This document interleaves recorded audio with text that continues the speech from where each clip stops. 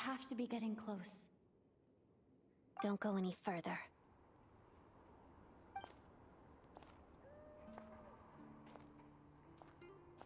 It's too dangerous here. There's a highly aggressive monster on the prowl. You need to leave, now. Ah, I see. You're the backup from Snezhnaya. Well, I'm Odette. Good to meet you. Ah, so this is Odette. She was the first member of the Fatui on the scene. There are 5 people trapped in the cave. Monster type is unknown, and so is its location. Let's go. Every second counts.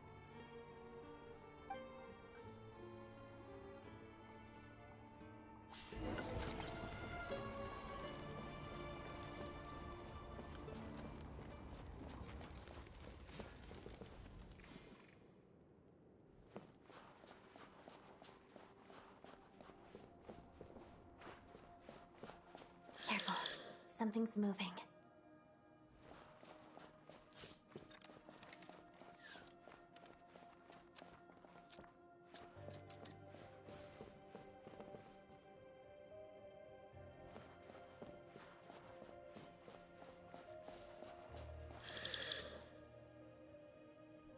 This must be the monster's shadow.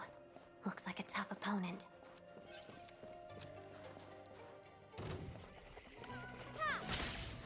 Shadow me.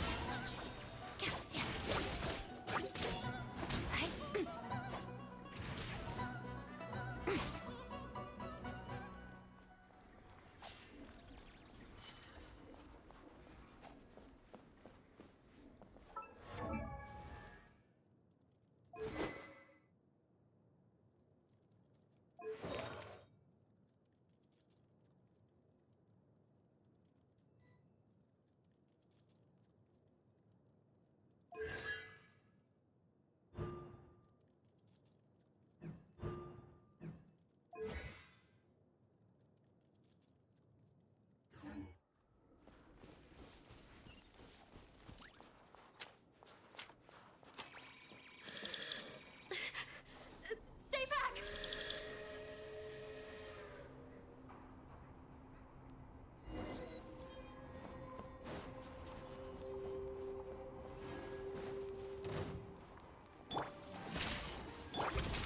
Odette. Waltz of the snowflakes.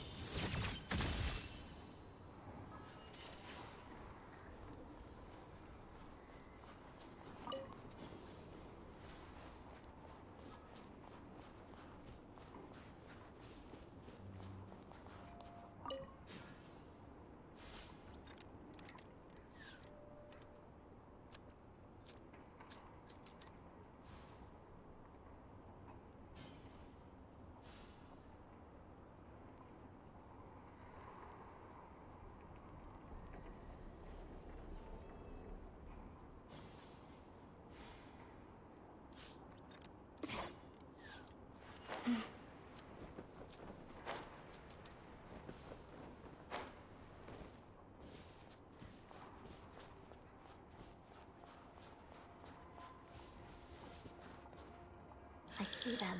They're right behind the monster. The monster seems very agitated. It could attack at any moment. Let's make the first move.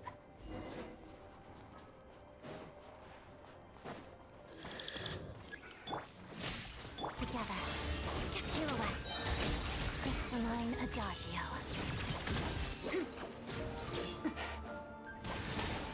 Bellowing thunder!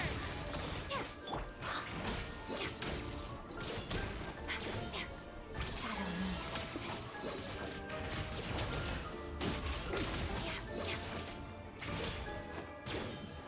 Lightning flash! Waltz of the snowflakes.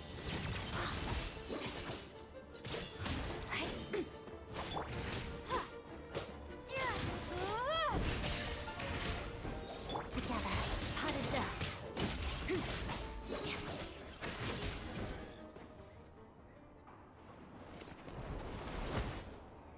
Thank you for saving us. We'd have been monster fodder otherwise. Thank you. Thank you. You're welcome. You should be safe now. follow this route out. She and I will stay behind to watch the rear. Thank you. Come on, let's go. This way!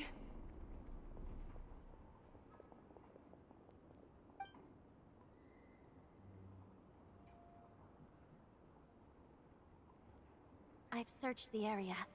Pretty sure the monster made a tactical retreat. Yeah, but with us here, it won't be coming back anytime soon. It may be small, but don't be fooled. It's a ferocious beast. People are just food in its eyes. It's lucky we got here when we did. The trapped miners have been successfully evacuated. Time for us to leave. Wait, this place... There's... something unusual about it.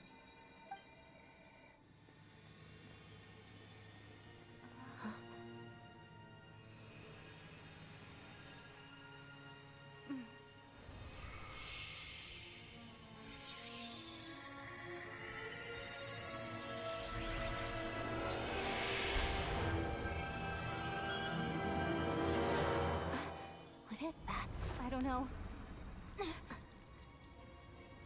It's back? Guess it has family.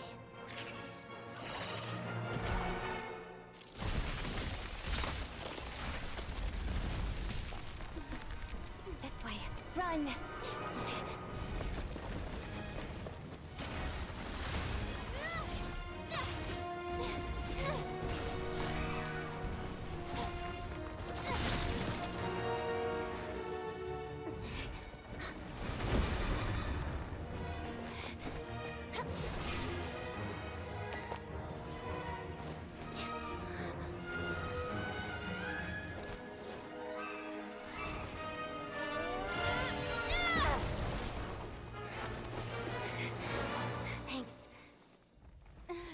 Get out of here.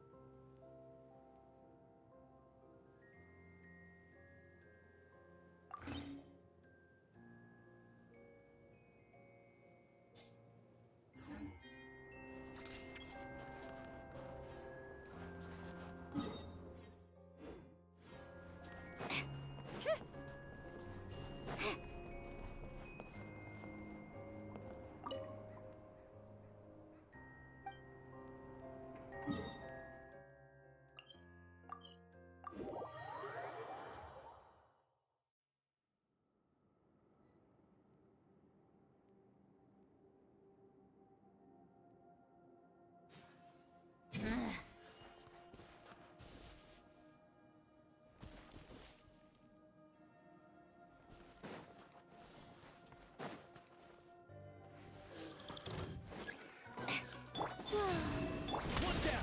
Cigar! Fetch! Should have drawn faster.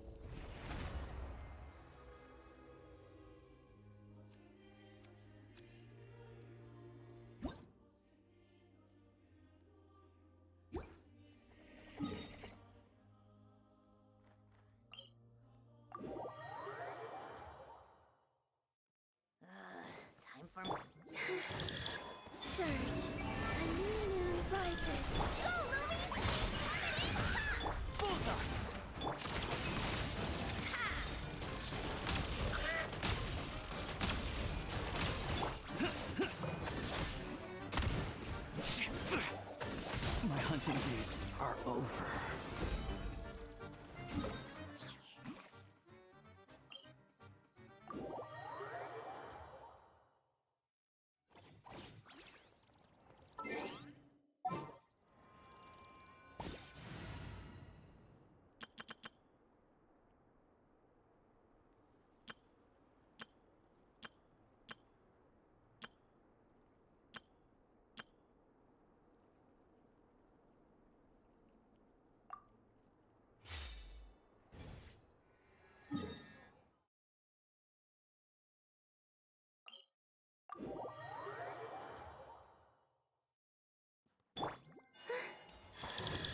Wayne, dreams converge.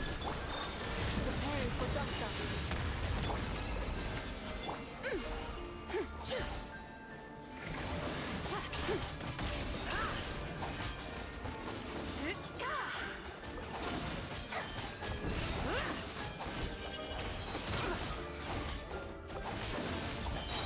The sky's clear, the glazed moon shine! A moonlit night for all. By the frost moon of all. Defensive mode engaged. Be cleansed!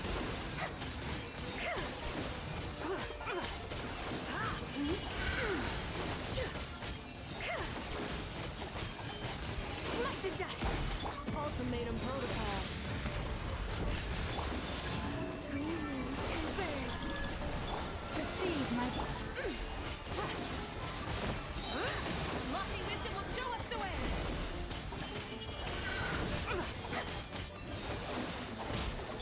With one heart, we pray. Surge. A moonlit night for all.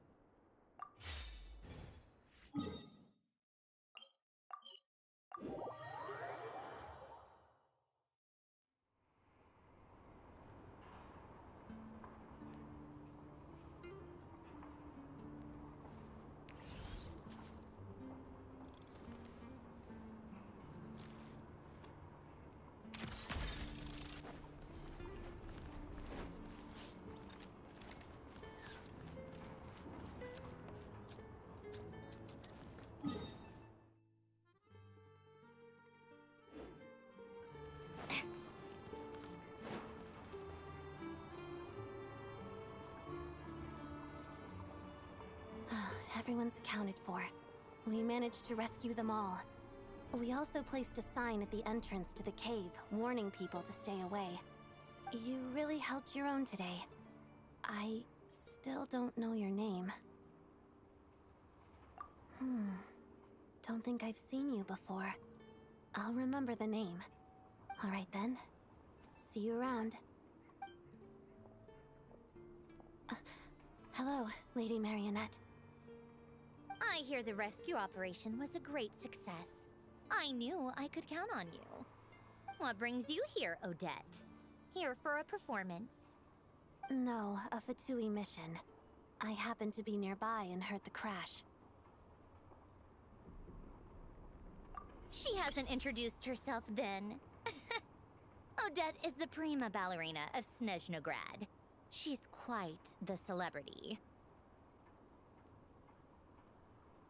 If you ever hear people mention the two crowning jewels of the Korolievsky troupe, they're talking about Odette and the prima donna, Vodyanitsa. On top of that, Odette's also a rising Fatui star. It's looking likely she'll inherit the title of the Fair Lady. She learned all her combat skills from Rosaline herself. Used to be one of her most valued subordinates, too. You flatter me, Lady Marionette. If she's Rosaline's protege, that makes me... never mind. There's no need to bring it up. No point making things awkward. How's progress on your end, Lady Marionette? Equally successful. I finished reinforcing all the equipment. Took me a little longer without Polonia's help. But the outcome is the same, of course. Even if the heavy snowfall summoned by that monster lasts for another 3 months straight, this equipment won't give way. All right, now that we're done here, it's time to get out of this blizzard. Sure, but Snezhnograd will send someone to investigate and draw up a relief plan. And I guess I'll have to write the incident report myself this time, since it involves a mechanical malfunction. First, Pantalone needs to approve the budget, then Pulcinella has to sign off on the plan. Once they've argued it out and reached a compromise, we can move forward. That's the rough process anyway. Could take anywhere from a couple of weeks to a couple of months, depending on how smoothly it goes. Yup, nothing we can do about it. There's a whole stack of incident reports like this back at the office. The snow has eased a little for now, but there's no telling when that will change with that monster still at large. Fuel for heating is in short supply, and relief is weeks away. There's no immediate threat to life, but still, it just feels like there should be a better way. Hey, quit daydreaming. Let's get back to Snezhnograd. When did you get a new sword? I found it in a cave. It handles pretty nicely. You have a strange affinity for secondhand swords.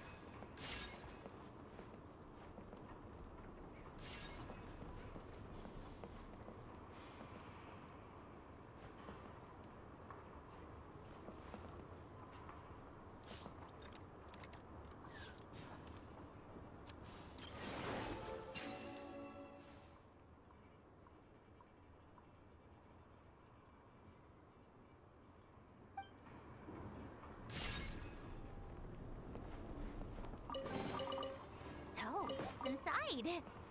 Not that I care.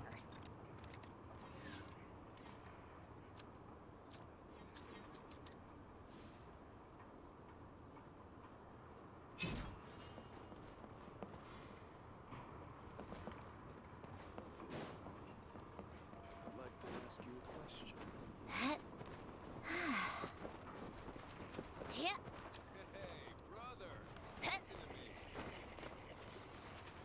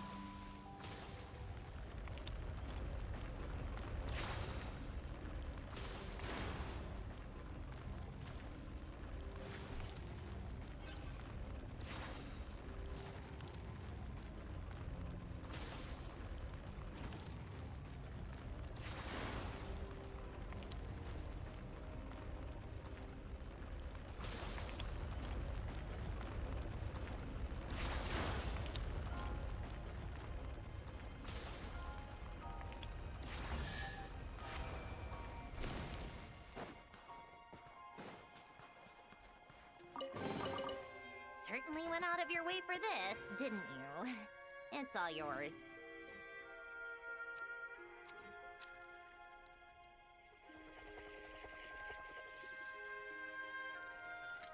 Yeah.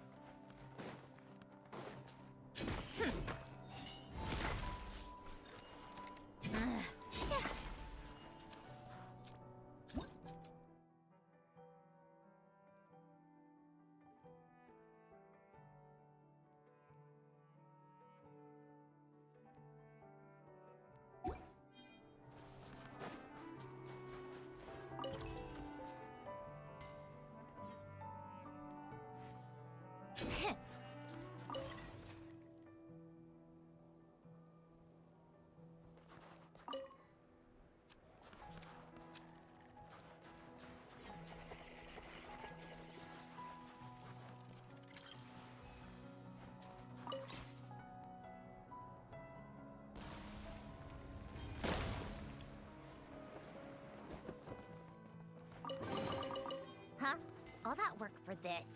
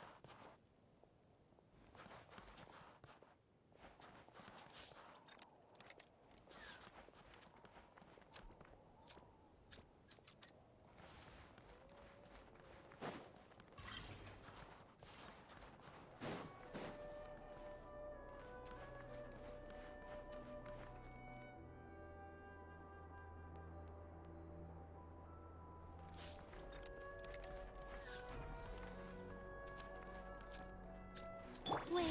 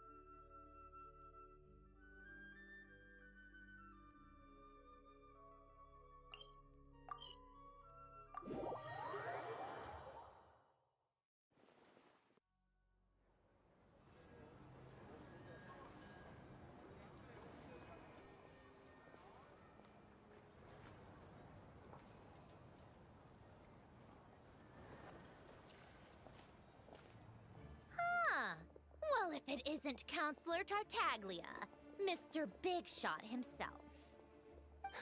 Go easy on me, all right? I'm still recovering from the interrogation the real big shots put me through. Hey, comrade, it's been too long. I heard you came looking for me earlier. Nicest surprise I've had in a while. Good to see you too, Odette. I'm guessing you guys just got back from Sviatlo Lajdovka. How'd it go? Crisis averted? It went fine. How about you? Any new developments? Not really. Same as ever. Growing opposition to Project Stuzha, and the usual rebuttals are starting to ring hollow. The results of the mock vote were pretty dire. Pulcinella was fuming. I've never seen the old man so angry. That's not good news. It takes a lot to rattle him. Yeah, obviously if push comes to shove, there are ways to crack down on dissent. But... Sorry, I have to ask something. This is going to sound blunt, but may I? Huh? Of course, fire away. It sounds to me like everyone's tearing their hair out trying to figure out how to deal with opposition to Project Stuzha. But what exactly is this project's purpose? And how can it be so important that even people like you two refuse to stand up for the ordinary people of Snezhnaya? Interesting. I gotta hand it to you, comrade. You sure don't mince your words. Excuse her? What does she mean? Refuse to stand up for ordinary people? Oh my gosh. How does she dare speak to the Harbingers like that? Are you interrogating us now? It's okay, Sandrone. Let me explain. I think I understand where she's coming from. If I could, I'd take your side right now. In fact, my position's very similar to yours. I've only held back on casting a dissenting vote in the Vetcha because the Tsaritsa would never let me get away with it. Still, I have a responsibility to the Fatui armed forces, so I do what I can to make their voices heard. Most of them are just regular folks from small towns far from the capital. I'm sure you've seen how much those kinds of places are struggling right now. Oh, and for what it's worth, I'm from Erepasak myself. Things aren't going so swell there either. The Tsaritsa wants to create a better, safer future for the people of Snezhnaya, but she's thinking long-term. I don't doubt that from where you're standing, Project Stuzha seems to be creating all sorts of issues for everyone. But considering the Tsaritsa's vision for the future, these are sacrifices worth making. Sounds cold, I know, but I promise it's not as black and white as it seems. Maybe Sandrone and I can't oppose Project Stuzha outright, but we're constantly raising our concerns in Vetcha meetings. And even though we can't put an end to it, there are plenty of other ways to make a difference. We're trying everything we can think of, and so is Pulcinella. I respect Her Majesty, the Tsaritsa, and trust her decisions. But at the end of the day, I'm still just a normal guy who cares deeply about my homeland. And my family, who all live here. There's no way I would ever abandon them. As contentious as things can get within the Vetcha, there's no selfishness or malice behind it. Everyone wants to get through this period as smoothly as possible. The issue is that there's no way of pleasing everyone under the present circumstances. Most of the time, we're trying to decide on the lesser of two evils, which obviously isn't a great look. But that is not the same thing as being blindly loyal to the Tsaritsa. No one's got their head in the sand here. We're all well aware of the way things are. We're just doing our best to make it work. In fairness to Sandrone, she rushed to Svietlo Laidovka's aid the moment she heard that people were in danger. And even Tartaglia, who used to only care about the thrill of the fight, is clearly doing his best to rise to the demands of his new role as counselor. Hey, come on. There's only so much we can say, so don't press us too hard. Look, I know how untenable the Tsaritsa's position looks if you don't understand her motives. Maybe you've heard already, but she's currently leading her army on a campaign to the east to defeat the monster that's been causing these brutal blizzards. Striking that monster down will be a significant step in dealing with the present energy crisis. As laser-focused as she is on realizing her lifelong ambitions, she's still putting time and energy into taking down this powerful monster. To me, that says a lot. If she thought Snezhnaya and its people didn't matter in the grand scheme of things, why would she waste her time on something like this?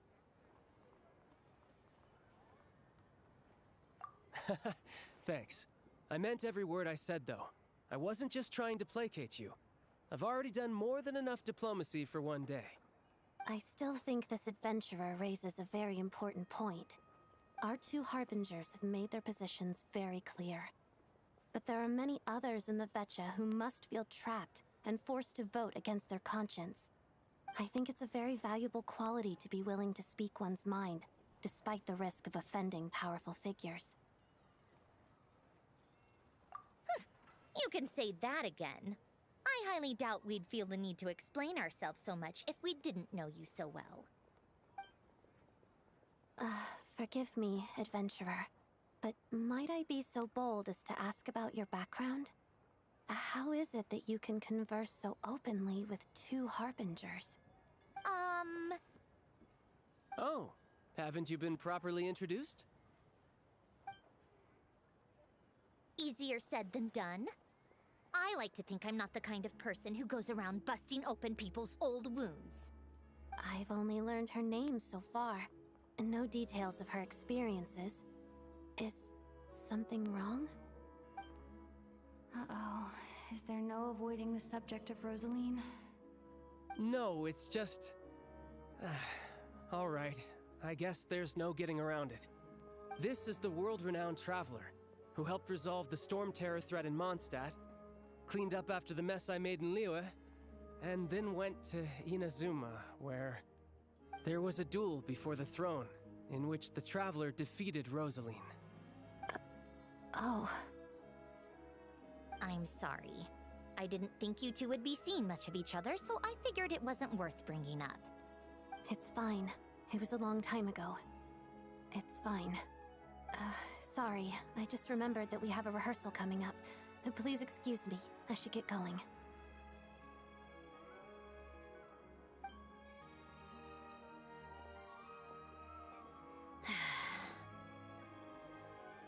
I've mentioned this to you before, remember? She was Rosaline's most valued subordinate. But they didn't actually get along. Not that Rosaline was really the type of person to make friends, but death has a way of resolving a lot of conflicts. Don't let it weigh on you. Like she said, it was a long time ago. It's in the past now. Odette has a very different personality from Rosaline. Give her some time. I'm sure she'll work through it.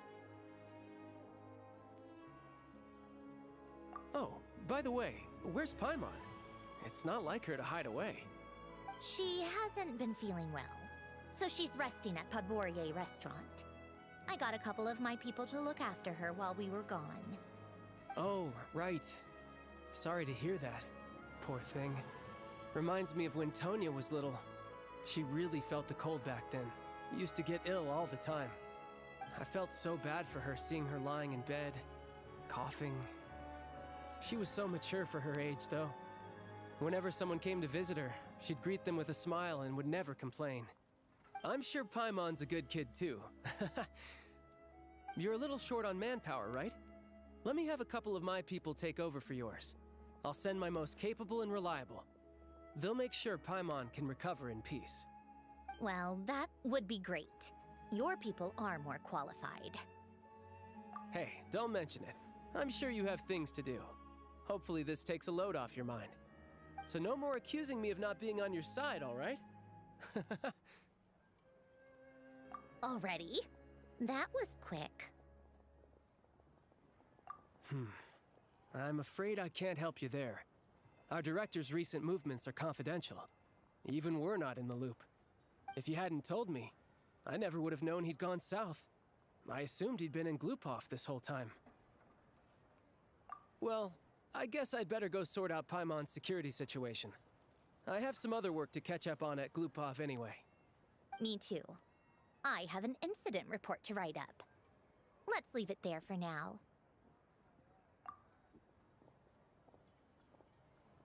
I guess everyone's in a difficult position. But Tartaglia's right. I have things to do. Things I want to do, and things I ought to do.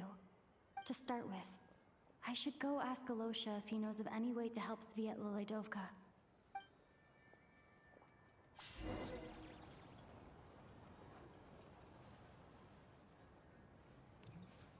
Ad Astra Abyssosque. Welcome.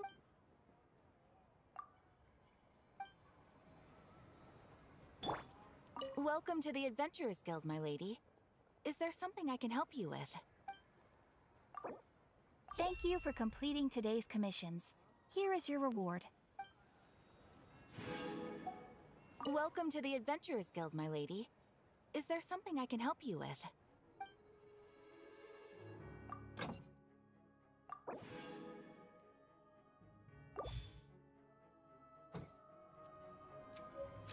Welcome to the Adventurers Guild, my lady. Is there something I can help you with?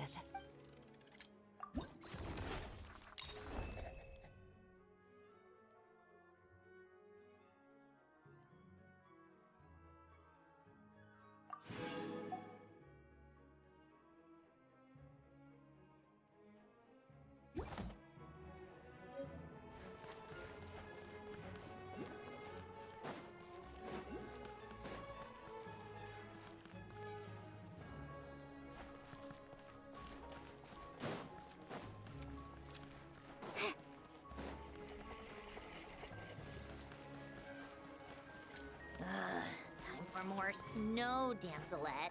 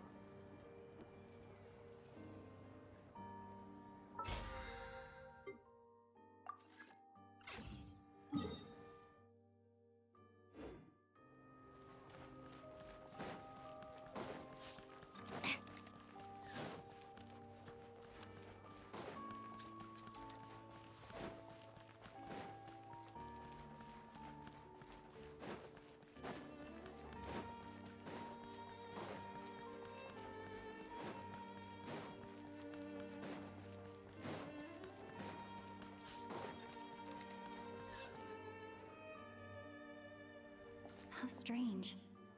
This sword seems to be vibrating of its own accord.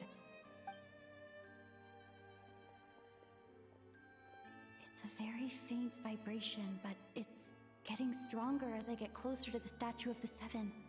Does this sword have some connection to the statue? But all it does is vibrate, even when I touch it. That place I got this sword from was definitely out of the ordinary. Maybe I should try channeling the power of cryo?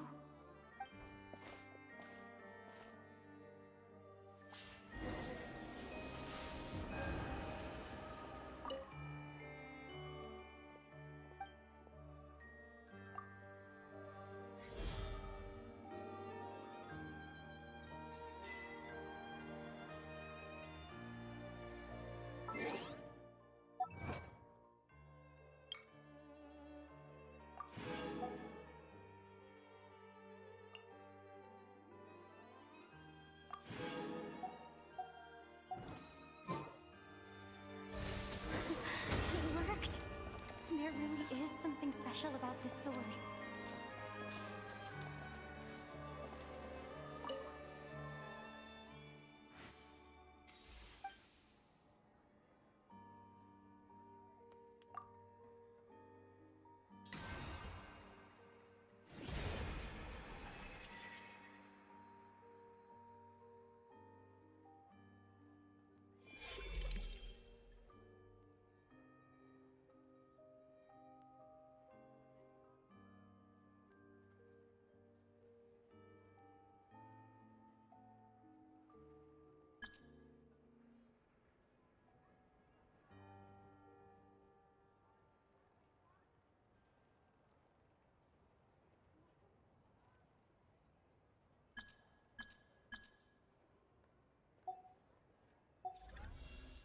I don't really understand what just happened, but I'm pretty sure this sword just got a little more powerful. I'll have to try the same thing again when I come across another statue of the Seven. In the meantime, I better go find Alyosha.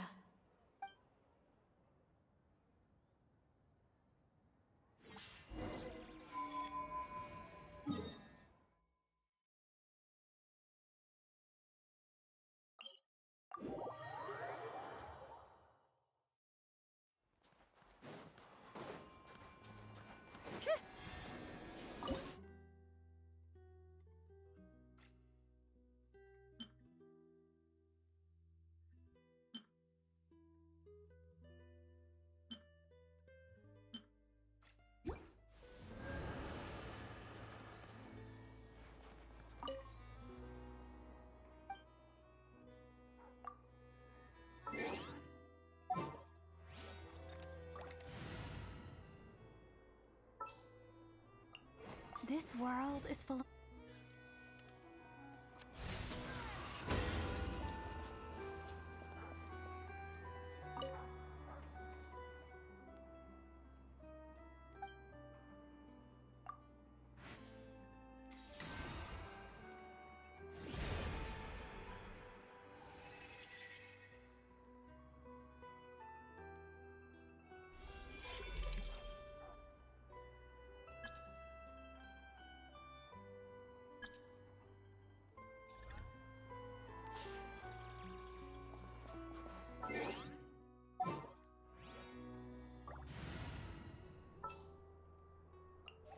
Time to verify my...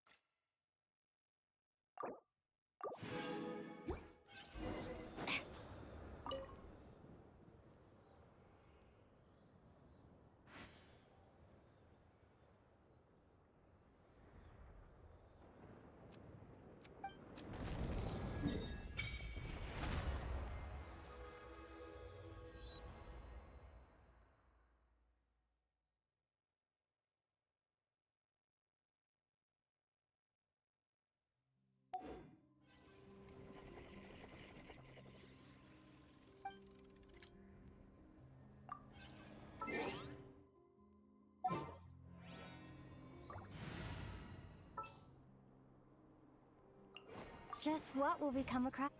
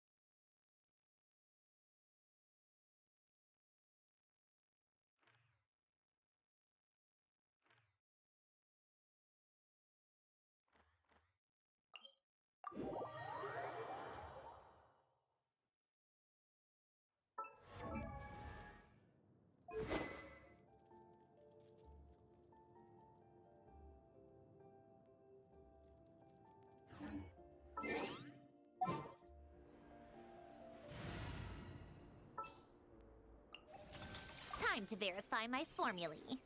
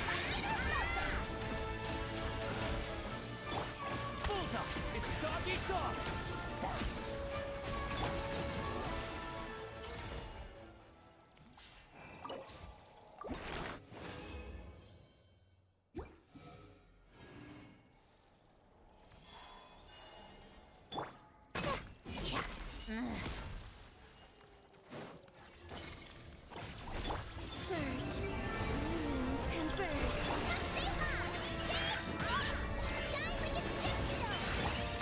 Here, boys! To guard. Run.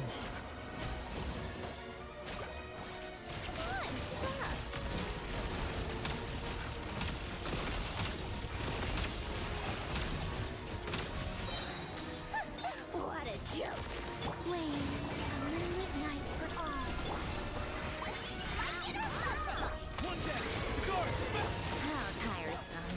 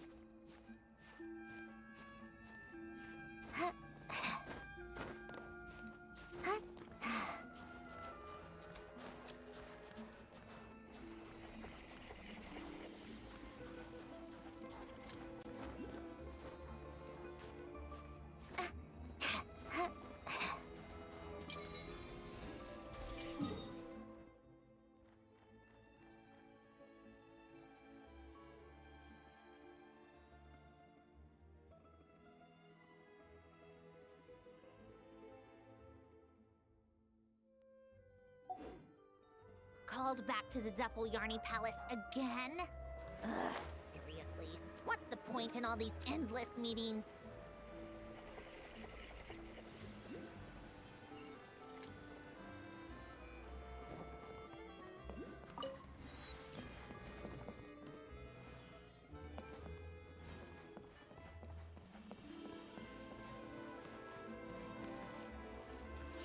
I still want to get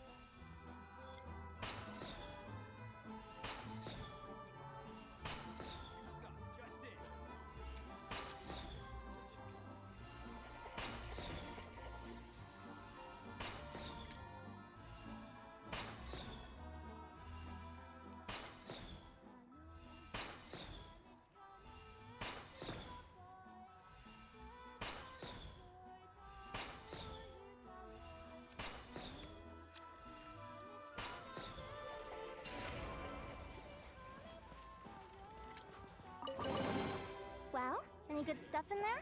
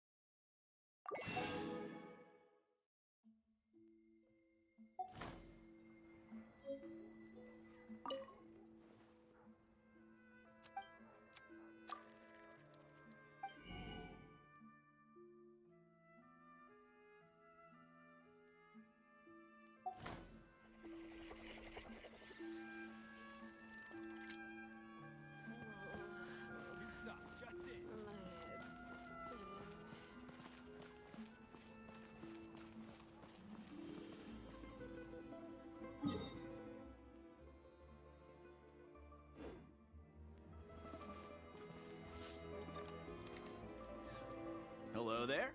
How can I help?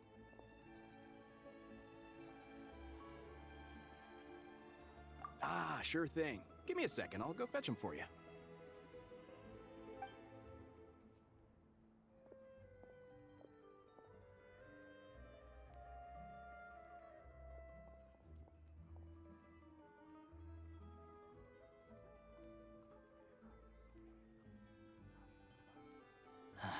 It's a familiar story. I've had similar experiences.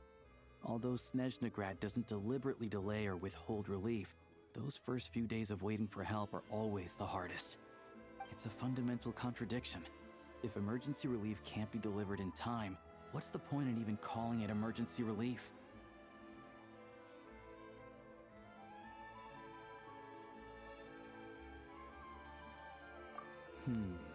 Not necessarily. I think there's a good chance that Kresny Crystal from Stratomeros will start flowing into the market. When we resolve Stratomeros' energy issue, it's like we open the floodgates. A huge backlog of crystal is now available to the townspeople. There's no way they can use it up at once. A lot of them will probably stockpile it and slowly work their way through. Probably a good idea, since energy prices are only going to keep rising. But there will always be people who urgently need Mora.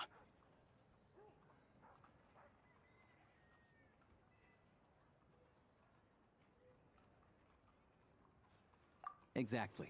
At the current prices, selling crystal is an easy way for an ordinary person to make a fortune. Hey boss, how much do I have left in my account? 1 second, let me check. So, you're planning on buying the crystal out of your own pocket? Yeah. I don't know if I have enough, so I'll chip in a little extra and buy as much as I can afford. No, it's fine. You're new to Snezhnaya, and you have your own living expenses to worry about. Besides, you're already providing the train.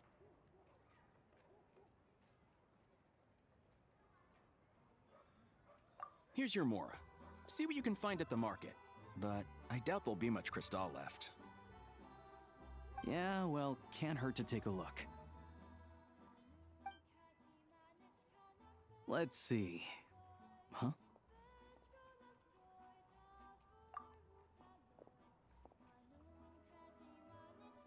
Oh, Alyosha, and... Hello? I didn't realize you two knew each other.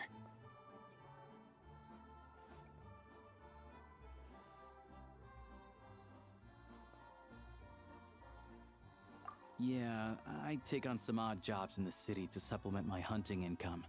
Sometimes I work as a cleaner or prop hand at the theater where Odette is one of the big stars, so I've met her a few times.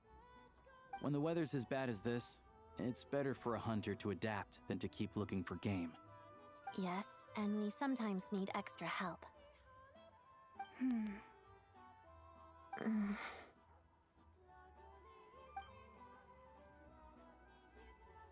Wait, why is the atmosphere so awkward? I thought things went pretty smoothly in Svietlolaidovka. So, what brings you here, Miss Odette? Looking for some new props? No. After I got back to the theater, I couldn't stop thinking about the situation in Svietlolaidovka. It bothered me so much, I couldn't focus on my dancing. So I decided I'd come here and see if there's anything I can do.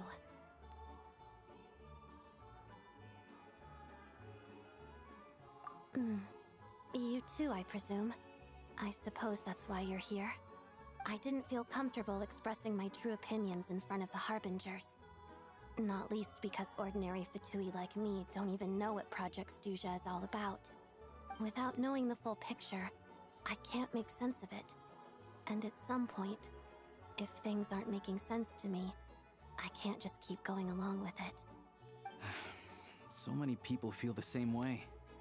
They wish they could do something, but all kinds of reservations hold them back. Explains why groups like the Roadcott are springing up to fill the gap. Yes. Well, that's one option. But there are risks to consider with organizations like that. The Fatui does not encourage their activities. Right, because things can get out of hand, and it's hard to hold the right people accountable when they do. I've heard about a few cases like that. Sandrone said Odette was on track to inherit the title of the Fair Lady.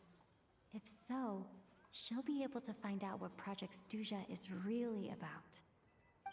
Still, it's probably a little soon to ask her about that. There may be more to the story. What's on your mind?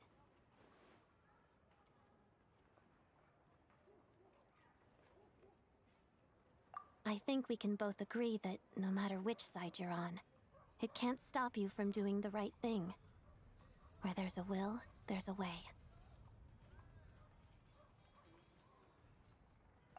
I know what Rosaline did while she was abroad. You made the right decision, so no hard feelings. So, what's your plan? Oh, we were gonna buy some crystal. I heard there's some on the market right now. Funny. I had the same idea. In that case, let me pay. I can claim it back as mission expenses. The real issue here is that government relief is behind schedule.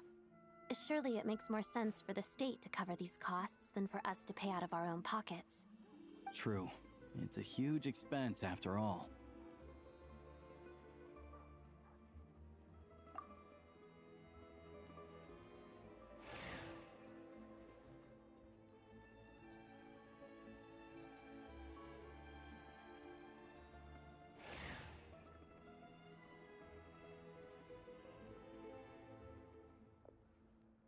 Let me see.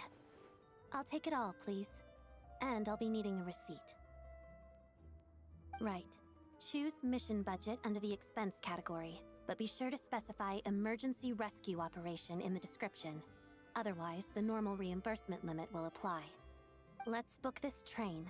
Regulations say that if we need to transport Kresnik Crystal during Project Stuja, extra carriages can be added 1 hour before departure.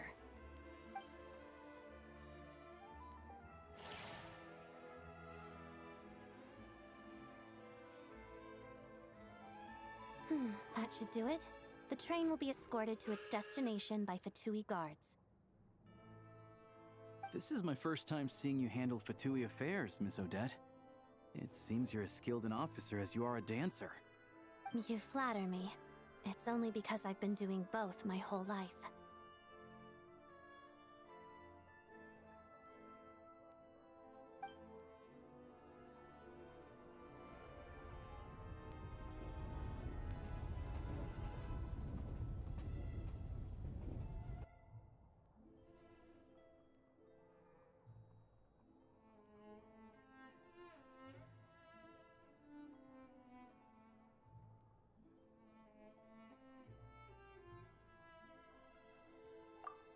Anyway, I bet you've been non-stop today, am I right?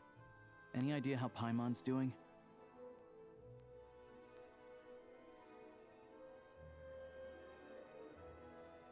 What's wrong? Who's Paimon? Her travel buddy hasn't been feeling well. She caught a cold right after they got to Snezhnaya. Sounds like she's important to you. I can't believe you've been dealing with this on top of everything you've been doing to help the people of Snezhnaya.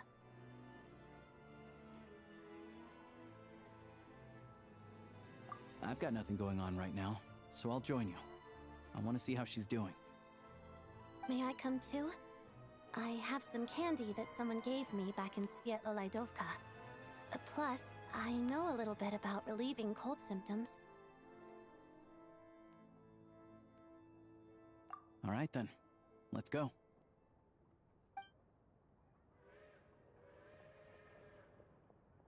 I still don't know what the deal is between these two, but at least the tension seems to have vanished.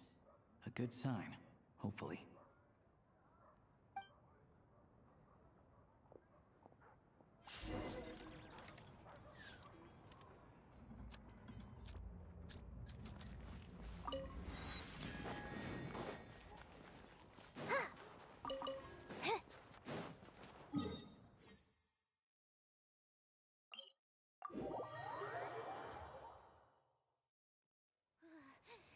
So cold. Hey, you want to build a snowman? Lumi can come help out. No need for the hammers.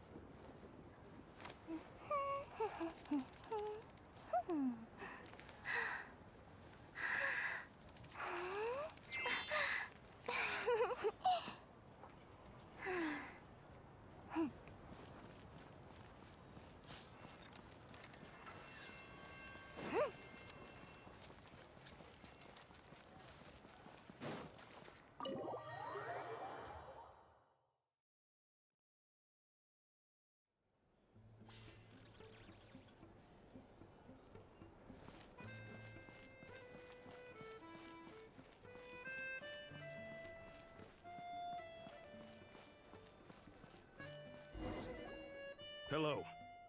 Sorry, but there's a sick person recovering in this room. Can I help you? What happened? Oh, please, excuse me. Are you the Traveler? Could I take a quick look at your Adventurer Handbook? Master Child said I should verify your identity.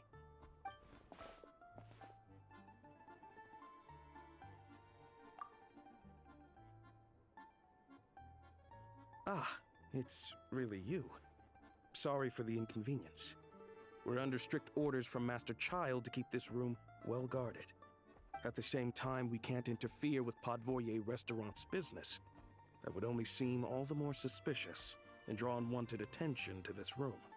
Besides myself, a few of my colleagues are stationed in and around the restaurant, in plain clothes, of course. Rest assured, you're in safe hands. I didn't expect such a high standard of protection. Well, Master Child handpicked us for this special assignment. We're not about to let anything go wrong. Anyway, I won't keep you any longer. Please, head inside.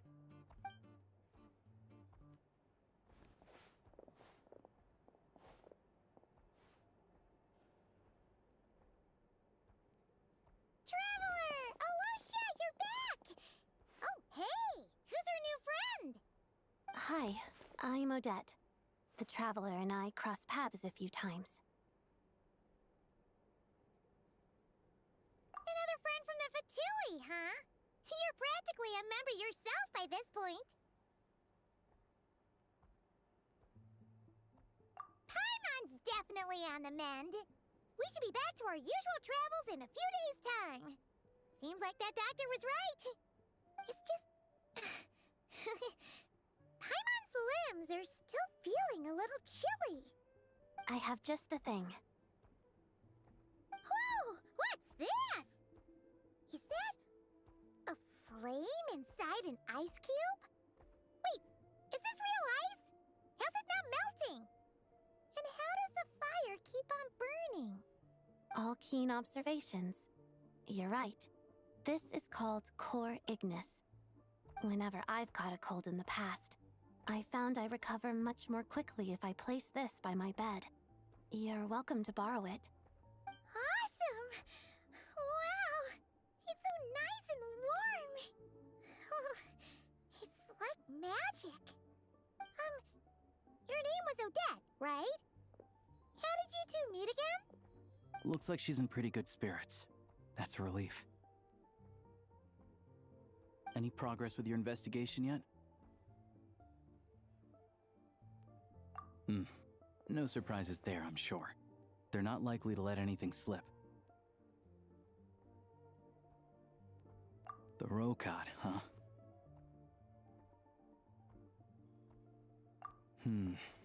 Let me think. Members of the Rokad keep their true identities hidden, but I think there might be someone I can introduce you to. Leave it with me. Meet me at the Korolievsky troop tomorrow, and I'll tell you how it goes. Would anyone like a drink? I'm gonna head to the bar. Paimon will have... maybe some hot milk? Yeah. Paimon's in the mood for something warm. Enough with the secret chat, you two. Let's catch up properly in a minute. Paimon wants to know everything that's happened today.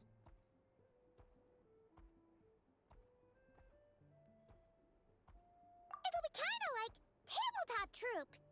No reason why listening to a story can't be an adventure.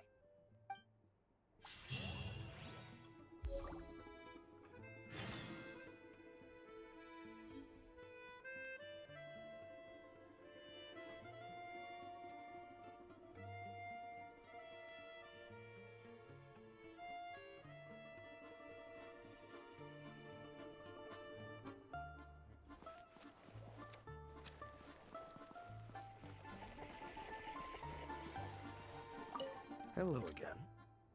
Please rest assured, we'll keep a close watch on this place.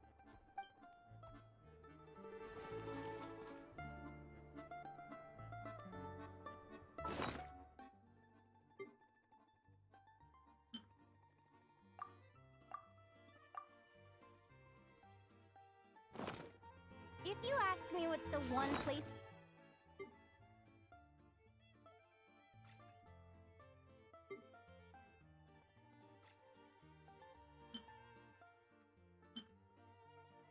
should visit a Nasha town, obviously I'm gonna say Speranza.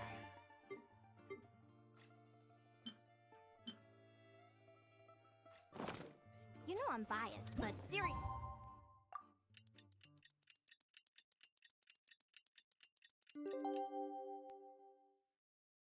You should give it...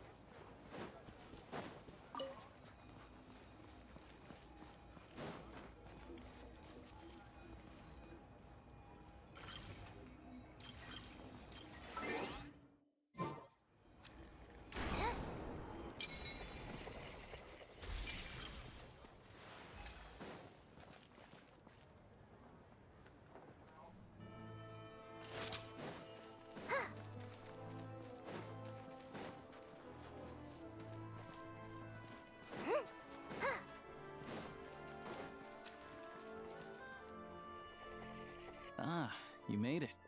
I've got some tickets, and I managed to set something up with the Rokot. It'll have to wait until after the show, though. Happy to stay and watch? I doubt you've seen the Korolyevsky troupe on stage before. Pleasure. Here, this is the way in.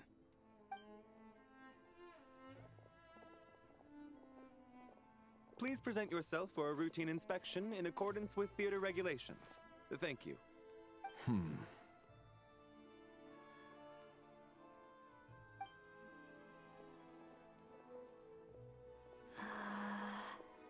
that guy with the fatui?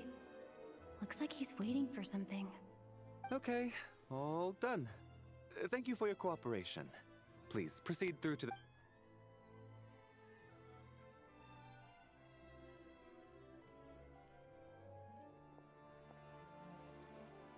What's up? Everything okay? Snezhnaya's business and political leaders are always passing through here, so it makes sense that security's tight. Still, it's a little unusual to see the Fatui's Armory Palace guard here. You saw him, right? The guy right at the back. Strong, silent type. His name's Valeri. He's part of the Special Assignments Battalion, but I only ever see him here for one thing. To look for a guy named Mitya. Supposedly a researcher, though he never seems to put much time in at the office.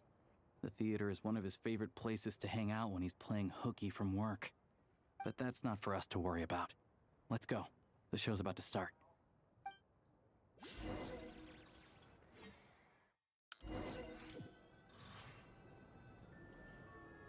What do you think? Pretty impressive, huh?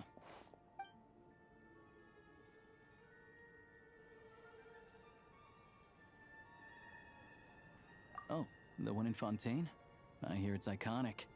Never seen it for myself, though. Here we are, just in time. Sorry, coming through.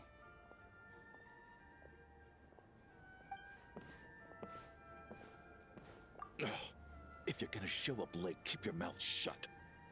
What's his problem? Whatever. No point arguing with people like that. Look, there she is. That's who I'm introducing you to later. She's the lead singer of the troupe, Vodyanitsa.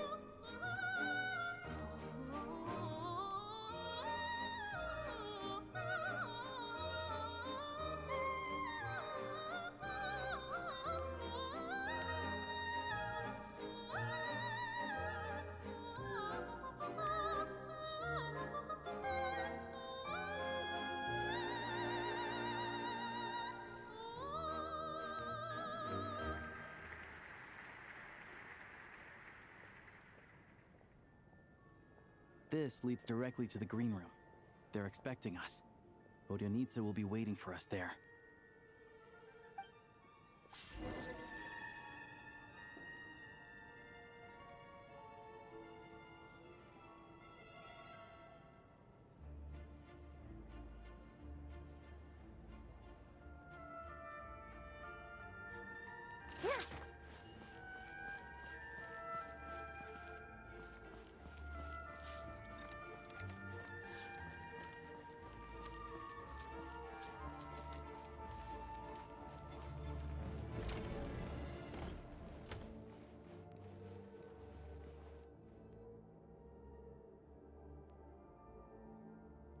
Hey there. Excuse me. Ugh! Can you believe it? I am so mad right now. Come in. Oh, it's you two. Huh? You know each other? Oh, wait. Is this who you were telling me about? The one you met yesterday and couldn't stop thinking about? I never said that. Yes, you did. Why are you denying it? It was right before I went on that rant about the moody factory owner. Oh, I remember it so clearly. Might I ask what brings you two here? Oh, I just brought her here to see the show. And when it finished, she was full of praise for Vodyanitsa's performance. So I thought I'd try my luck, see if we could get the chance to chat for a bit. Maybe get an autograph? You work here. You of all people ought to know that's against the rules. It's not what the green room is there for. Oh, what's the big deal?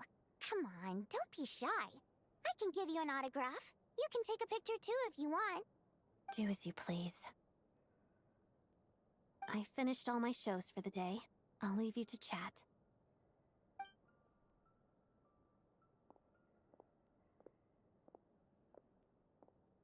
I wasn't making that stuff up, you know. Odette's just too proud to admit it. She thinks very highly of you, and so do I. You did the right thing in Svietloladovka. We're good. Odette's out of earshot. I'll lock the door. Confidentiality, of course. The Rokot is very strict on that. Whoa, Alyosha! Not out loud! Not with an outsider here! Relax, I've taken care of it. Look at this. The President's reply sent this morning. Wait, so she's been approved to join? You told me last night that you wanted to get intel from the Rokot. Unfortunately, Rokot intel is only available to members. But ever since you set foot in Snezhnaya, we've been working together. I've seen the way you work, your character, and your motives. Everything about you is perfectly in alignment with what we're trying to achieve in the Rokot. So I figured I might as well cut to the chase. I wrote a letter to the President explaining your situation, including just the right amount of detail. His approval came very quickly.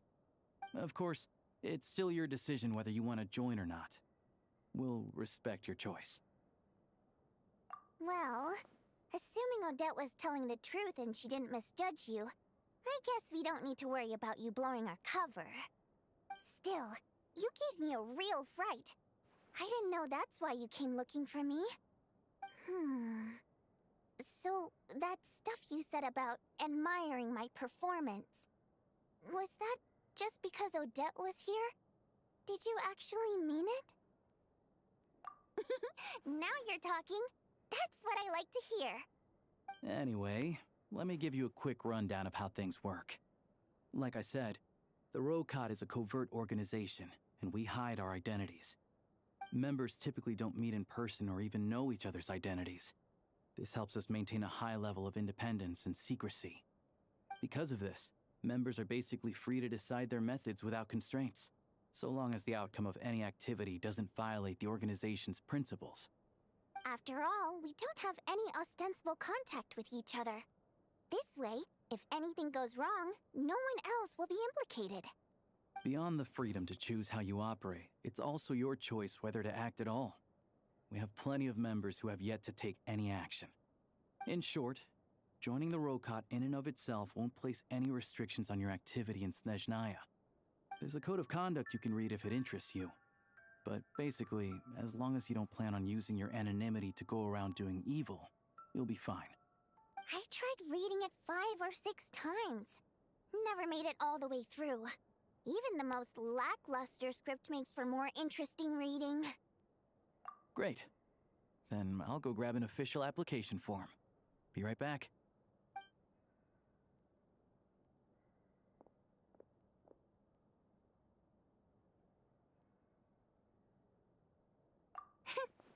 Well, Alyosha has this pet dog, you see. His name's Tagarin, and this one time, Alyosha brought him backstage. Tagarin took quite a liking to me, so I played with him for a little bit and fed him some treats. Then, the Rokot was out on a mission one day, and even though we were all in disguise, Tagarin recognized me right away. Just a coincidence, really. We didn't report it to the higher-ups, though, to avoid dealing with the fallout. Like my job at the theater, for instance. I really need it to make ends meet. By the way, what were you complaining about just before we came in? Did everything go okay with Chuganov?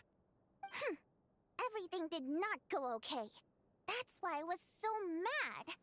I tried to make some small talk with him before I went on stage to fish for intel about the Iskra manufacturing plant. But he wouldn't take the bait. No matter what I said, he kept dodging the question. And then he started complaining.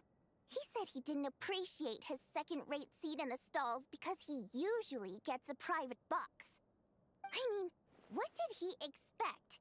Everyone knows that if you want a box seat, you buy a ticket well in advance. But instead, he sends me a letter the day before the show when we're practically sold out. I had to juggle things around just to get him a half-decent seat, hoping he would appreciate the gesture enough to share some information. But nope, he didn't give me anything. Yeah, meeting Chuganov in person has definitely been a disappointing experience. Oh, you probably don't know who we're talking about, do you? Chuganov was that older guy you were sitting next to today. I'm sure he didn't make a great first impression on you either. To the citizenry, he's a family man and a kind boss. But our interactions with him tell a very different story. It's one thing to ask for a favor, but he acts like it's his right. He always expects special treatment. Take the ticket situation, for instance. I've actually gotten him a private box in the past. But not only was he not even grateful, now he's acting like I've sold him short this time. Not to mention that he's never paid for a single one of his tickets. And another thing, if he's such a big family man, why doesn't he bring his wife and daughter to see the show once in a while? I've never seen them here, not even once. Calm down, Vodyanitsa. If you won't do it the easy way, we'll have to try the hard way. But first things first.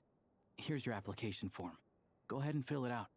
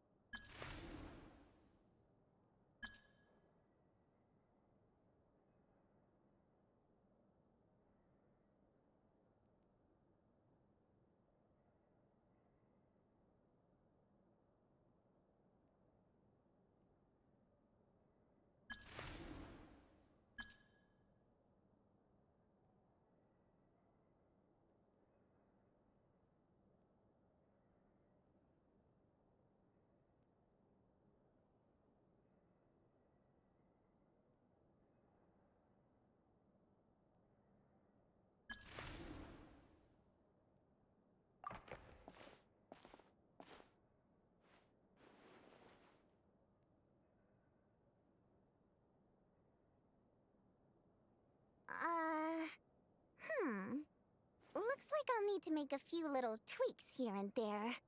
But other than that, you're good to go. We'll hold on to this for you. All right. Now that we're officially Rokart comrades, I can tell you. Chuganov is the target of our current operation. Recently, we've done some recon work at the Iskra manufacturing plant, which pretty much confirmed that their energy consumption is way beyond the legal limit. All we need now is some direct evidence to present to the Vetcha, so we can demand that they shut the plant down. That way, the Kresny Crystal can be allocated to where it's needed most. I was hoping he might let slip during one of our chats, but he's too tight-lipped. We'll have to find another way. I'm meeting another regular theater-goer tonight, Mitya. But Valeria's here too, and he's probably looking for Mitya, so he may end up being a no-show. Don't you worry. He must know how to dodge Valeri, or he wouldn't be showing up on time for every performance. Mitya is a renowned energy expert. Although we can't get any direct evidence of the excessive energy consumption at the plant, we can accidentally let the information slip to him.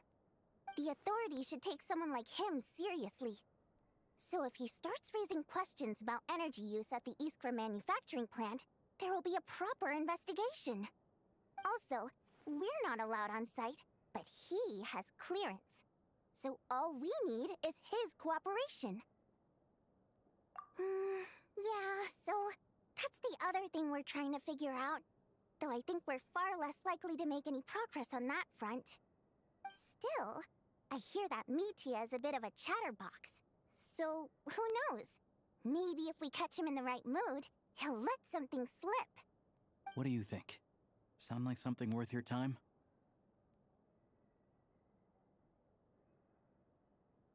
Okay, in that case, you guys find a seat somewhere nearby. Pretend you're a couple of buddies there to eat, and keep your ears peeled for useful information.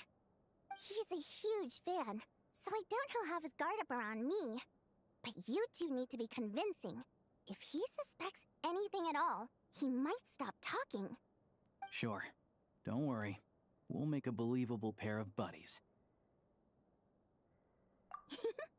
Perfect! You've sold me already. Now, help me tidy this room up a bit before we head out. Okay. What needs tidying? Everything!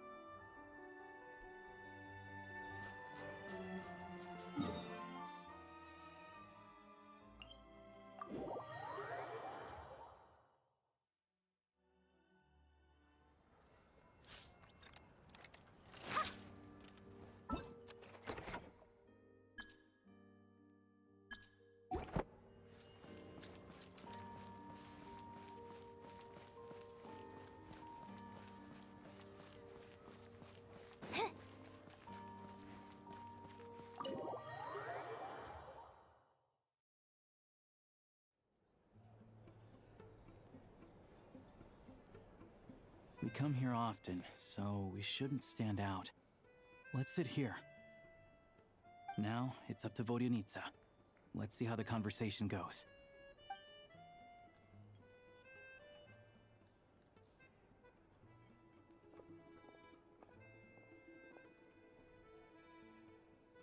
Mr. Metia! Over here! Over here! Oh, sorry. I got a little held up on my way here. Now we have even less time than we planned.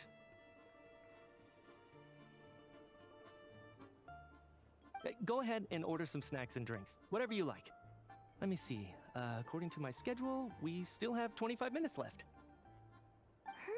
You're really pressed for time today, huh? I was imagining this would be a leisurely chat. If you'd prefer, we can always reschedule for another afternoon when you have more time. No need. Getting to meet the lead singer is a very precious opportunity for me. I'm not about to pass it up. I've already had to decline your invitation several times because our schedules rarely align. If I don't grab this chance while it's here, who knows when the next one will come around? Well, it's very kind of you to make time just for me. I'm not too sure, to be honest. But Snezhnaya's full of weird and wonderful things like that, so people tend not to bat an eye. I'm sure the same will go for the Eye of Grey and Paimon. The reason I invited you out for tea and a chat today was to get some feedback from a true fan of the theater. Well, I genuinely have nothing bad to say. No matter how many times I hear you sing, it never gets old. It always seems fresh and new somehow. Maybe it's because the more times I listen, the more details I notice. Or maybe you simply improve with every performance, delivering it better each time. Thank you! I'm delighted to hear that. Could you give me any specific examples? Oh, yeah. The piece you sang today, for example. Beneath the Frozen River? Hey, what's with you? I'm just praising a good performance. I always used to find that such a bleak and lonely song. But the more you listen, the more you realize that it's not as cold and nihilistic as it appears. When you really dig down into it, there's a certain level where you're surprised by the emergence of hope. Wow, I'm impressed. I didn't expect you to pick up on that. Actually, I only tried out that angle after talking with a composer. Still, Beneath the Frozen River wasn't on today's program. Oh, really? But it's a classic. You sing it every time. Almost every time. Oh, well then. Let me say a few words about that other all-time classic, Flying in the Wind from the Mountain Sparrow. I didn't sing that one today either. My voice wasn't quite up to it, so I switched it out at the last minute. Oh, but, Sorry, Mr. Mitya, but you were at the theater today, yes? Of course I was. Remember? I said hello to all the troupe members before the show started. You, Odette, and the others. So, what did Odette sing today? Elegy of the Snow-Winged Goose, of course. Correct. I see. I see. You find my singing boring, don't you? That's why you don't remember a single song. Looks like I'll need to cut a few from the program next time. No, that's not it. I swear. All right. I'll be straight with you. I'm sorry. My mind was wandering as you took the stage today. I enjoy watching your shows because the exquisite performances stimulate the mind. It always sparks some inspiration for my research. So, whenever I get stuck at work, I come to the theater for a change of pace. Odette's dance during the elegy of the Snow-Winged Goose today was simply incredible. It got me wondering what she's been going through recently. That look of sheer defiance in the face of utter tragedy? It was so inspiring. I started scribbling in my notebook right away. Not that I made a ton of progress in the grand scheme of things, but I still think it was productive. By the time I snapped out of it, the entire show had finished. So what you're saying is, you didn't listen to my singing at all? Unfortunately not. I'm sorry. I don't know which is more disrespectful. The fact that I don't always come for the show itself, or the fact that I missed your performance? Seems like things are getting a little awkward. Hmm?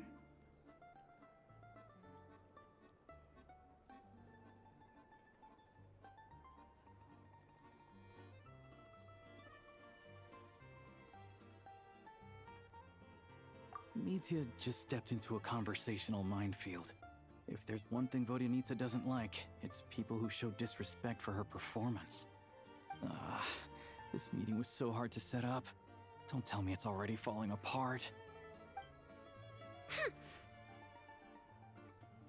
It's fine. I suppose this is affirming in its own way. At least, it shows that our performance really touches people's hearts, right? Don't let it bother you. It certainly doesn't bother me. She's showing a lot of restraint.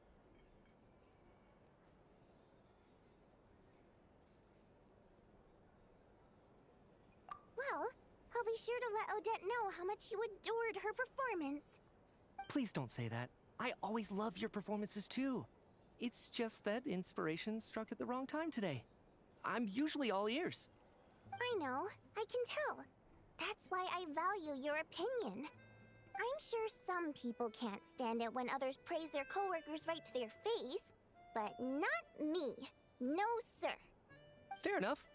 I still feel kinda bad though. But you know what I really can't stand? People who only show up to the theater to pretend that they're cultured. Makes me sick to my stomach. Oh yeah, 100%. There are too many of those people around.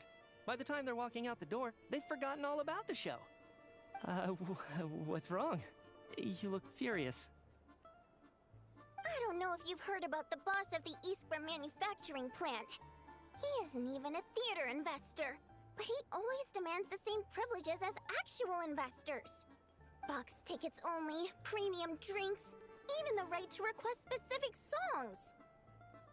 Well played, Vodyanitsa. Seems like she's harnessing her rage to steer the conversation back on track. Now that you mention it, I've interacted with that guy before. I gotta say, everyone holds him up as an example of a benevolent businessman, but I don't know. I don't see it. Yeah, he couldn't care less about what's happening on stage. He's just there to flaunt his social status. I hate that I have to prepare programs for guys like that. What's the big deal with that factory he runs anyway? I asked around a bit and heard some pretty shocking stories. Sounds like he's just another greedy capitalist. Oh, really? Yep, the things people are saying are pretty damning. Low wages, insanely long working hours, equipment running around the clock. And as if that's not bad enough, he also strictly forbids his employees from giving any kind of interview. Project Stuja has now been extended so many times, we're at the point where crystal rations for the common folk are barely enough to survive on. Yet he even wants to get his greedy hands on them just to boost his own profits. If the rumors are true, he's in serious violation of the law. Interesting. So you've heard about it too? What? So it's really true? Who knows? I've only heard the same rumors you have. But there's no smoke without fire. The Rooster's been coming down on us hard lately, demanding that we track and trace every single batch of Crystal. My coworkers in the Department of Energy have been tearing their hair out over it. The Rooster? I didn't realize he cared that much. Yeah. Even though there are no restrictions on Crystal trading, the poor will wind up freezing to death if we let the rich buy as much as they want. That's clearly unfair. Looks like we'll need to arrange an investigation into the Iskra manufacturing plant as soon as possible. I never knew you kept up with current affairs beyond the theater, Miss Vodyanitsa. You really have a heart for the common person. Most Fae in your position have long been indifferent to the plight of humans. Well, those of us who choose to live in human cities are naturally going to pay attention to any significant upheaval. Isn't the Rooster a Fae himself? I'm just surprised to learn that even someone with as much experience as him is getting so stressed out over Project Stuja. What is the end goal of this project anyway? This is it. We're finally going there. I'm sure Mitya can sense on some level that she's fishing for information. But since their conversation is so relaxed, he might just let something slip. It's stressing me out too. If I'd only made better progress with my research, things wouldn't have dragged on this long. Oh, so your work is related to Project Stuzha? That's right. The Armory Palace needs a brand new energy source. Not the power of the Light Realm, and not elemental energy. Right now, the only thing that meets the requirements is the power contained within stellar linchpins. But harnessing that power is costly. Each step of the process requires enormous amounts of Kresnet crystal, from extraction to quantification to attempts at conversion. Progress has been painfully slow, and the team is getting burned out as time goes by. Sometimes, I see people staring into space as if in a trance. Could it be that this new energy source has side effects? No, it doesn't affect us, because the energy is used for... Okay, I got it. Stop choking me. Sorry, I can't talk about that. I think we're all just exhausted. We've been working ourselves to the bone for so long with so little progress to show for it. It's no wonder people are struggling to stay motivated. Seems like I owe you an apology. I shouldn't have gotten so mad at you for not paying attention during the show. Don't worry about it. I count myself lucky, to be honest. I don't envy the people who work closely with the Tsaritsa herself. I'd much rather be in my current position. At least I don't have to shoulder any major responsibilities. So they're trying to develop a completely new kind of energy. Yeah, censored by a scarf. Who would have thought? Oh, dear. It looks like my time is up. I'm afraid I have to leave. I'm so sorry. We ended up barely talking about the theater. That's okay. It was a pleasure chatting with you, really. Let's make up for it next time. Yeah, hopefully once the work pressure eases up a little, I'll be able to focus more on the performance, and then we'll have more to discuss. We touched on some confidential issues today. I'd be grateful if you could keep it between us. That could have gone worse. Nice job. Why was Mitya in such a hurry to leave, though? Sorry, routine inspection.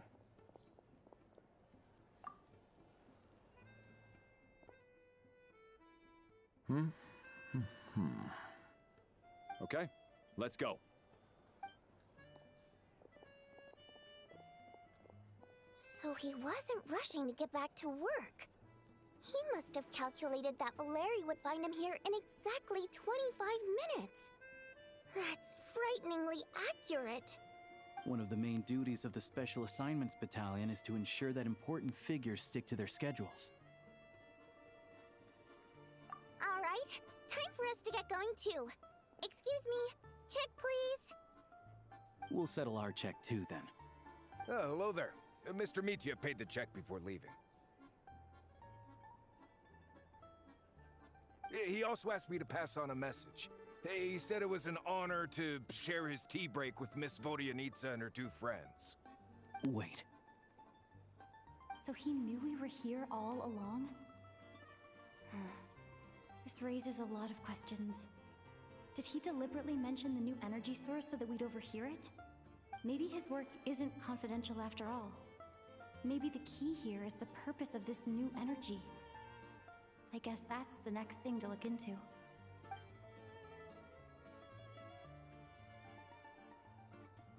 Vodyanitsa and Alyosha have both left. Time to head back and call it a day.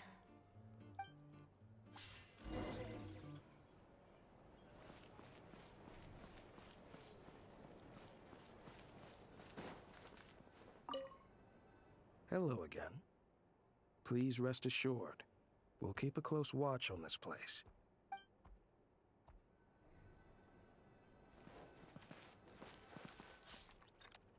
You're back! Here pretty early today. Paimon was just gonna mention that. After she woke up today, Paimon felt like her temperature was completely back to normal. But Her strength still hasn't returned. Still, there's some good news. Paimon thinks she might have figured out the source of the problem. It's like there's some kind of mysterious power affecting Paimon.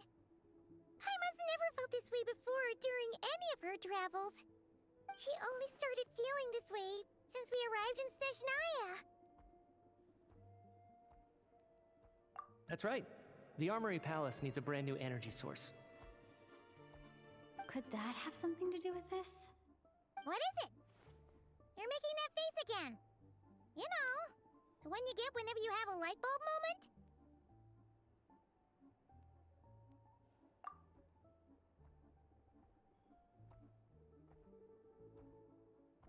So, they're trying to develop a new energy source here?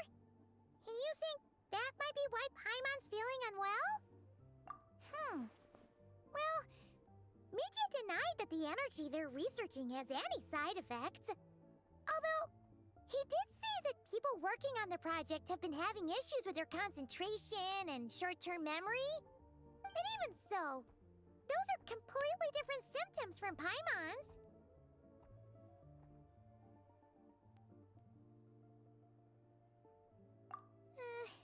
It's pretty faint, so it's kind of hard to tell. But if anything, it seems like it's coming from roughly the same direction as the Armory Palace. Sure, Paimon's with you there. But how, though? The Rokot only has a limited amount of intel. Oh, great point! They argue about Project Stuja every day. If we could sit in on one of their sessions, we might pick up some new leads. Good idea! Oh yeah, while you were out, Paimon tried all the yummiest looking desserts in the Potpourri restaurant. This one seemed right up your alley. So, Paimon saved some for you. Come try it once you finish writing your letter.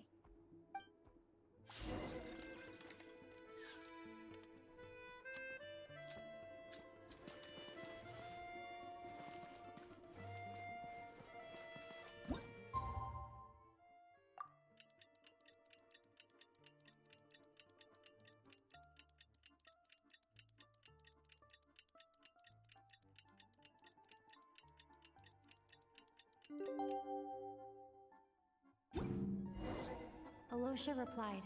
He says that we won't be able to speak at the Vetcha, but he can arrange for us to attend as visitors. Time to get ready. Then head to the Snezhnaya Vetcha. You're back! Paimon's been working on the crossword puzzle in the newspaper. It's actually pretty fun. Oh, shoot! Paimon forgot the next word. Oh, she had it a moment ago. Think, Paimon, think.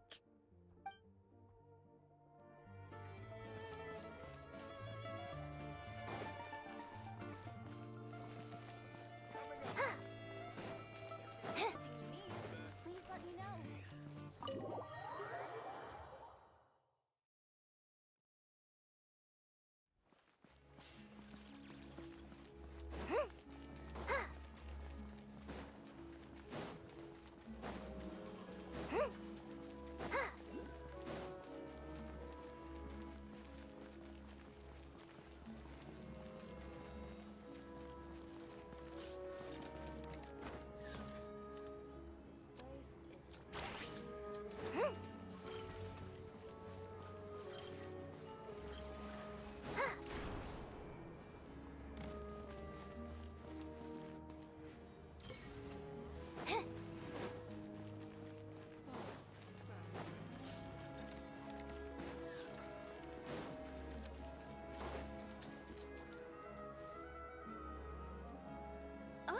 Miss Vodyanitsa, prima donna of the Koralievsky troupe.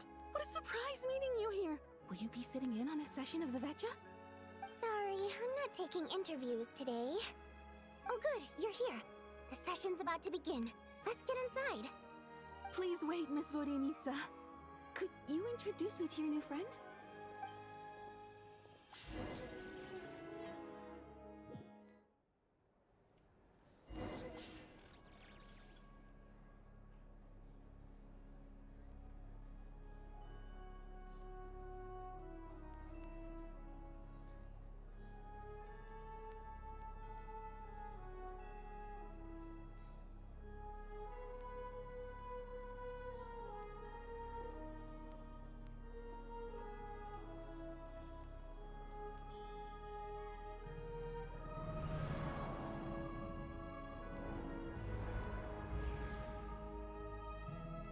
In summary, the energy management commitments made for the outgoing period have been delivered upon. Furthermore, both the production and consumption of Kresnik Crystal show clear signs of stabilizing.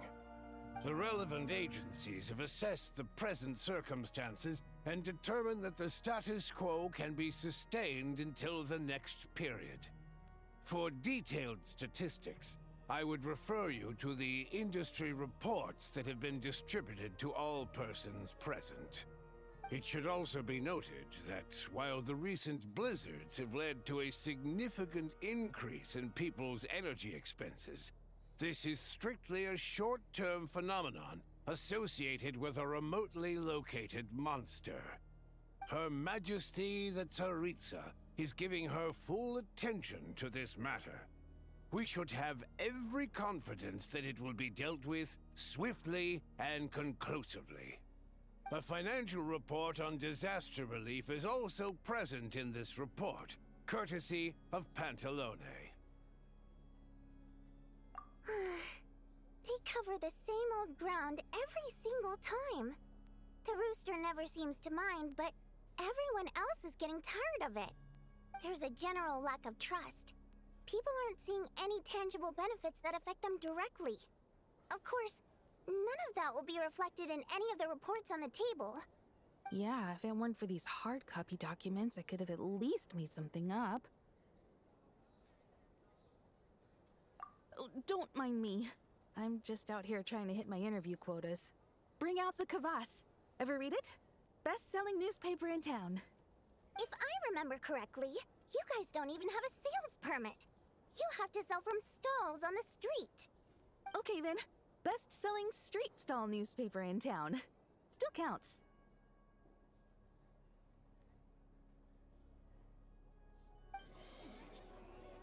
Order! We will now open the floor to the representatives. If there are no further substantive issues to discuss, we will then proceed to a vote on this motion. Snezhnaya has a long tradition of treating members of the Fatui armed forces and their dependents favorably. But recent surveys shows that Fatui families in remote areas have access to 15% less crystal than the average civilian family in Snezhnograd. It's been said many times before, but it bears repeating now. There needs to be a clear and consistent rationale behind how crystal is allocated, or we will soon face immense public backlash. Perhaps you wouldn't need to keep repeating yourself if you would hear me out for once. I say again, true consistency exists only in principle. In the real world, fairness is relative. You appear to treat resource allocation as a simple function of production and population. So what about when the equipment used in production breaks down? Have you factored that into your equation? And do you even know how long it's been since Snezhnaya last conducted a census? If I knew the answers to questions like that, I'm sure I'd be a very wealthy man. And I doubt I'd be going by child. I'd like to bring the focus back to the specific issue I raised. Or do you wish to deny that favorable treatment for Fatui dependents is our long-standing policy? It's easy to be a critic when there's no accountability. That seems to be a running theme in the anti-Project Stuja cohort. Defeat the ringleader and all other problems will magically resolve themselves. That's what they seem to think. But in case you aren't aware, not one jot in my report would change whether Project Stuja continues or not. So you have no intention whatsoever of finding a solution to this problem? On the contrary, I'm the only one here who ever brings solutions. Child opened by speaking up for the armed forces. Regraders struck back with style and a war of words ensued.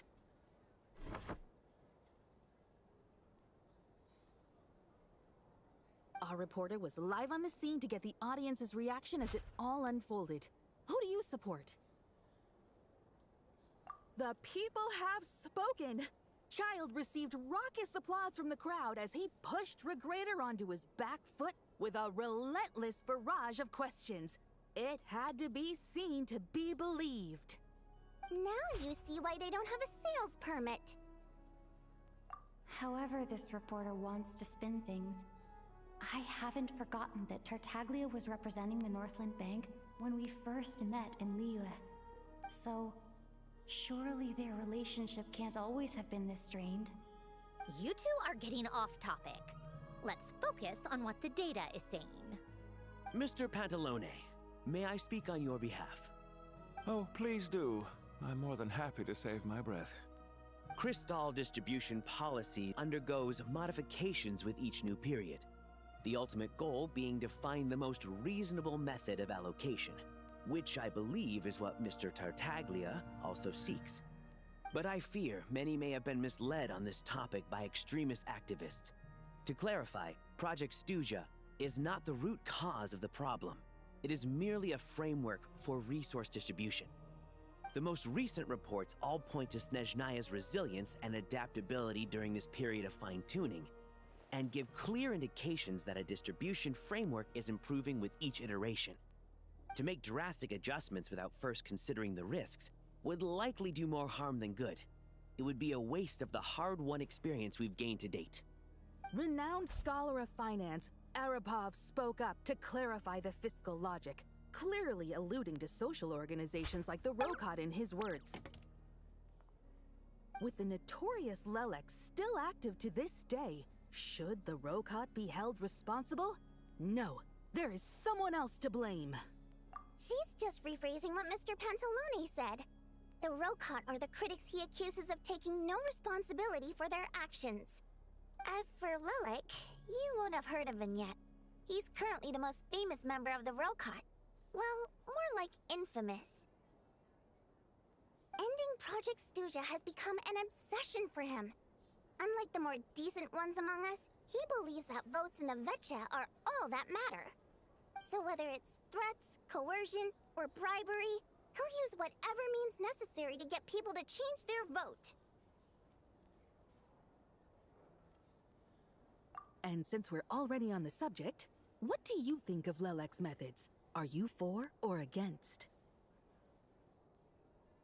Well, whatever the story is, his actions benefit us all. We stand with Lelek. At least someone here wants to take this discussion seriously. I've been considering that issue myself. What you really need is more precise regional data, right?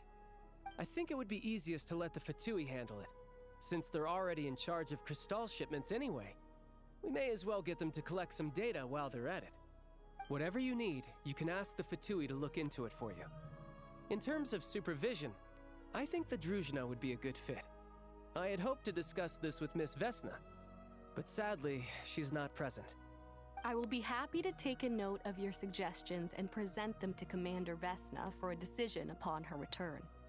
The Commander has always taken a keen interest in Project Stuja. However, given the Druzhna's demanding workload, I'm afraid it may prove difficult for them to provide any practical support.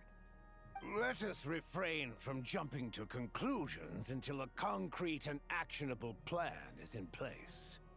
My apologies, Lord Rooster. There are numerous issues to address here, including manpower, time sensitivity, and reporting lines. Nevertheless, I support drafting a proposal. Follow the usual procedure, and it can be raised as a new motion for all parties to evaluate at the appropriate time. In that case, I'd like to share one thought before the proposal is drafted. The issue of time sensitivity was raised just now, which I presume relates to the official reports. In fact, the Energy Commission already collects regular statistics on each urban center and its surrounding area. Would these be of any use? That's a good idea. I read every issue of Sviet Lolaidovka's report, and although my focus is mostly on the section about equipment operation, the energy consumption statistics also yield a lot of insights. Be that as it may, does no one see an issue with using local data to determine Crystal quotas? In the long term, it seems like a very risky solution. Not if they are used purely for reference. So long as we have the report from the Northland Bank's headquarters to corroborate it, no one will be able to fool me. Very well then. It appears that this arrangement is acceptable to all parties. Yeah, sounds good to me. The members reached a provisional consensus on the issue of improving treatment for Fatui soldiers.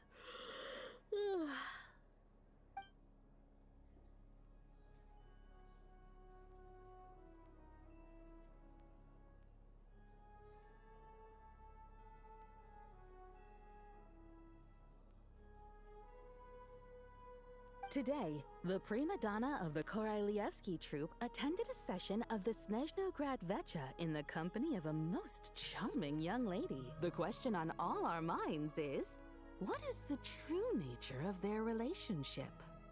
Write anything like that again, and I'm revoking your permission to interview the troupe. Got it?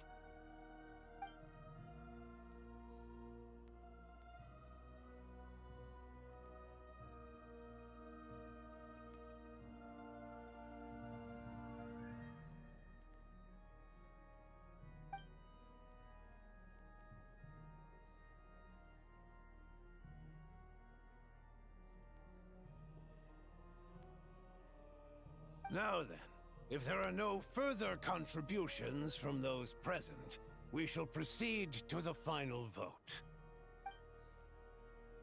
Hey, check it out! What made him vote against? Why now?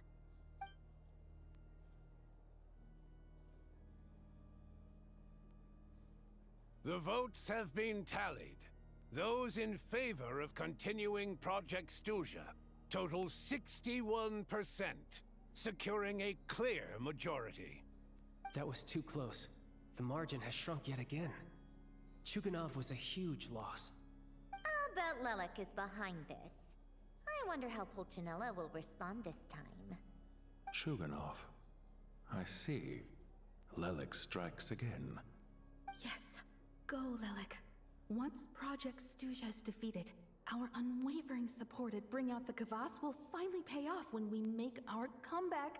I can taste our victory already! In accordance with the result of this vote, Project Stuzha will remain in effect until the next Vecha period.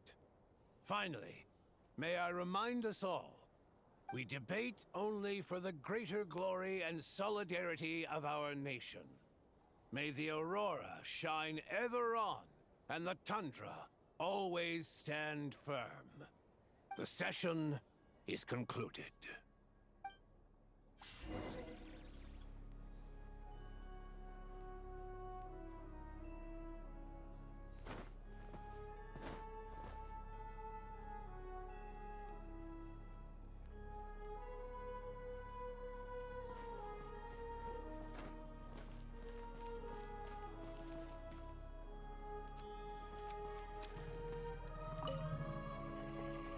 I have to say, I really wasn't expecting Chuganov to vote against Project Stuzha. Well, in principle, Snezhnaya's business and political elites ought to be the ones least likely to oppose it. As we heard, Project Stuzha is basically just a resource distribution framework that requires everyone to cut back during the winter. But even if the policy got cancelled, the Tsaritsa's energy needs wouldn't suddenly go down.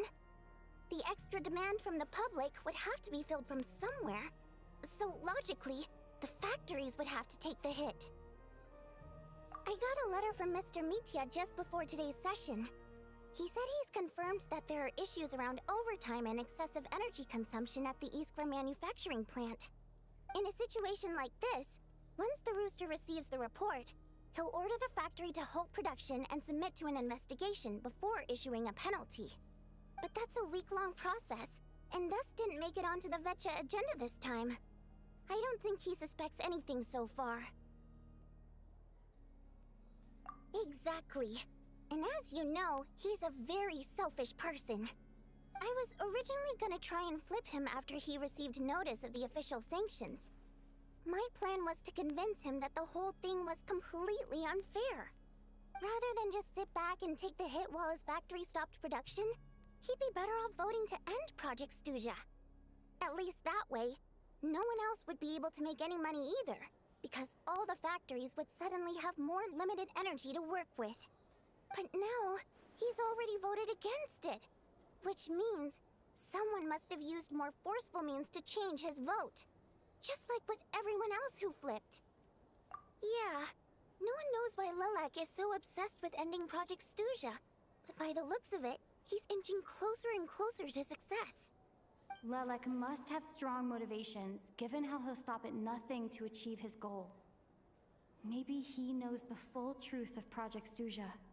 Maybe my next step should be to focus on him. Oh, right. What are your plans for the rest of the day? Shall we head out? Hey, comrade. I noticed you were here during the debate. I didn't take you for a political enthusiast. Greetings, Harbingers. I just happened to have some free time today, and my new friend here thought it might be fun to check out the Vetcha. Ah, Odette must have introduced you. Looks like you two are getting along pretty well. I'll leave you to catch up. I should head back to the troop. Sure. Break a leg and all that.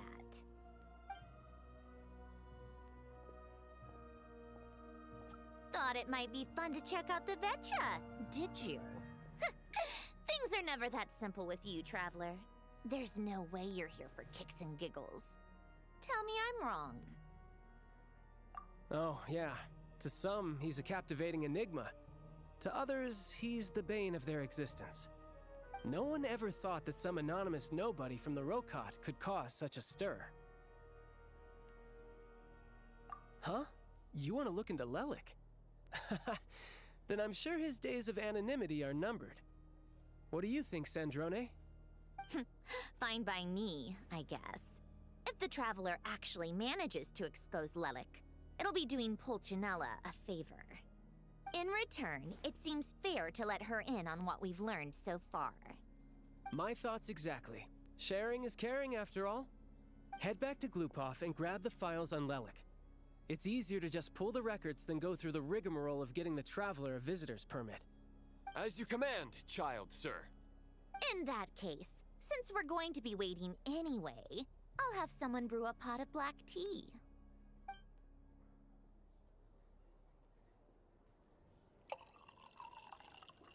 One common thread among the many incidents Lelik has been involved in is that the victims are all too scared to share any real information about him. Clearly, he must have threatened them in some way.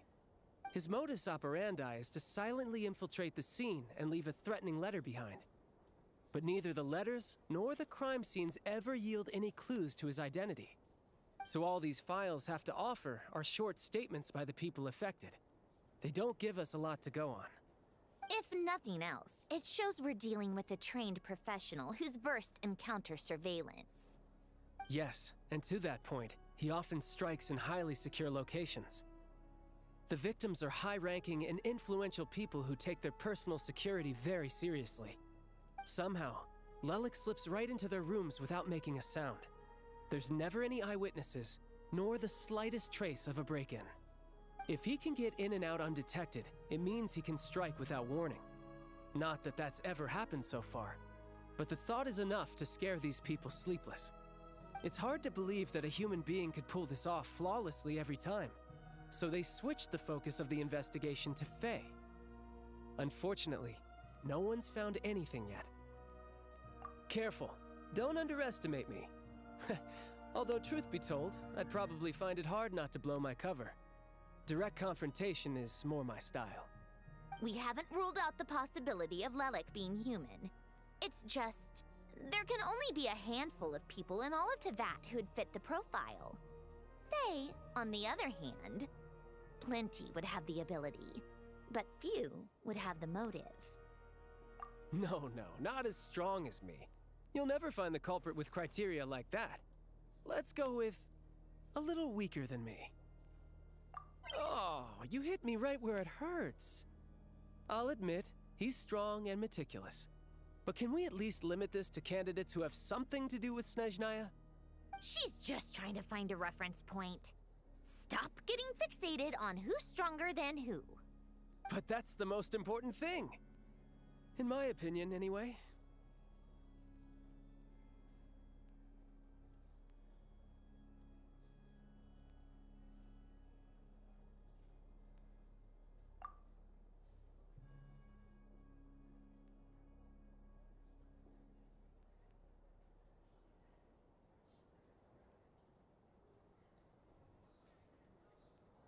Odette?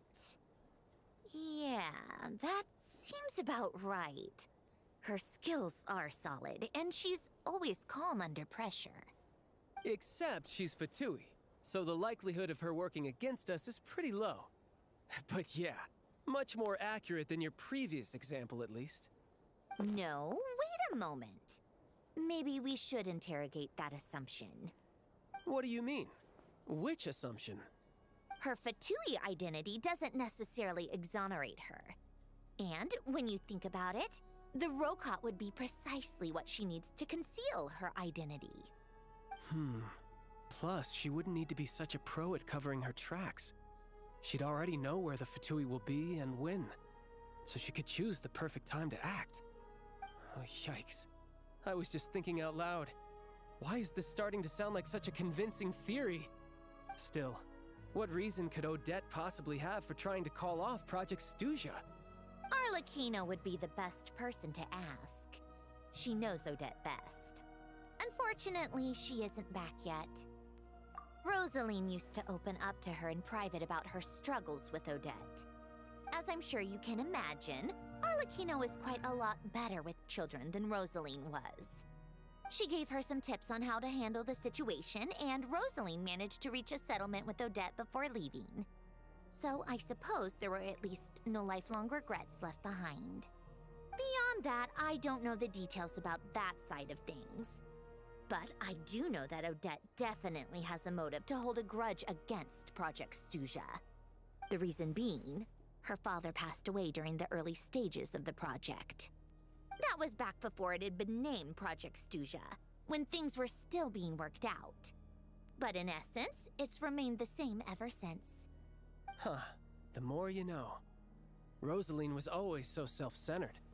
I never understood why she started paying so much attention to Odette.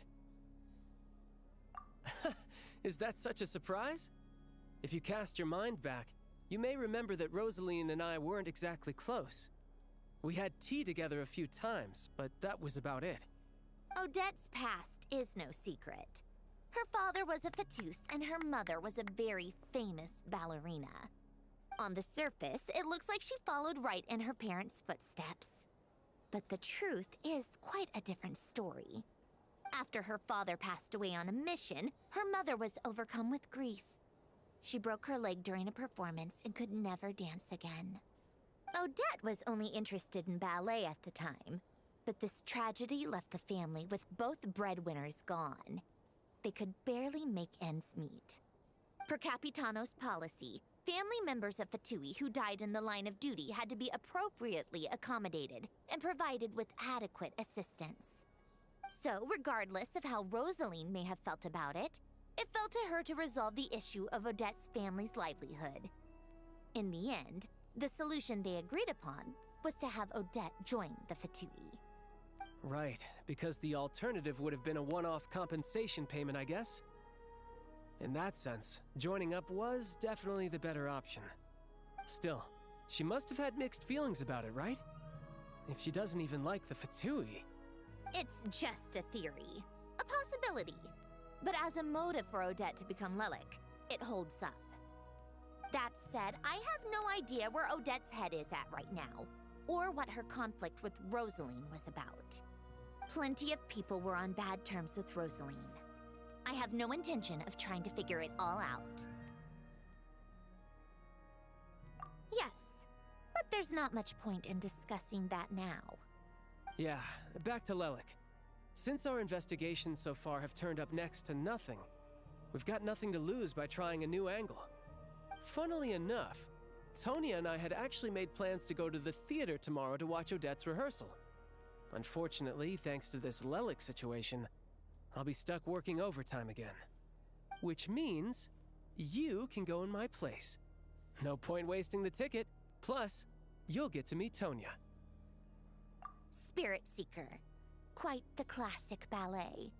It was passed down through Odette's mother's family for generations, though it hasn't been performed in years. But Odette's been practicing it diligently, and it's finally ready for a return to the stage. Excitement is through the roof. Tickets for the official performance sold out long ago. Tonya's excited for it too. She's desperate to see it no matter what. Personally, it's not really my kind of thing, but since she's my little sister, I had to figure something out. I've actually seen it several times before. The story's pretty straightforward. The lead character follows a trail of clues left behind by a spirit, gradually recovering her memories along the way. It's a tale of love and regret. So not exactly reinventing the wheel, at least by today's standards. But when that classic melody kicks in and the lead character begins to dance, it always gets me. It really is beautiful. Not an easy dance to do justice to, though. I know it's always been Odette's dream to perform this piece, but I'm not sure she's really ready. In that case, I think that even if she is Lelik, we should wait until her performance is over before we respond. I'll let you take it from here, comrade.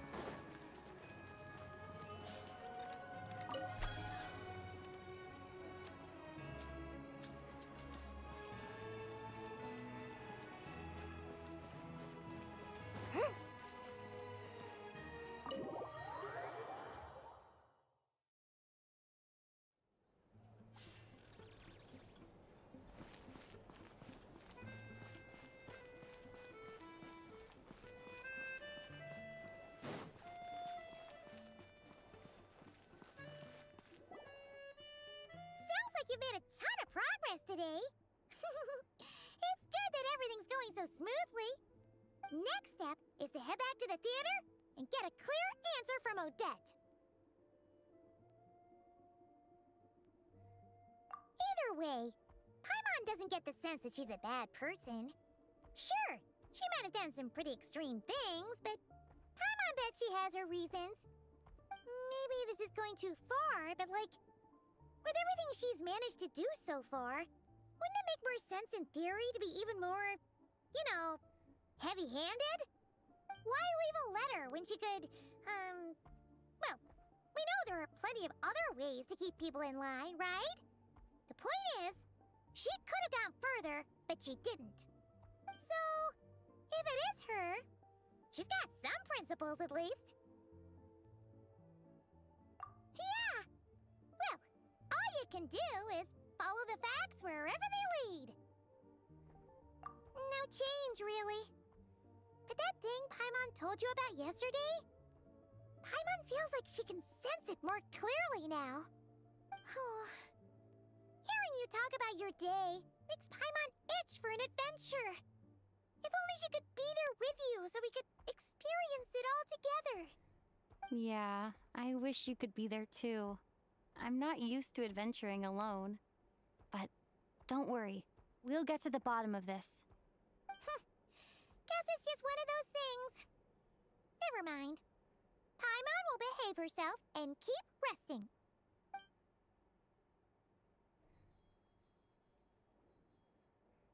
If Odette is Lelek, she may well have inside information on Project Stuja.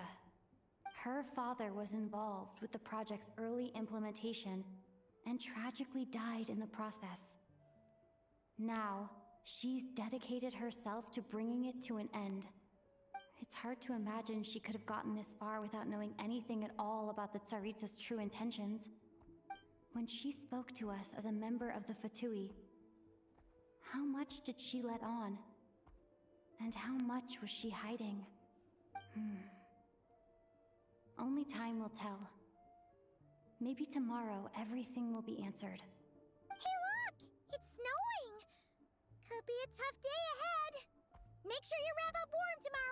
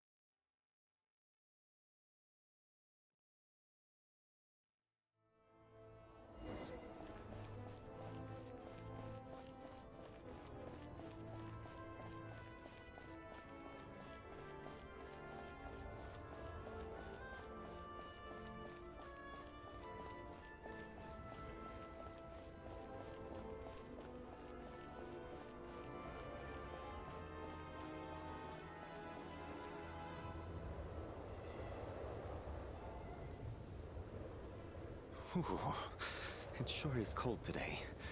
I wonder how much heavier the snow's gonna get. Here to see Odette? I just need to see your tickets for the preview. Perfect. Thank you. I'll hold on to your tickets. Come on in. It's freezing outside.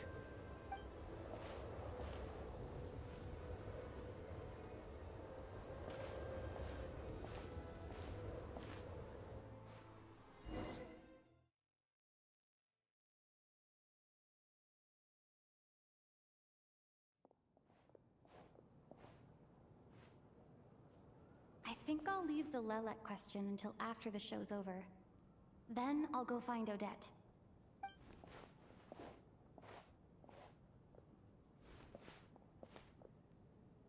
Child said he was originally going to come with Tonya, so I'm guessing Tonya's already here somewhere. Is there anyone here who looks like a Tonya? Let's see. It's a small audience. Makes sense for a preview. But wait, I do see some familiar faces. Mr. Chuganov's back again by the looks of it. Oh, and is that Mitya? And that Fatui officer, Valeri. Guess he must be playing cat and mouse with Mitya again. Oh no, it looks like the show's starting, and I still haven't found Tonya. Never mind. I'll just have to take a seat for now and see if I can catch her afterwards.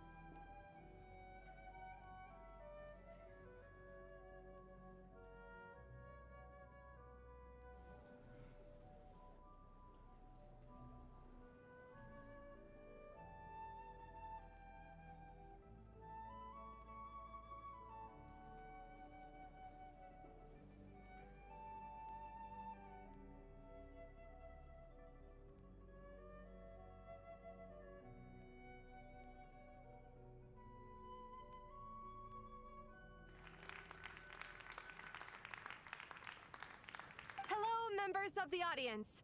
I'm a staff member here at the theater. Today's performance was a very special one for us, as it marks the first attempt in a long time to revive the classic Snezhnayan ballet, Spirit Seeker. To commemorate this occasion, we would love to take a group photo of the cast, crew, and audience members present today. Could I kindly ask the audience to please come up onto the stage?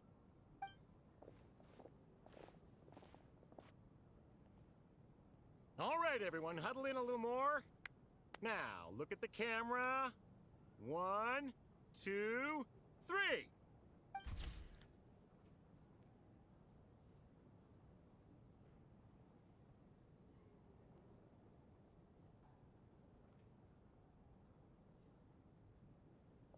Are you quite satisfied, Mr. Energy Scientist? I rather hope you don't have any other escape plans to add to my workload today. What are you talking about, Sarge? This was simply my way of inviting you to watch Miss Odette's new show with me. And wasn't the performance spectacular? In the future, I heartily encourage you to take a leaf out of my book. Find some soul-nourishing pastimes to enrich your time outside of work. It was indeed a fine performance, but I must correct you on one point. This is not time outside of work. These are working hours. Working hours and non-working hours are just a social construct. Human technology can never advance if we're too rigid in our thinking, Sarge. May we leave now? Already? I mean, I was kinda hoping to soak up the atmosphere for a little longer, but... no? Okay, guess I'm pushing my luck. Didn't seem like too much to ask, but fair enough. Off we go then, Sarge. Back to the land of working hours. Lead the way.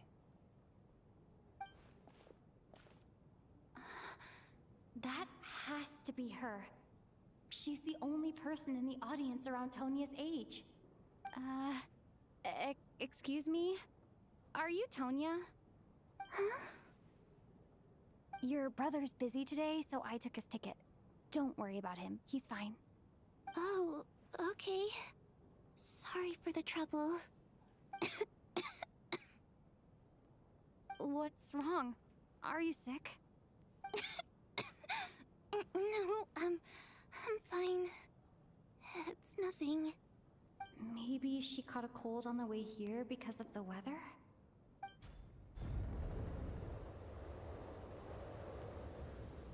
I haven't seen snow like this in a long, long time. It's most unusual. I know. It's completely white out there. You can barely see a thing.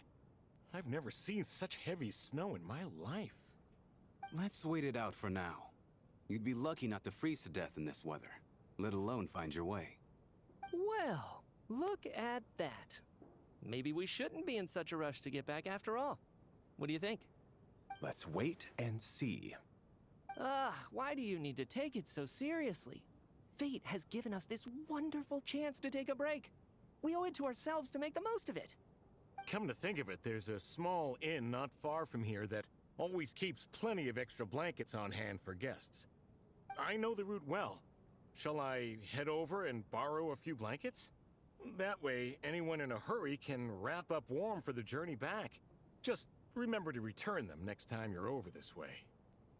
Sir, there's really no need to go to all that trouble. Hey, it's no trouble at all. Wait here, I'll be right back. What a kind gentleman. Very good. My wife and daughter are waiting for me at home, so I shall be heading back as soon as I get my blanket. So... are you expecting us to go back to the Armory Palace wrapped in blankets too? Don't worry about that. I made arrangements in advance. Should I not return to the Armory Palace within 3.5 hours after Operation Showtime begins, an armed squad will be sent to collect us. They will escort us back.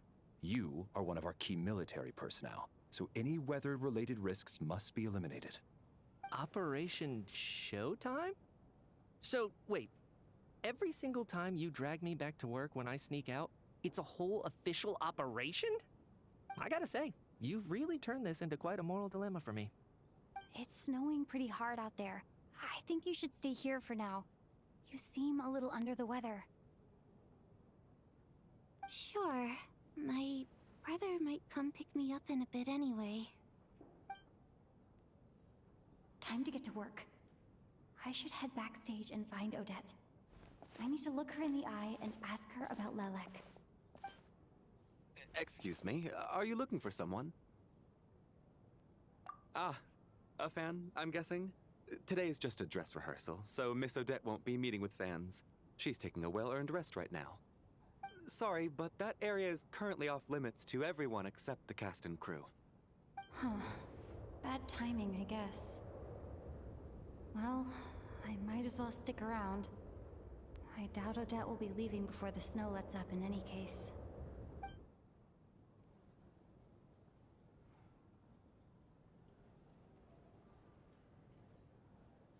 What happened to the gentleman who went to fetch the blankets? How has he still not returned? I was thinking the same thing. It's still snowing very hard. Do you think something might have happened to him? Whatever the reason for his delay, I must say I hate nothing more than people who make empty promises and fail to deliver.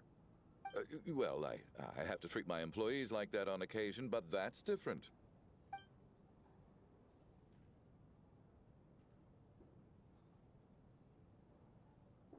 You seem anxious, Mr. Valeri. It's been nearly 4 hours since I left the armory. The army should have arrived to extract us by now. They know how much I despise tardiness and disrupted plans. There's simply no reason that they shouldn't have shown up by now, barring exceptional circumstances. Surely a snowstorm like this one counts as such. Few things in this world can stop the Snezhnayan army, Mr. Mitya. And a snowstorm is certainly not one of them. Why don't you go out and take a look?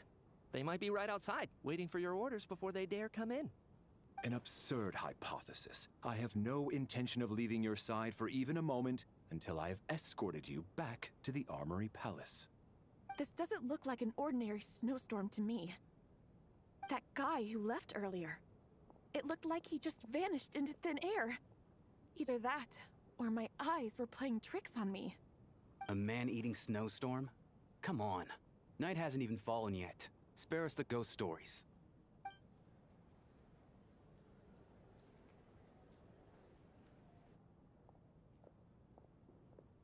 Traveler, didn't know you were coming today. How come you didn't say anything? What is it? Something the matter? Tell me, I can help. Whoa, that's quite a snowstorm out there. I've been working backstage this whole time, so I didn't even notice. No wonder the audience hasn't left yet. Huh. Is weather like this rare even in Snezhnaya? Yeah, snow like this. I'm sure I've seen it out in the wild before, but never in the city. Actually, I take that back. I don't think I've seen snow this bad even in the wild. This is something else. It's not normal. If even Alyosha thinks snow like this isn't normal, could it have anything to do with that monster people have been talking about? We can't stay cooped up here forever. Someone needs to go out and take a look. No need. I have plenty of experience with snowstorms. Besides, I work here while you're an audience member. I should be the one to do it.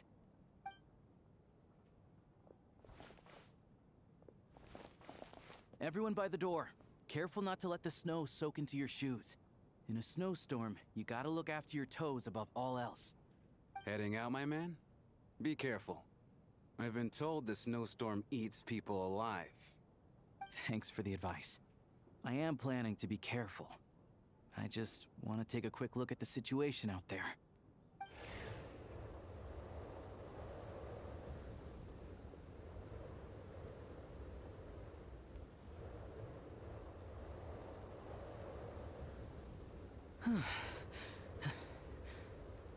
He's back! He's back! How was it? What's going on out there? Did you see any soldiers patrolling the area? Something about this storm isn't right.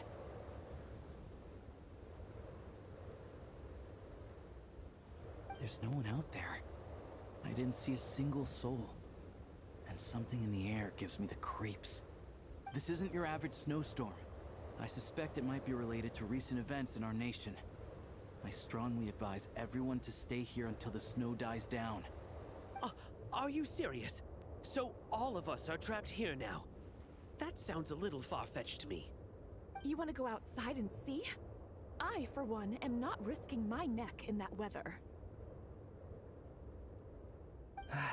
This just turned from a minor delay into a major hassle. We can only hope that our friend who went to fetch the blankets just ditched us and went home. Is it really that bad?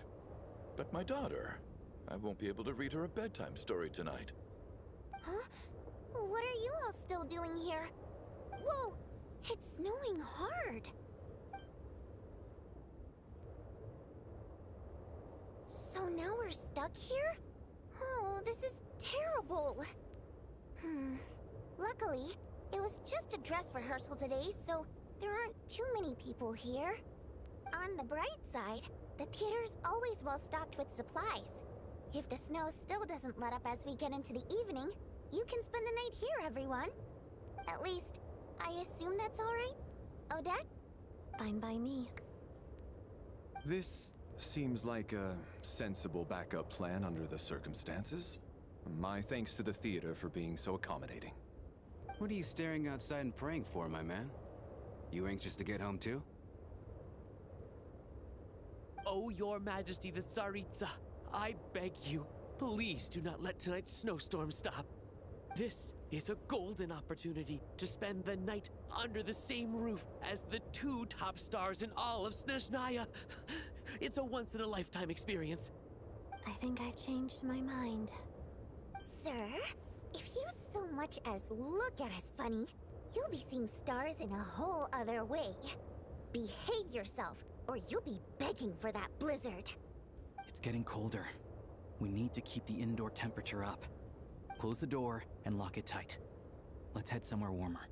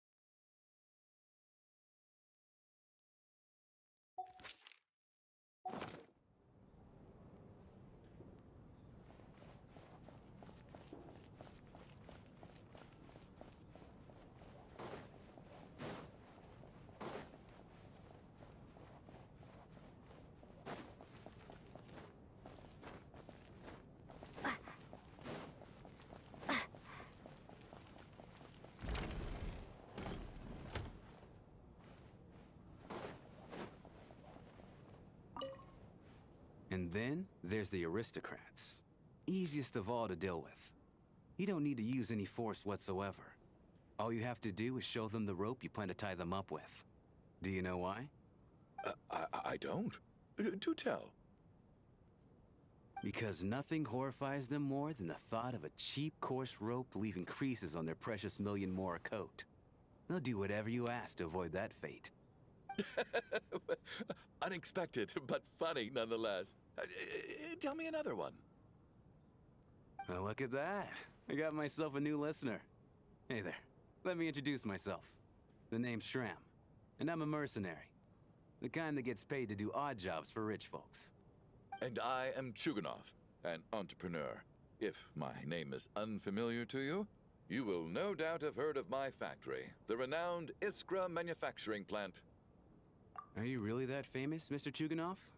How come I've never heard your name before? Excuse me? Is that a joke? Or are you being serious? Oh, I'll have to ask my rope later. He's probably tied up more entrepreneurs than I've ever heard of. I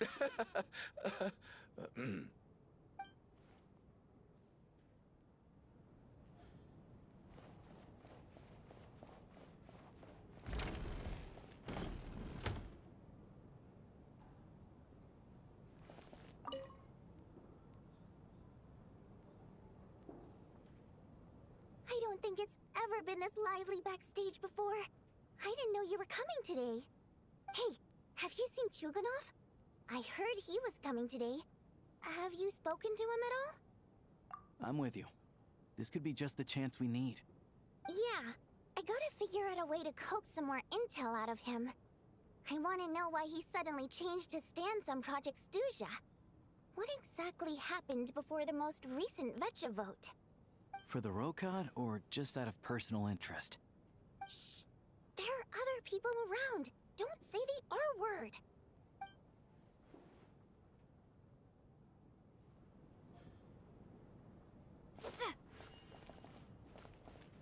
This is highly irregular.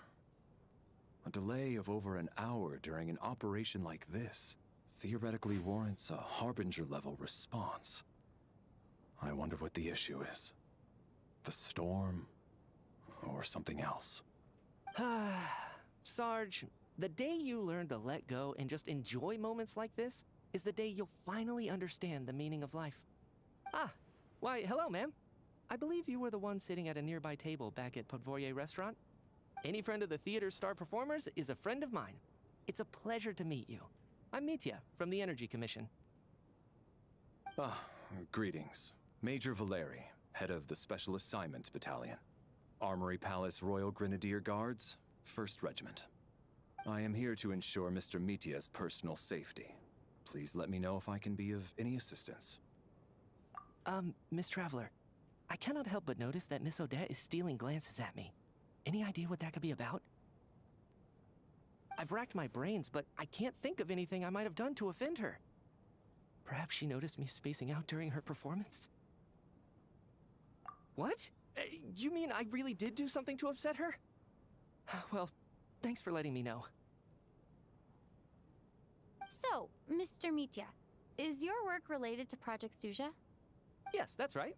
The higher-ups in the Fatui transferred me from the Energy Commission to the Armory Palace because they wanted me to... Really? I can't even talk about that? Pretty sure it counts as part of my private life. All right, I won't say anything. Sorry, Traveler. As you can see, I'm afraid this pleasant chat will have to end here.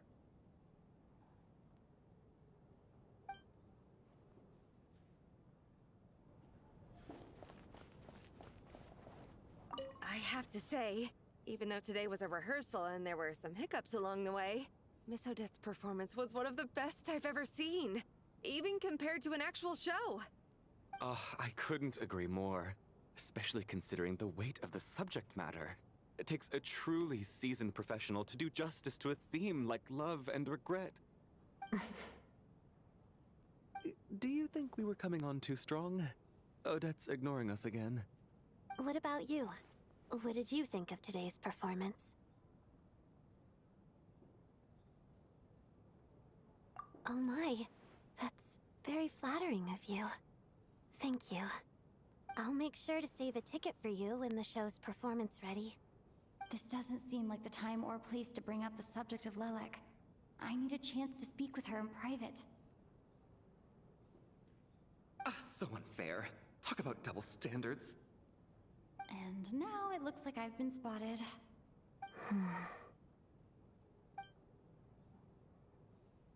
You know Mitya too? No, I don't. I just have a feeling that he might be dangerous.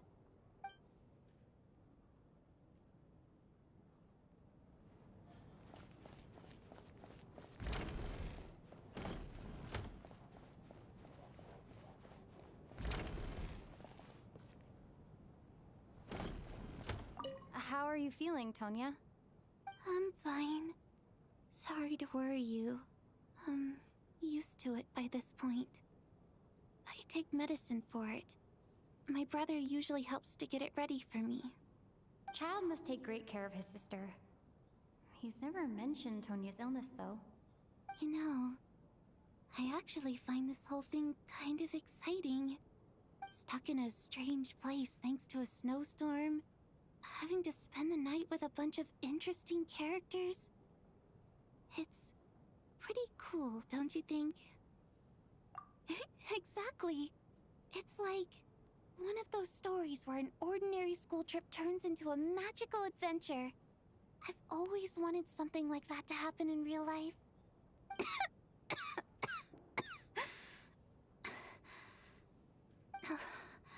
I'm fine, really.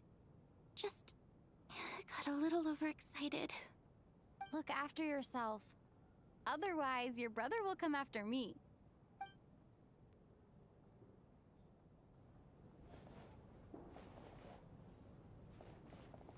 My husband has major trust issues. To him, I doubt even this snowstorm is a good enough excuse for me to stay out all night. That's the price of marrying into wealth. You'll get used to it. I'm not about to stop you if you want to leave. But don't drag me along. Hello? Can I help you?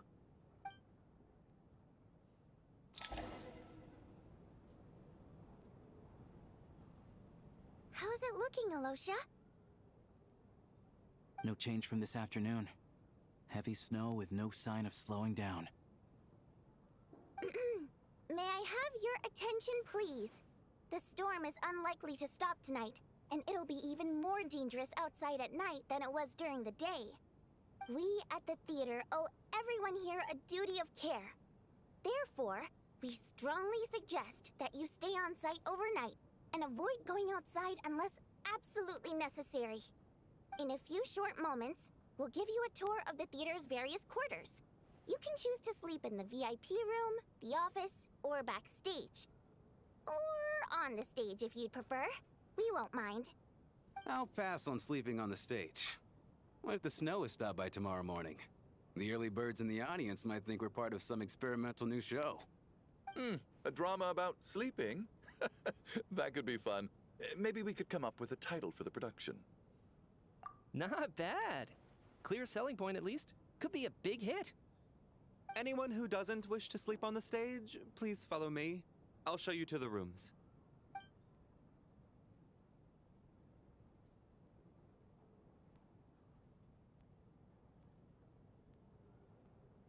I guess I'll call it a night. Though, I feel like I won't sleep very well without Paimon here. I'm sure she'll be worried that I haven't made it back yet. But as long as she looks out the window, she'll probably realize what's holding me up. I wonder if she's feeling any better yet? At least she hasn't been getting any worse. Still, I should try and get back first thing tomorrow morning.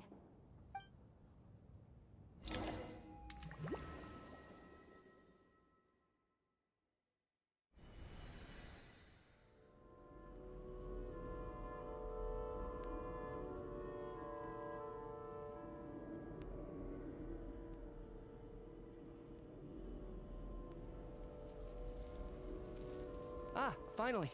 Welcome back to the world of the living, lazy bones. I was about to wake you. The black mist is almost on us.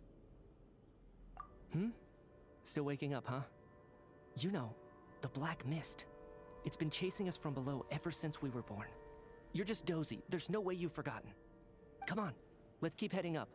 Onwards and upwards is the only way to survive. Don't listen to a word those Black Mist cultists say.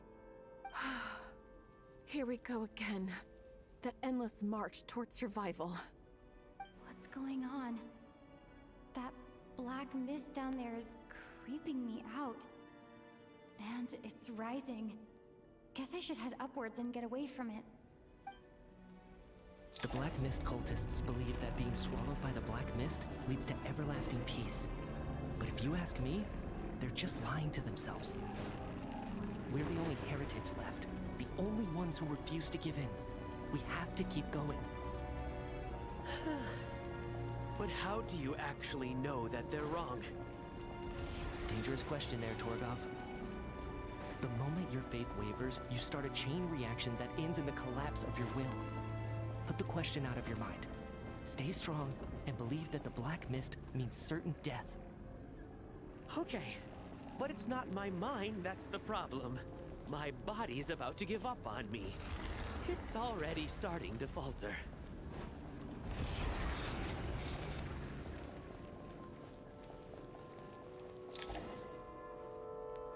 I can't do this anymore.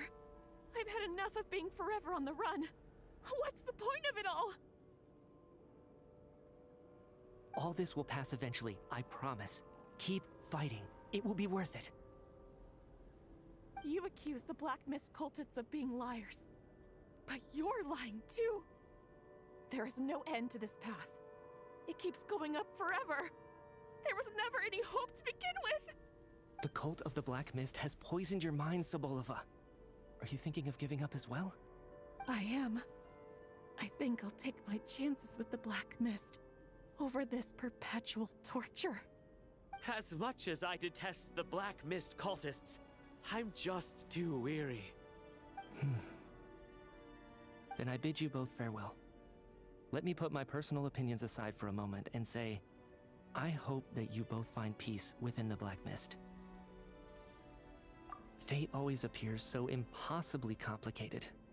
But at moments like this, its raw simplicity is laid bare. Their fate was sealed from the instant they entertained doubt. From then on, the outcome was both inevitable and irreversible. Let's go.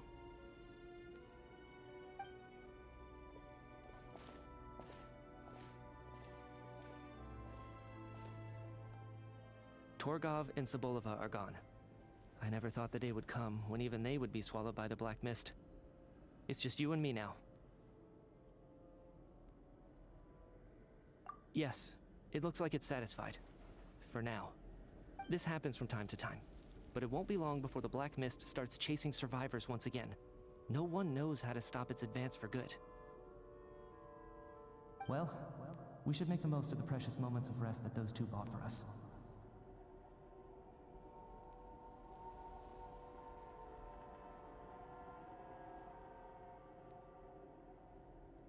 Huh? Are you really that sleepy, traveler?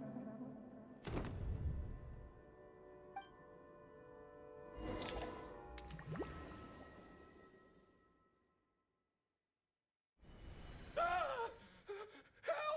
Somebody, come quick! What is it, Tuganov? What's wrong? Huh? Is it morning already? What's all the commotion?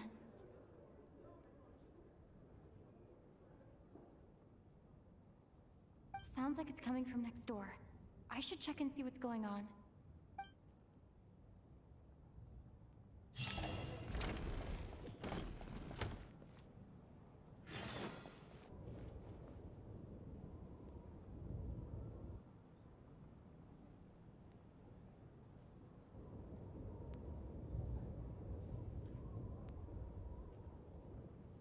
Don't look, Miss Tonya. Stay here. Okay. What happened to them?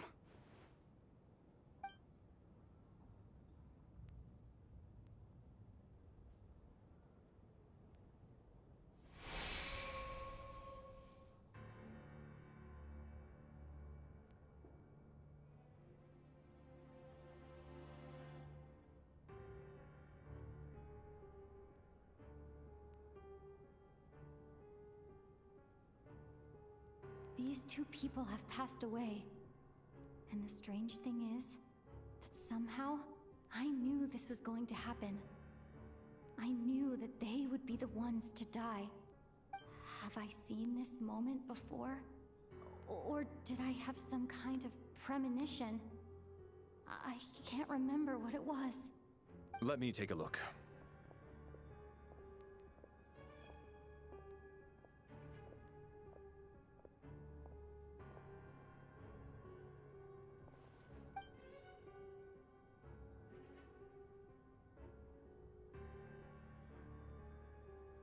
No vital signs in either of them. They're dead. The cause of death, however, remains unclear. No wounds on the bodies, no signs of a struggle, and no skin discoloration caused by the buildup of toxins. But just last night, they were chatting and joking away. This is so sudden. Could they have had pre-existing medical conditions? Even then, the odds of them both dying of sudden complications on the same night are extremely low. It's hard to believe that they died of natural causes, nor does this appear to be a suicide. Who was the first to discover the bodies? It was me. But these deaths have nothing to do with me, officer. I got up early because I wanted to see if the snow had stopped. Then I noticed that the door to this room was open, and it looked like there was a man and woman inside. I just went over to see what was going on. I had no idea they were... I can corroborate this. I was doing my morning exercises near the stage. When I saw Mr. Chuganov heading this way, I followed him. I can also confirm that I didn't see a single person approach that room before him. The snowstorm was raging all night, and it's still going now. There's no way someone could have come in from outside, correct? You mean an intruder? No, not possible. I slept by the door last night as a precaution. There's no way I wouldn't have noticed if anyone had tried to open it. Everyone, split into pairs and search the theater for anyone in hiding, or any signs of suspicious activity. I'll follow up with a full search of my own shortly. Go. There is no time to waste.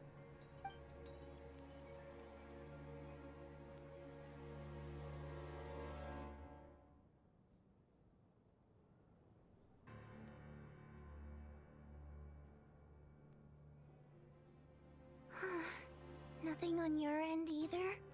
Backstage is clear. No signs of suspicious activity. We checked the basement. Also clear. I don't think there's anywhere here that a living person could hide.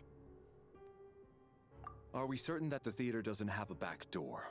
Or any tunnel or passageway wide enough for a person to fit through? No, there's nothing like that. If people were sneaking in through some secret tunnel to avoid buying a ticket, we'd have sealed it off ages ago. I also checked the windows. All of them are locked from the inside, and there's no sign of anyone entering or leaving. It sounds like we can safely rule out the intruder theory. If anyone came in during the night in this weather, there'd be no way for them to avoid leaving footprints or water stains. This can only mean one thing. It's like one of those murder mysteries you see in novels and plays, isn't it? The ones where the killer is one of us. We can't quite jump to that conclusion just yet. Could he be right? It's hard to imagine something like that happening in real life. Set in a theater during a snowstorm, a murder takes place and the killer is among us. It's such a classic trope that it seems unbelievable. Looking at who the killer targeted and the clean entry and exit, it all adds up. I know what this is. It's obvious now that I think about it. What is? What have you figured out? Both victims were wealthy, well-known local merchants. And the door was deliberately left open so I would discover the bodies and witness the crime scene first thing in the morning. Such ruthless methods. This was your doing, wasn't it, Lelik? Lelik? You mean Lelik is among us? And he's the killer? Lelik. I know this code name. Member of the Rokot, anti-Project Stuzha. Always works alone. I've read the case files at the Armory Palace. Walk me through your reasoning, Mr. Chuganov. What do you know about Lelik?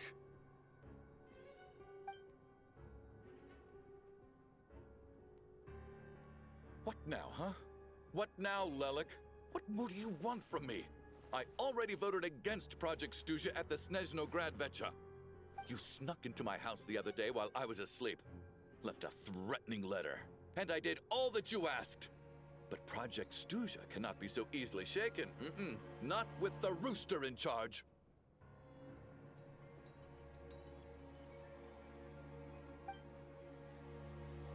So, he really was threatened by Lelik. That makes sense. And now you're resorting to murder to threaten me. Isn't that right? I knew it. The Rokot despises the rich. The lives of the wealthy are but refuse in your eyes.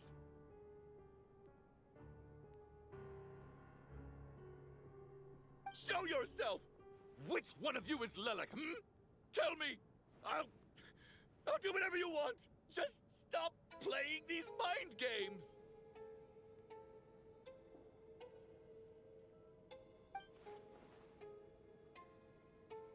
Was this really Lelek's doing? Would Odette really do something like this? If Odette really is Lelek, this seems out of character. But then again, how well do I really know her? I'm probably the only one here with a compelling theory about Lelek's true identity.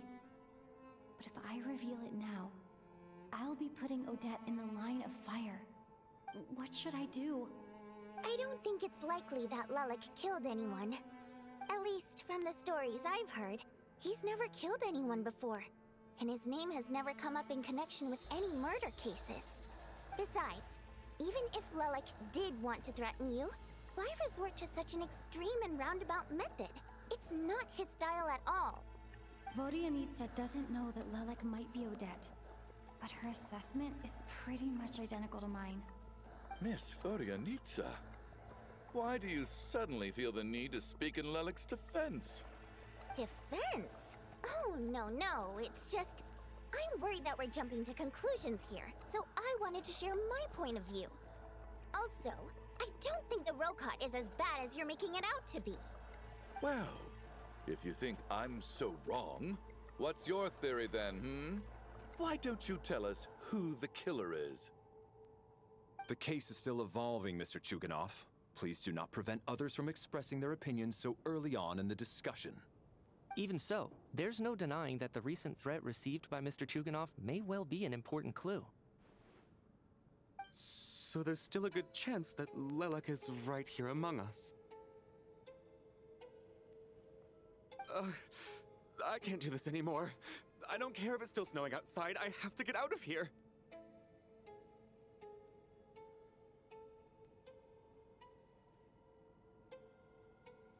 Whoa, take a beat. We all know it's far too dangerous out there. Even the soldiers couldn't get to us. Go out that door, and you might not live to tell the tale. And whoever this Lelik is, they're surely not going to murder anyone in broad daylight. Be sensible, my man. You're safer inside. As much as I regret having to say this, I'd like everyone to cooperate and refrain from exiting the premises until further notice.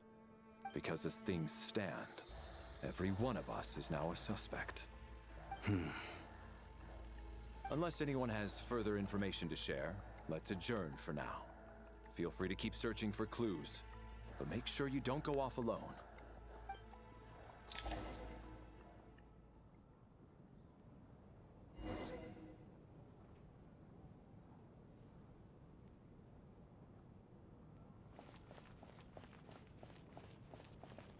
You seem to be very comfortable taking charge, Major. You took the reins as soon as things went south. I simply made an executive decision that someone needed to take control of the situation on the military's behalf. Does this offend you? No, quite the opposite. We feel much safer for it. By the way, what does Major mean exactly? Is it a pretty high rank?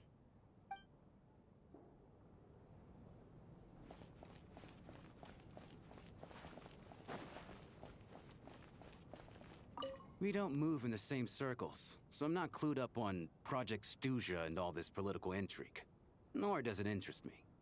Nevertheless, sir, I think your top priority as soon as you get out of here should be to hire a good private bodyguard.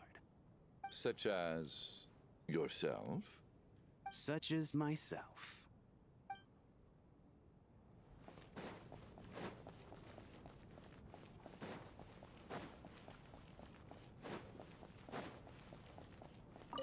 I still find it hard to believe there's a murderer among us.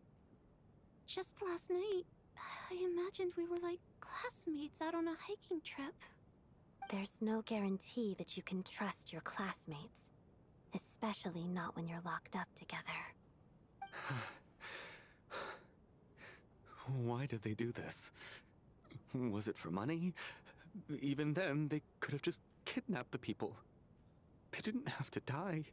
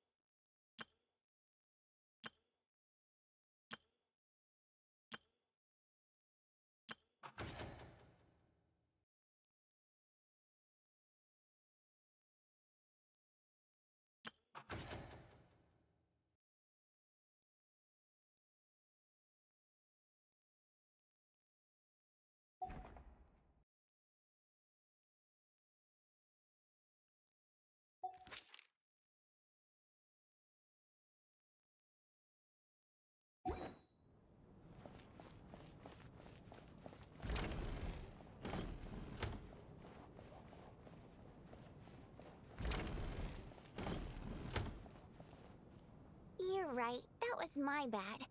It was a knee-jerk reaction. I didn't think it through. Luckily, no one suspected my identity. Oh, phew. It's just you. I thought someone was eavesdropping. Since Vodyanitsa and I were on the same page earlier, I think I should share my thoughts with the Rokot members first.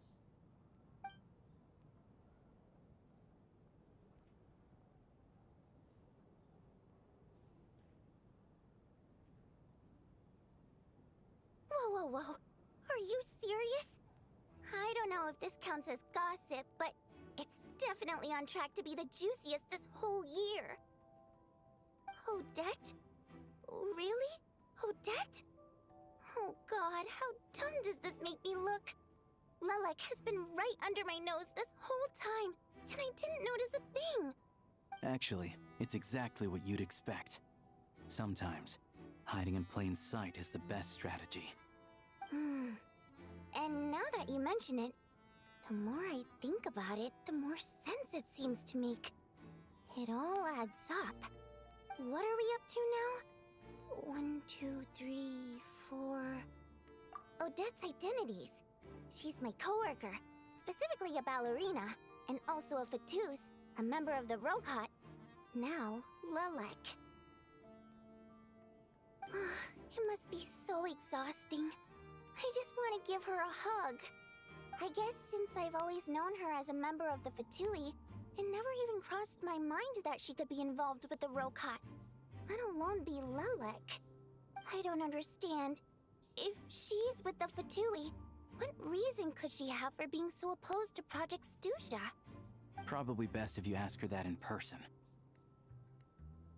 Well, since you waited until now to bring this up instead of announcing it to everyone earlier, does that mean we're all on the same page here? Yeah. Lelek may not follow orders from the Rokot leadership, but as far as I'm concerned, she's never crossed the line. If anything, her actions benefit the poor. We need to confront her face to face. Do you think she'd really admit to being Lelek? I don't know. We'll have to see how it goes. For now, we'll work on the assumption that she didn't kill anyone, and see how much she's willing to tell us.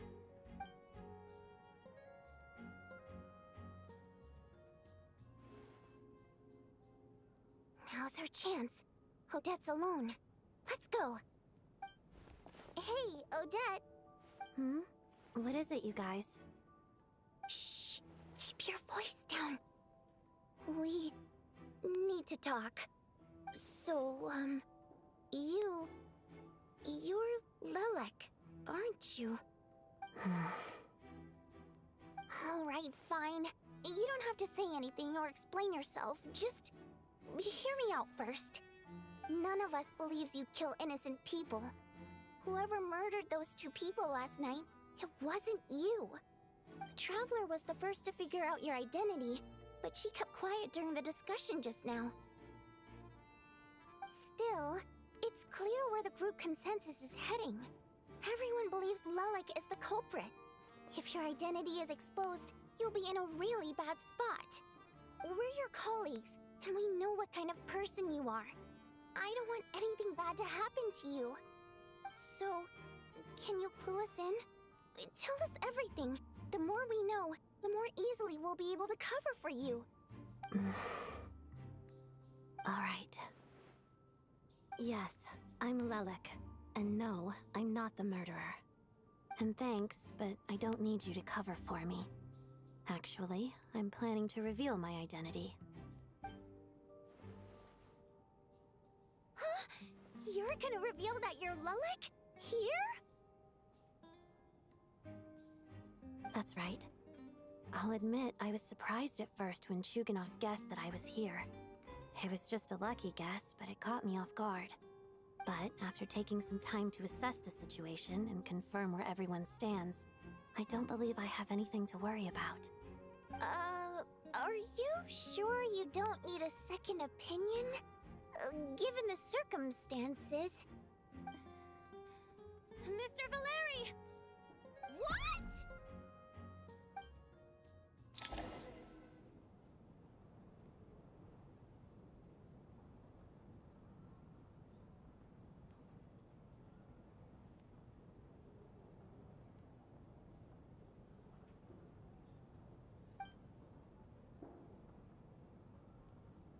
So...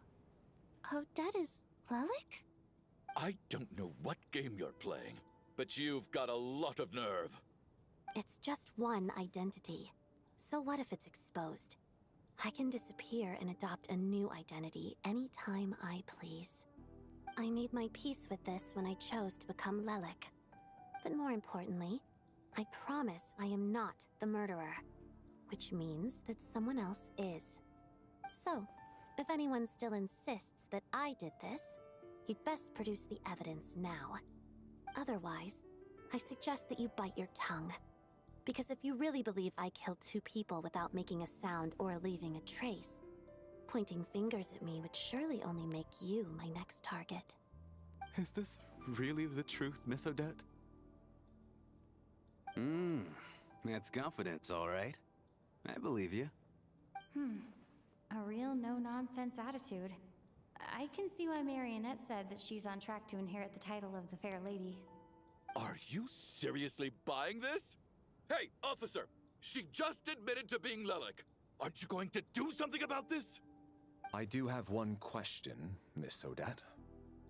Why have you chosen this moment to come forward and reveal your identity? If I didn't say anything, everyone would be focusing all their efforts on finding Lilac. And that is exactly what the real culprit wants. I don't want to be the scapegoat who lets the murderer get away with this crime. Despite all the accusations, she made the smart choice. A remarkable display of rational thinking under pressure. Clearly, Odette's talent extends far beyond the art of dance. She thought so far ahead. Why do I always feel like I'm one step behind her in everything? You've convinced me. Dealing with the murder case remains the top priority right now. Let's put the name Lilac and all related incidents aside until further notice. Nevertheless, the group still considers you the prime suspect. I assume you have no quarrel with that, Miss Odette? I understand. You're welcome to keep an eye on me around the clock. I have no objections. Mr. Chuganov? For my wife and daughter's sake, I'll let you off the hook for now. But don't think you're forgiven for breaking into my house and threatening me. Just wait till we get out of here, Lilac. We'll settle the score then.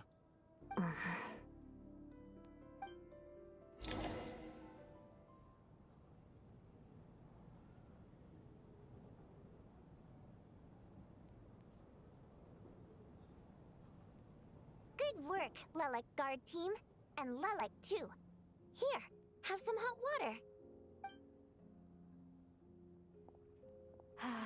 Turns out Valeri knew about my exploits, so now I've been told I have to guard Lelek with him. Shouldn't you be facing my way if you're guarding me? At the moment, it looks more like you're my bodyguards. If the true culprit is indeed still at large, as you have claimed, we must keep our guard up against them also. Don't worry, Tonya. We'll get through this. Once the snow stops, the officials will step in. The investigation will get easier, and then we'll be safe. But once the snow stops, won't everyone just leave? You're gonna miss us, huh? Well, some of us work at the theaters, so we'll still be here. I'll even give you a special backstage pass. Really, Miss Vodyanitsa? That's awesome! You've made a fan for life. Aw, you're so cute, Tonya. All right, let's swear to it. I promise to give you the pass, and you promise to never change your mind about being my fan. Promise. Don't indulge her, Tonya. You don't have to swear an oath over things like that. You really do get carried away sometimes, don't you, Miss Vodyanitsa? Hey! Mind your own business!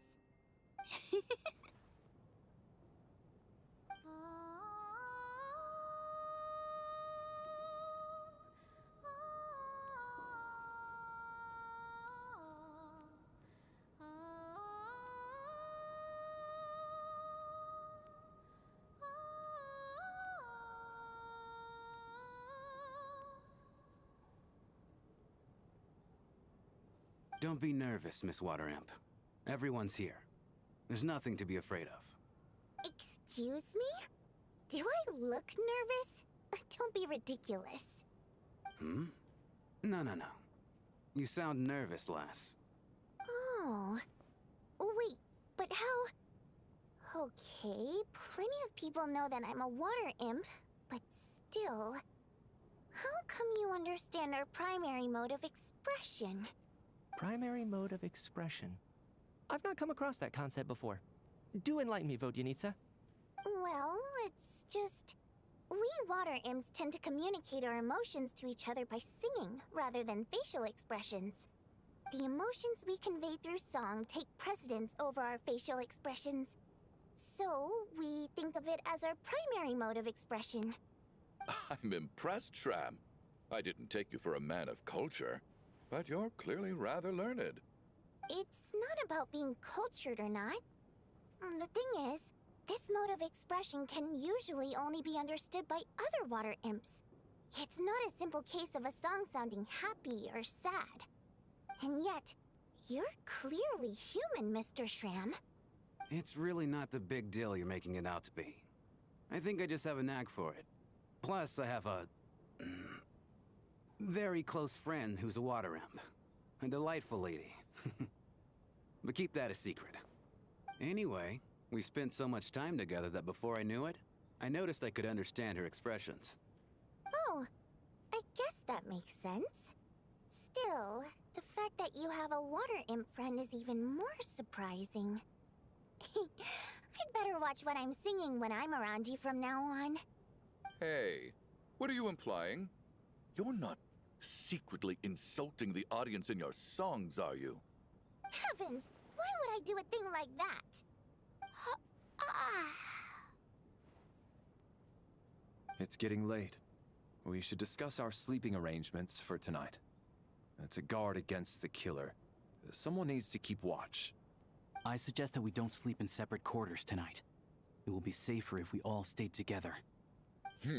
As long as someone keeps an eye on Lelek, I'm quite sure we won't have any trouble. Are you saying that you wish to bet your life on Miss Odette being the killer? Nonsense. Of course not. Then I propose the following arrangement for tonight. The Traveler, Odette, and I will form the Night Watch. We'll sleep in shifts, but 2 of us must be awake at any given time. An excellent idea. This allows us to handle the Night Watch while also keeping an eye on Lelik. Meanwhile, the rule of taking shifts in pairs resolves the other issue. Namely that we can't necessarily trust the Traveler or Valeri either. I expect that plan took you quite some time to come up with, didn't it? Actually, our field combat manual outlines a similar approach. Although the scenario there involves guarding prisoners overnight during field operations. That being said, I must clarify that I harbor no disrespect towards you personally, Miss Odette. In fact, Lelik's numerous covert operations make fine textbook examples for military agents. I care less about respect and more about the fact that you just robbed me of 2/3 of my sleep tonight. I'm calling dibs on being the first to rest. Good night.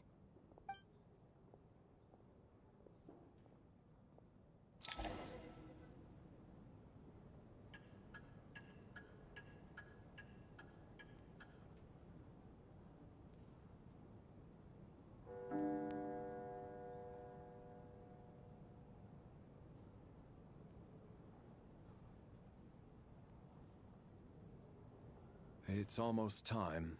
We should wake Odette. How are you faring?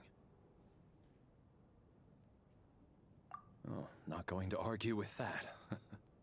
I'll take a quick nap. If you start to feel sleepy, wake me up anytime. It's finally time for Odette and I to share the Night Watch. I should wake her up.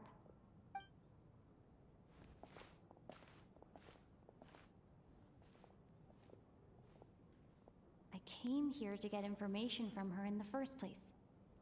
Maybe I should think about what questions I want to ask before she wakes up.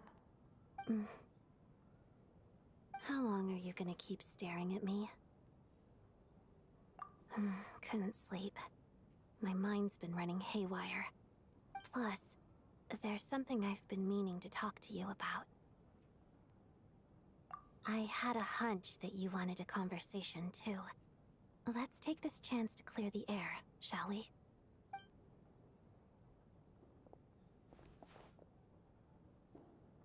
I just had a simple question for you, really. It's, Rosaline.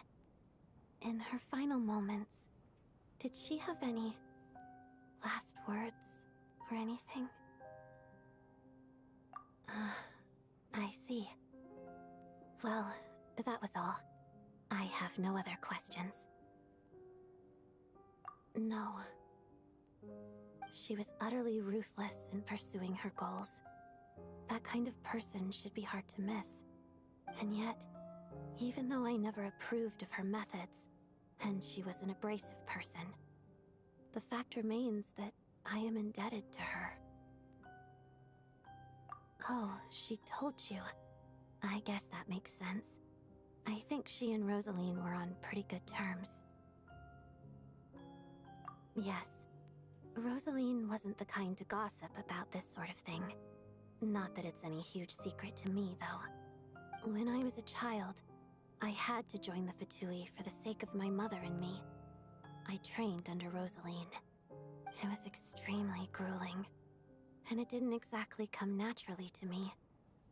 All I could do was try to ignore the biting cold and practice.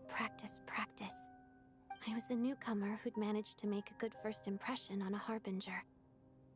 There was pressure to live up to her expectations, to be worthy of the fair lady's reputation.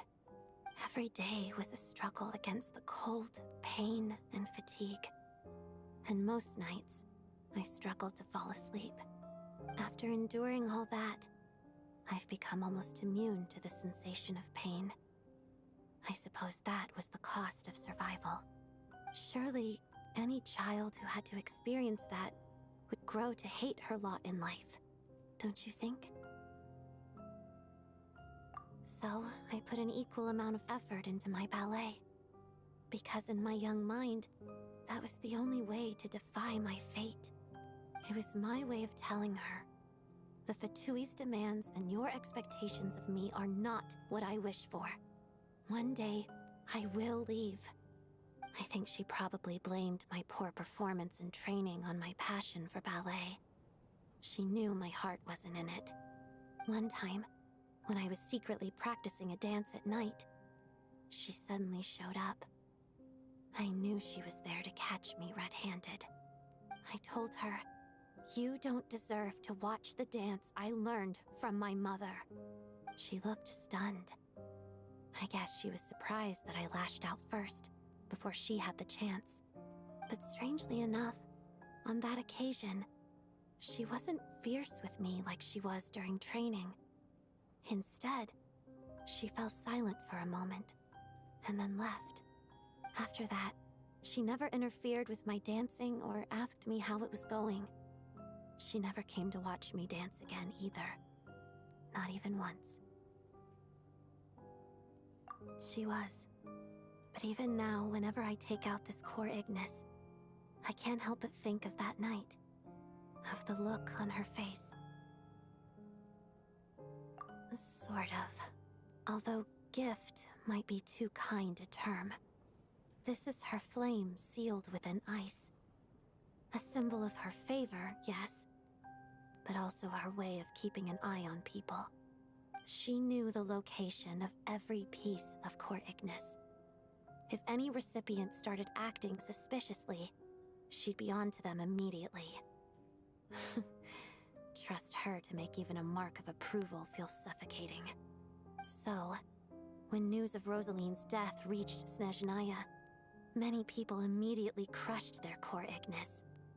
It gave them a profound sense of relief, like they'd broken free from her shackles. But I kept mine. With my sensitivity to pain being as dull as it is, the warmth from this core Ignis is one of the few things I can still feel clearly. I still wonder, did she really come to stop me that night? I wasn't sure, but I was scared, so I said some really awful things. I guess she didn't leave anything behind. Not that I expected her to. It's fine. It's just a bit of a shame that we couldn't settle our differences before the end. She did. Are you sure she was talking about this event? Huh. No, she didn't. I didn't even find out that she'd gone to Mondstadt until a while after she'd left. Wait, in that case... Okay, I will. Thanks for letting me know. There's something I'm trying to figure out. I'm beginning to suspect that Paimon's mystery illness is being caused by the energy research behind Project Stuja. Paimon's very important to me, so I have to get to the bottom of this. I figured that since you're Lelek, you might know something about all this. The ultimate goal of this energy experiment is to create a weapon for the final battle.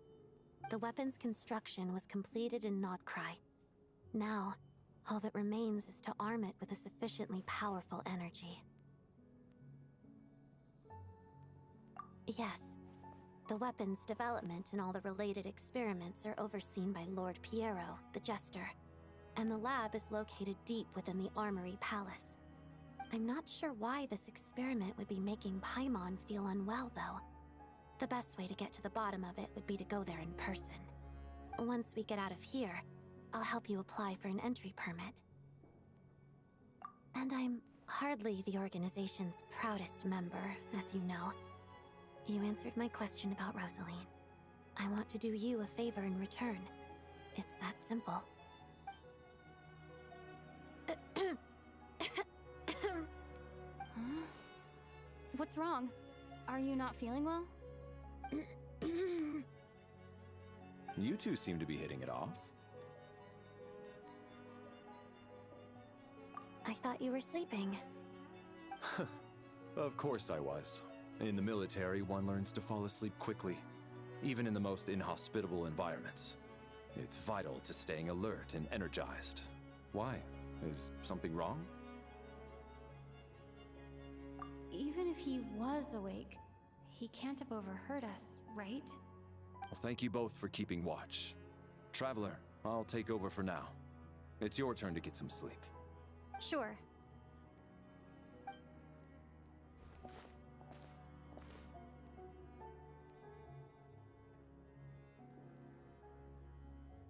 This This is our second night here, but at least I found out a little more about Paimon's condition. I hope she's been sleeping well the past couple of days. Huh. Why do I feel like I'm being watched? Seriously? Is this payback for when I stared at her earlier? But I thought she was asleep. Never mind. I'd better try and get some sleep myself.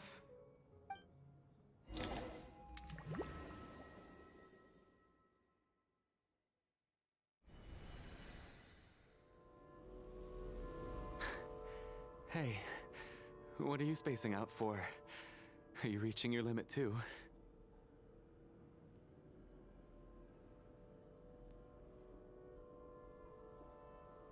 How long have we been walking for? Do you remember? Time's lost all meaning. Ever since we noticed that thing above our heads. What was it called again? A star key? Or key star? Anyway, the person who named it was swallowed by the black mist. Whatever it's called, ever since we noticed it, we've been walking up and up, hoping that as long as we reach it, we can find a way out of this place. But it seems like no matter how far we walk, we never get any closer. Well, we've come this far. You never know. Maybe we're almost there? Come on, enough moping. Let's go. The black mist is catching up.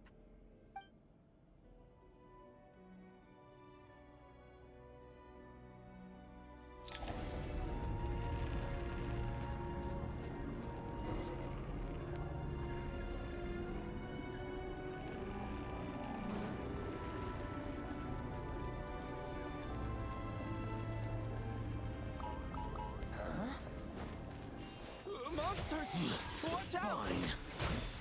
Not again! I've lost count of how many times we run into them. Be careful.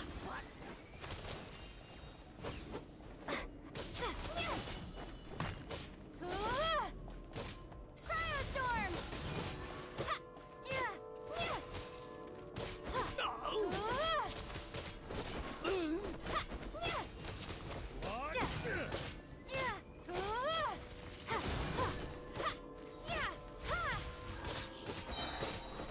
Shut up! Run faster.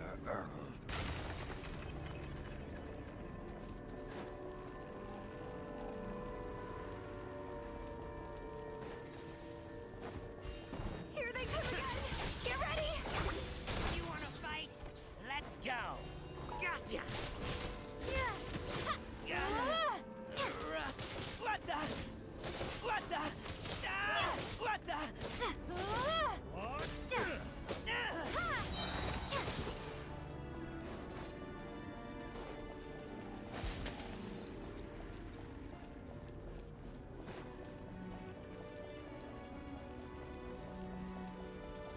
Monsters ahead of us, the black mist behind us.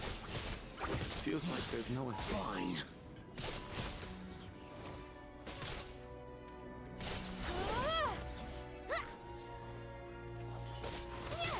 Backup is here.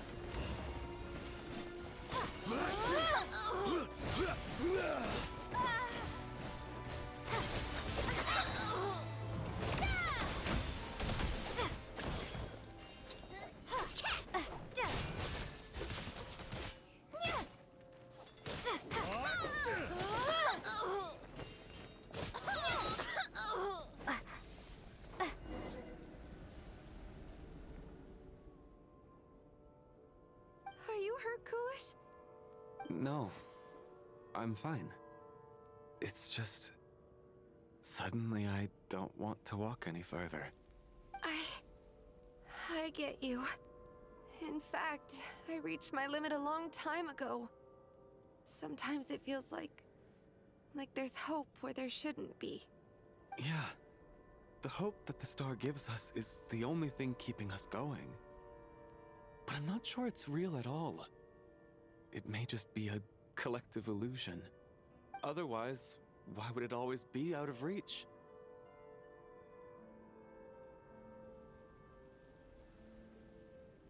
We know you mean well, but you're only saying that to try and encourage us to keep going, aren't you?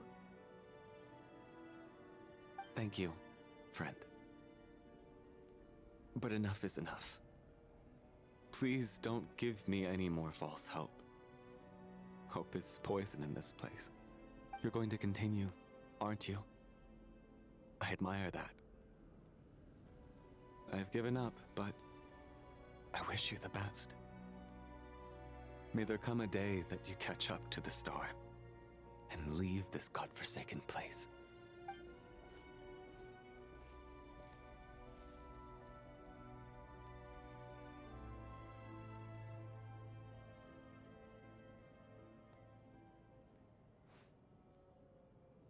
It's not an illusion.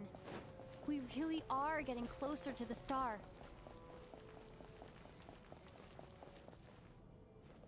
Congratulations. You're the first person to make it here.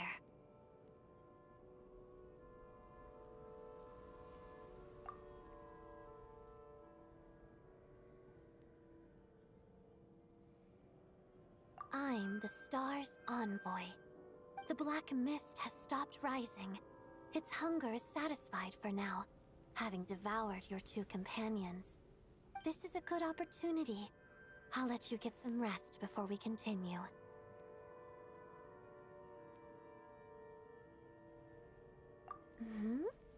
What do you mean, leave? The star represents the starting point. It's the waypoint for the beginning. Congratulations on reaching the starting point. Once you are ready, we will head out and walk upwards. I will be right by your side the whole way.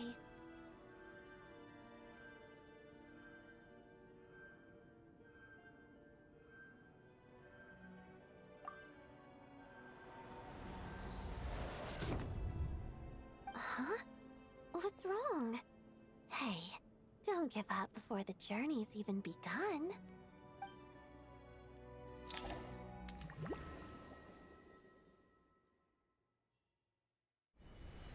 Rampana!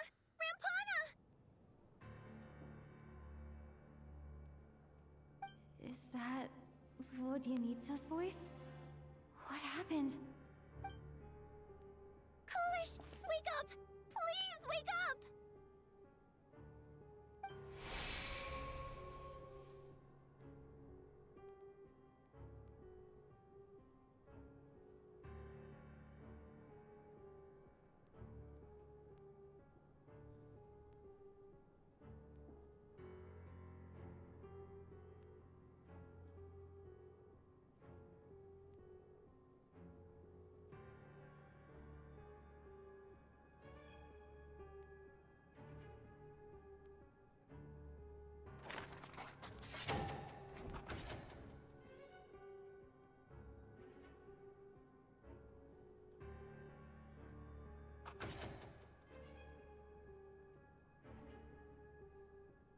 The situation is identical to that of the two casualties yesterday.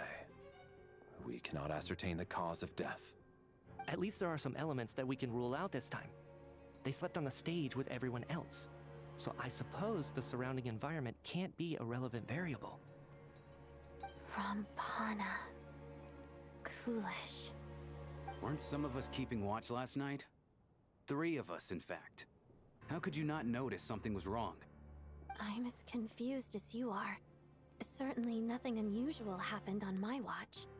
Likewise, and from what I've observed so far, both Miss Odette and the Traveler can be trusted. To be honest, I didn't get a wink of sleep last night. I couldn't help but think I was the target, so I just laid there with my eyes closed. I heard the Traveler and Lelik chatting, but otherwise I don't recall hearing any commotion during the night. Me too. I didn't want to wake everyone up, so I was concentrating hard, trying not to cough. I hardly slept at all. If anything had happened, I'm sure I would have noticed. Then, what could possibly be causing this? Once was bad enough. I can't believe it happened again. I worked closely with Rampana and Coolish for so long. I never imagined that one day they'd... And on this stage of all places... Wraith. 4 victims in just 2 days, and we still don't have a single lead. I need to get to the bottom of this as soon as possible. And above all, keep Tonya safe. I'd never be able to look Child in the eye again otherwise. Still snowing? Yes, I just checked. Still no sign of anyone outside either. So we only have ourselves to rely on. If you ask me, this killer can clearly strike whenever they please. The Night Watch was a useless endeavor from the start. Lelik must be an expert in poisoning. Clearly she used some poison that can't be detected on the corpse. Here we go again. Listen, I was already thinking to myself last night, was Lelik's reason for revealing her identity the real story? Well, now I have my answer. It most certainly was not. She's been playing us for fools. You get off on this, don't you? Revealing your identity, only to carry on with your killing spree? That's a hideous thought. One that only a hideous mind like yours could dream up. How dare you? That's enough! Yesterday, you named Lelik as a suspect because the victims were both wealthy merchants. Lelik might have had a motive then, but today's victims were just ordinary people. Not to mention that they were colleagues of Odette and mine. What reason would she have to murder them? Let me guess, just to scare you? Who knows? Maybe you don't know her as well as you think. I implore you all to ask yourselves, how many people are there really in this world that have what it takes to kill another person? Not many, I'd wager. Lelik is well known to be a ruthless operator, and now she has revealed her identity. How could it be any more obvious? Everything you've said so far is still just conjecture, which doesn't constitute a concrete lead. You need to back up your claims with some evidence. How can you defend her, officer? What did she say to you while you were on Night Watch? Maybe I shouldn't be so surprised. You military types are always colluding with criminals to target the rich.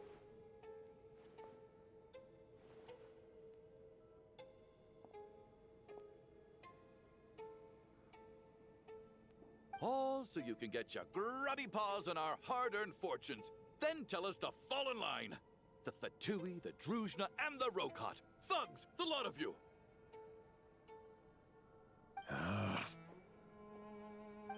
Don't you dare!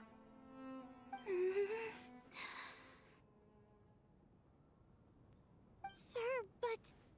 you were the one who told us not to stop other people from expressing their opinions yesterday. 4 people have already died. Only yesterday I was chatting with Mr. Coolish. Then we woke up in the morning and he's... turning against one another is the last thing we should be doing right now.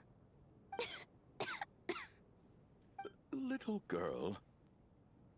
Even if Mr. Chuganov is a puffed-up, pig-headed windbag who doesn't have a clue what he's talking about, he's still one of the victims here, isn't he?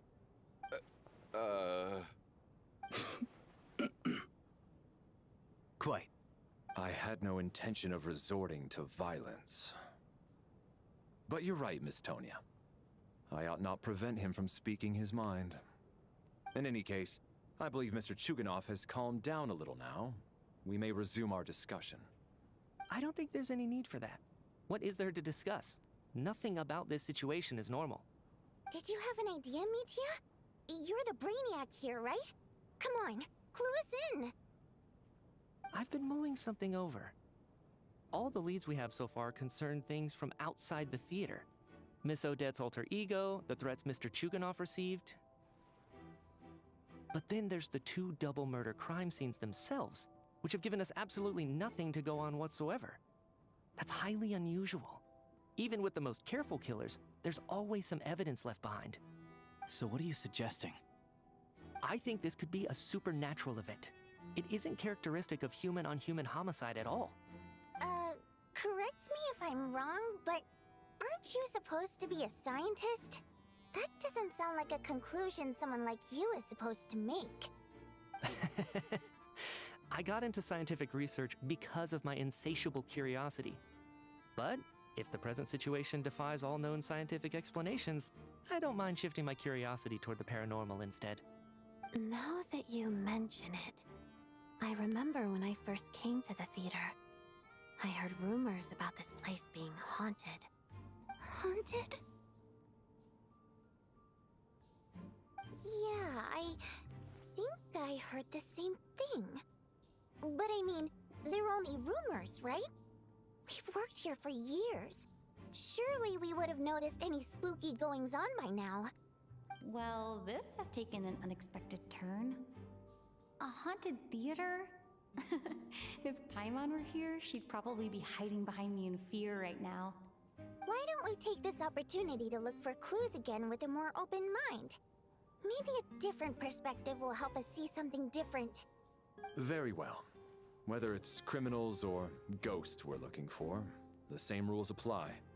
Everyone needs to tread carefully. I'll move the bodies into the same room for now.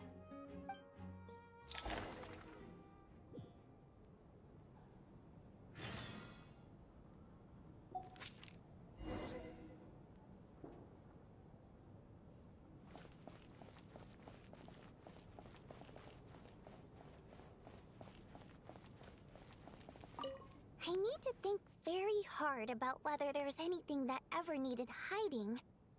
After all these years, there must be some things even I've forgotten about.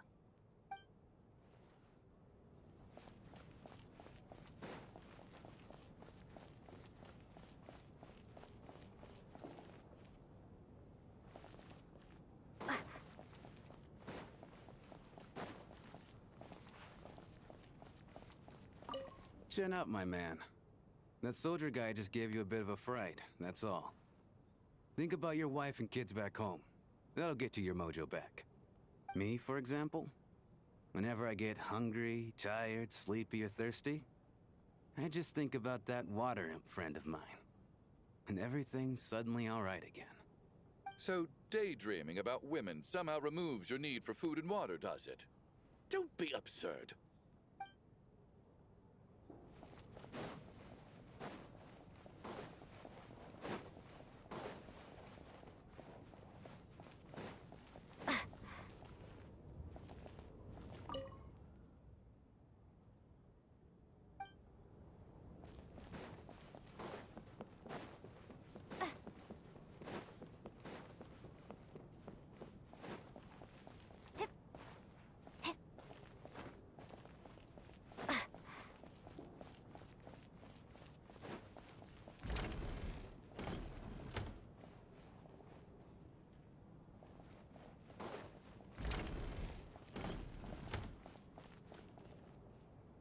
Tonya?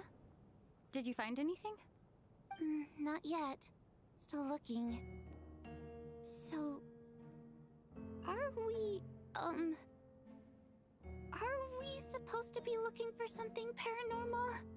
I think I'd prefer teaming up with you than looking around on my own. This looks like somebody's notebook. Shall we read it together?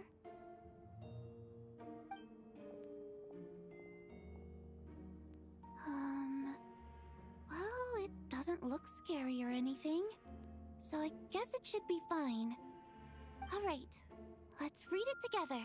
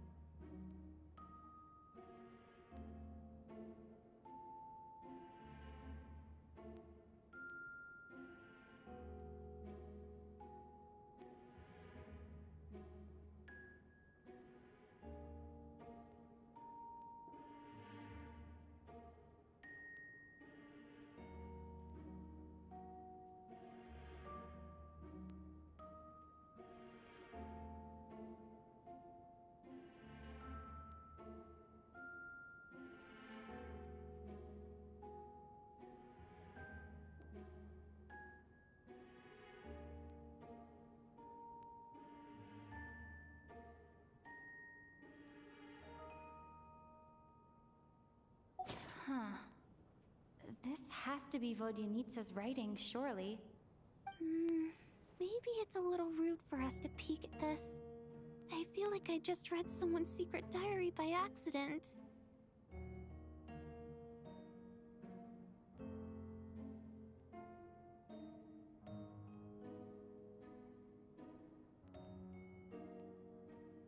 It sounds like she's writing this for her parents, right? I don't understand. Why put this stuff in a notebook instead of mailing it in a letter? Because her water imp parents belonged to the aristocracy, who were driven out of Snezhnaya by the Tsaritsa long ago.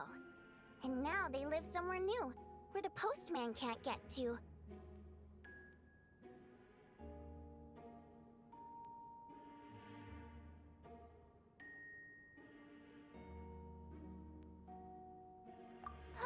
We're sorry! It's fine. My fault for not storing it properly. I can't leave things lying around and expect them to get ignored when everyone's scouring the place for clues. Alright, give me my notebook back. I'll take over the investigation in this room.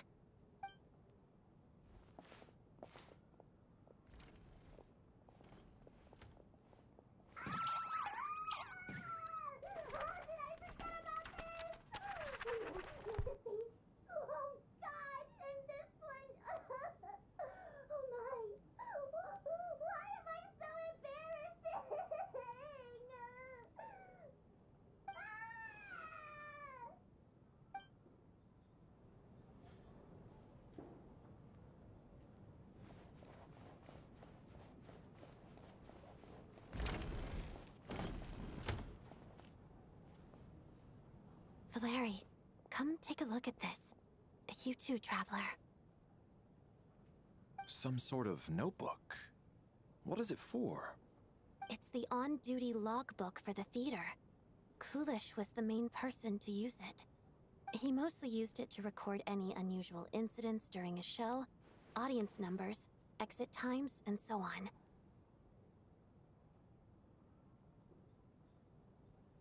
Yes, he'd always have this logbook with him when he checked tickets at the entrance.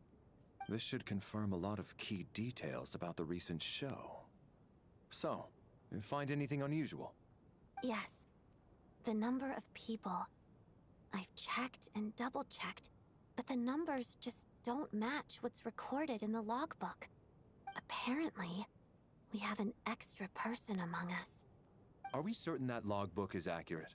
Could someone have sneaked in without buying a ticket or something? Unlikely. Kulish took his duties very seriously. I've rarely seen any errors in his work. Not to mention that this was a dress rehearsal, meaning smaller audience numbers and tighter ticket restrictions than usual. Everything would have been well within his control. We no longer have our tickets with us, do we? They got collected on entry. I assume there's no way we can check them again. Unfortunately not. The theater recycles tickets. Once people are in the door, they don't tend to leave until the show ends, so we collect the tickets at the point of entry.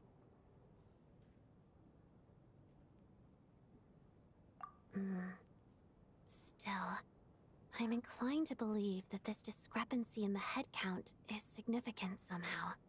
Did an extra person just materialize out of thin air?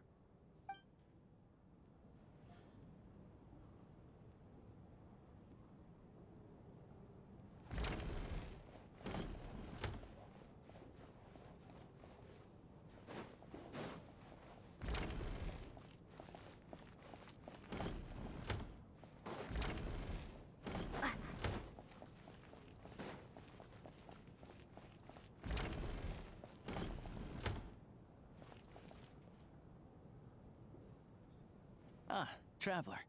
Since you're here, come take a look at this. Alyosha found it. We're both curious to hear your perspective. It appears to be an investigation report. And the focus of the investigation was the rumors of haunting we heard about earlier.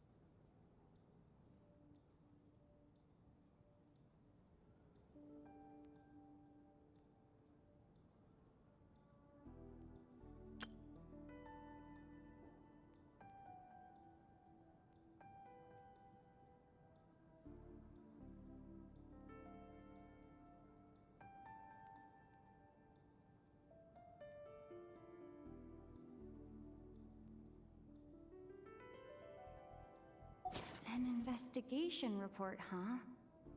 Looks quite old. Huh. This person's name looks to be of Sumeru origin to me. Was the investigator from Sumeru?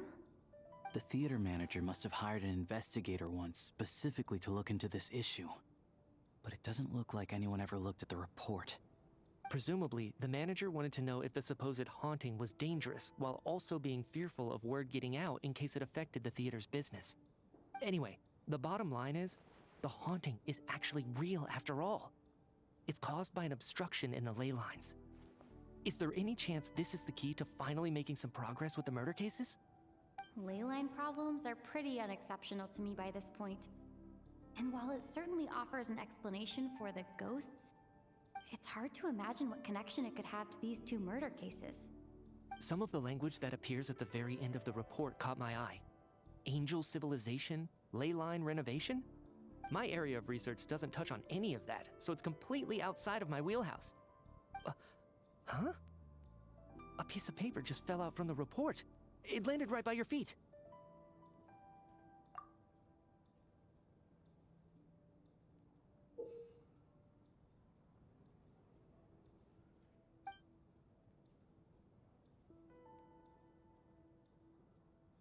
How unnerving. It was tucked inside the report, so it must be a note left by the author. Death is near. Is that supposed to be what's going on here? With us in the theater? But if so, how did the author foresee it? Could he predict the future somehow? Maybe things are more complicated than we thought. No, wait a second. If we take the report and the note at face value, they completely contradict one another. The report definitively concludes that the hauntings in the theater are harmless and cannot affect the real world. But the note seems to be warning of potential danger. The question is, what exactly does the note mean by death?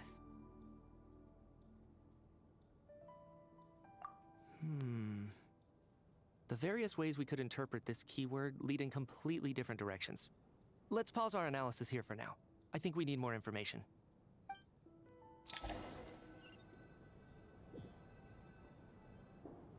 If we take all this together, it's not impossible, is it? If anything, it's the natural conclusion. Oh, I beg to differ. This sounds to me like a product of a researcher's vivid imagination. And perhaps it's because I'm still viewing this through the lens of a typical murder investigation. But still, I'm struggling to be persuaded by your theory. Does it really sound that far-fetched? Alright, well, let's treat that as speculation for now. I do agree with what you've said, so let's go with your idea for now. Good. Okay, now that we finally have some meaningful leads, I think it's time to reconvene. Let's get the others.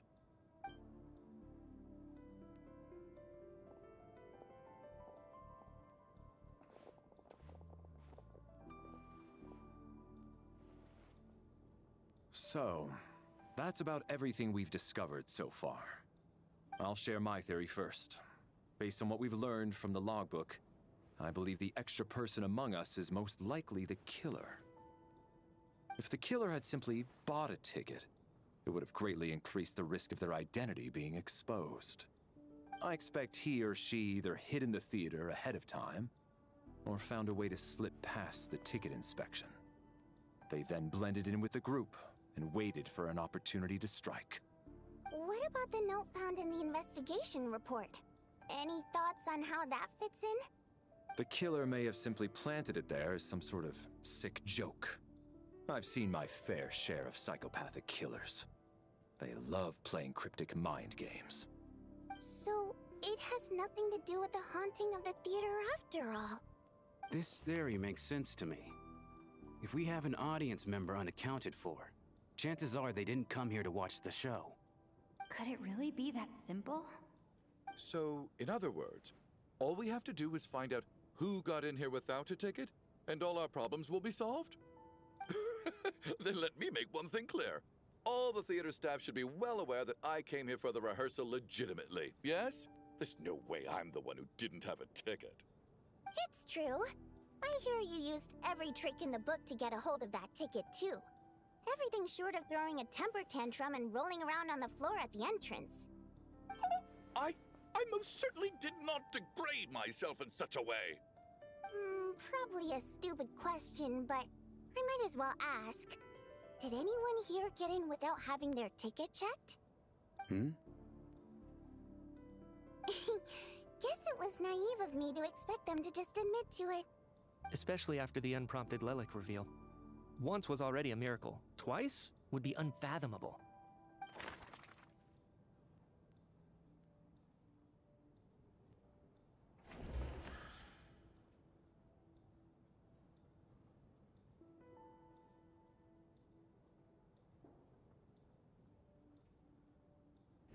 As things stand, the audience headcount doesn't add up. I guess we can rule out the theater staff members.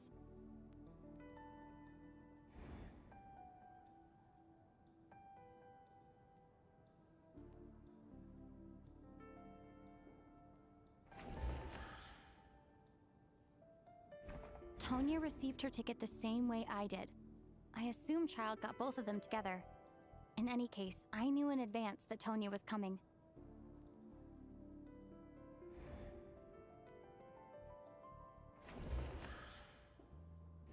Valeri came to the theater to catch Mitya. Those two should be able to vouch for one another, and their motives are clear.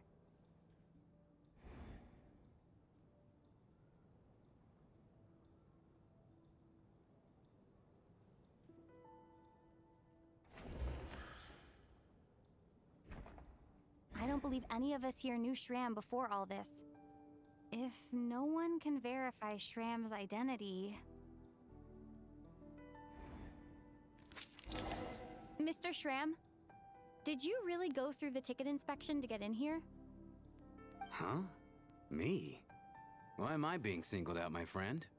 Do I seem that suspicious? It's not that you stand out as suspicious, more that everyone else has been ruled out as trustworthy. Okay. Well, we spent the best part of 2 days together now, so I'm sure you can all tell what kind of person I am. I'm a true gentleman. I never dream of doing something like sneaking to the theater without a ticket. Yeah, I have no doubt that you're a good person. But the problem is, none of us here actually know you, so no one can say for sure that you are who you claim to be. Although, actually, what was it you said last night? Yeah, you're friends with that water imp, which is why you understand our primary mode of expression. Last time I checked, there were barely any of us remaining in Snezhnaya, since most of the water imps left.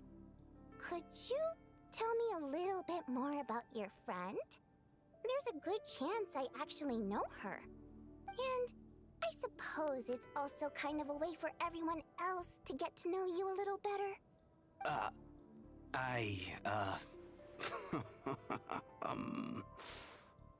Good grief. Are you blushing? Pull yourself together, man. Stop giggling like a teenage boy. It's revolting.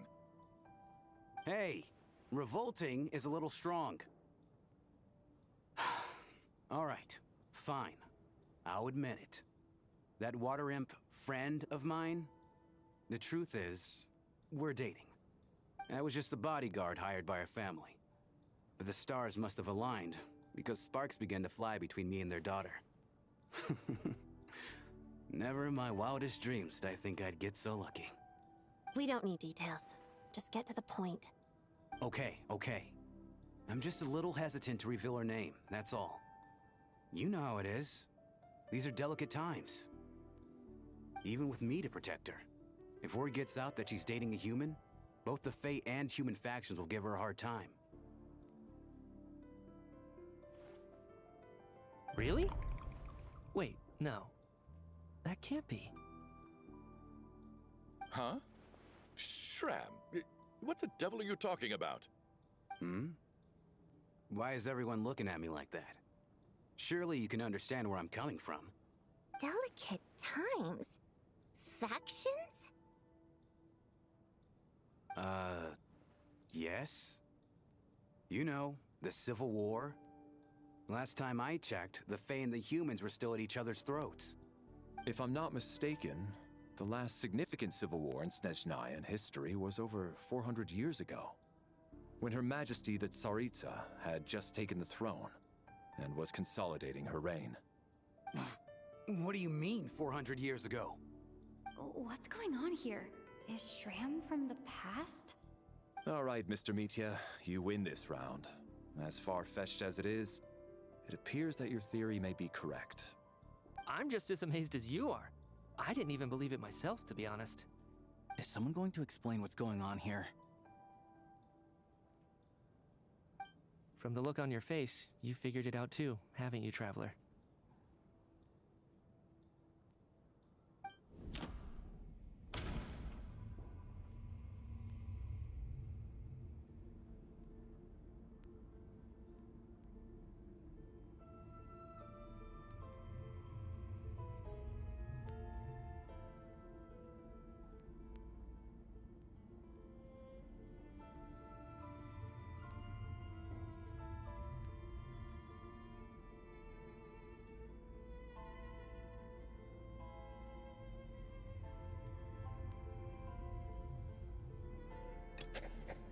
Vodyanitsa's private letter touches upon the history of the Water Imp aristocracy's exile, but reveals nothing about Shram's identity.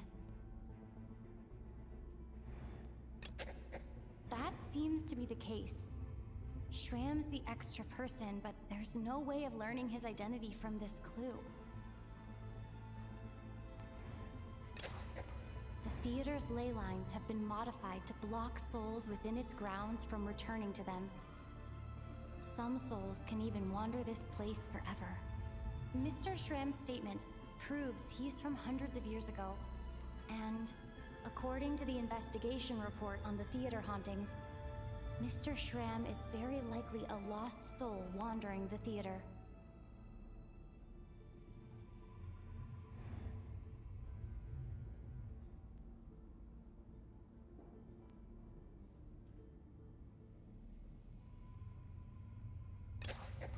For some unknown reason, the soul that has been wandering the theater due to the leyline issues has joined our group and blended in.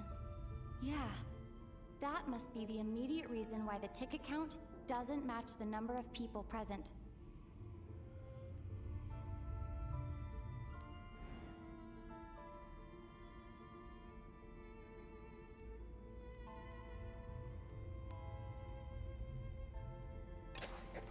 The contents of the investigation report have been verified. There are indeed leyline issues and wandering souls in the theater. Death likely symbolizes the deceased. Mr. Shram, for instance. Death is near. Huh. That must mean that there's a dead person in our midst. That's the truth, isn't it?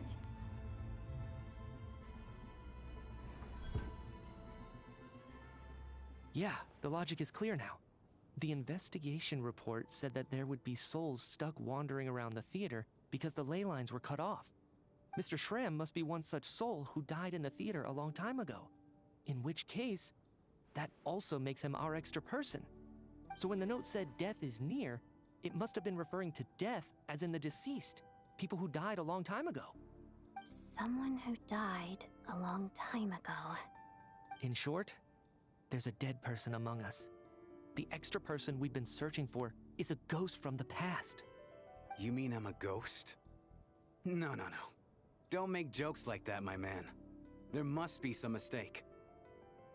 But even if I was dead, I know for a fact I didn't kill anyone these past 2 nights.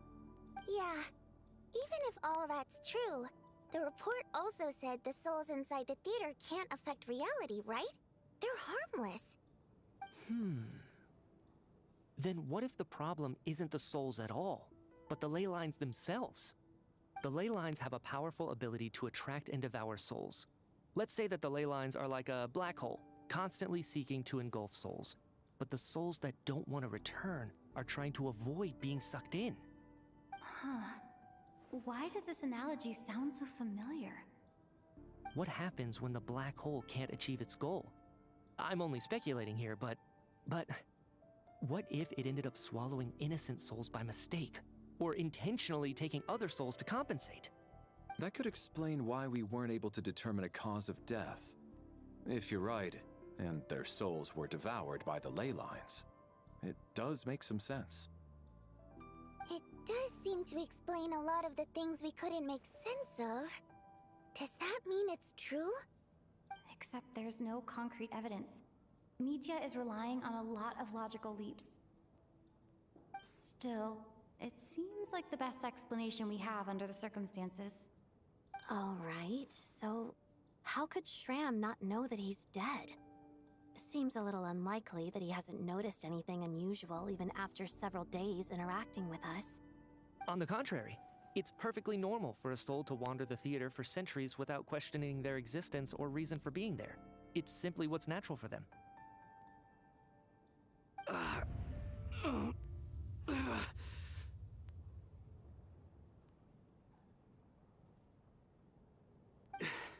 You know what, Mr. Brainiac? I think you might actually be right after all. I'm trying to remember and... even though my head feels like it's going to explode, I think... it's all coming back to me.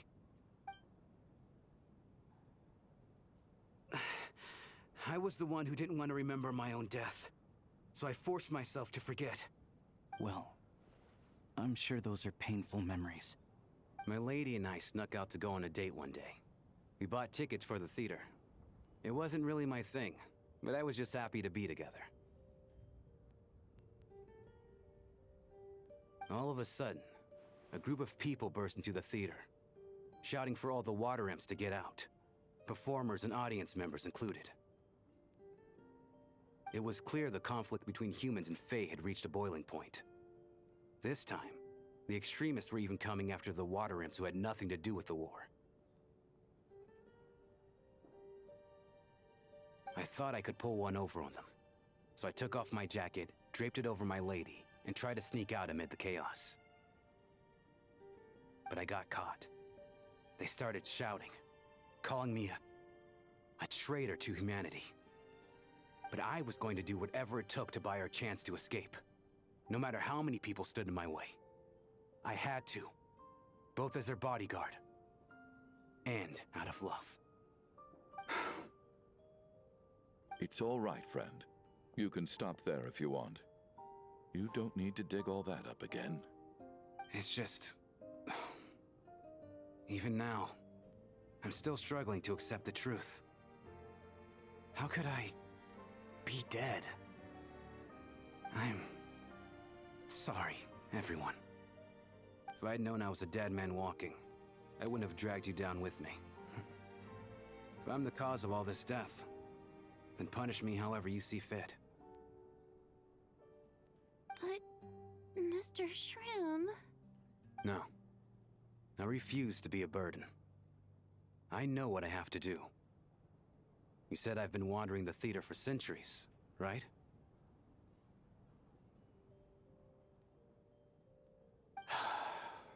I guess it's high time I got a breath of fresh air. Out there, I mean. I'll leave this place, and take all this death with me. Go out on my own terms.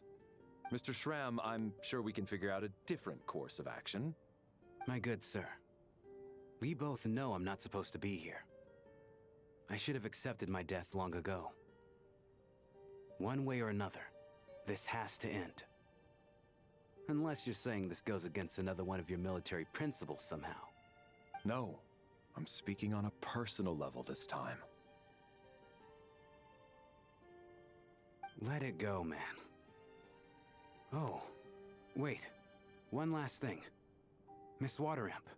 My lover. Her name was Letia. Letia Ozarova. Do you know what happened to her?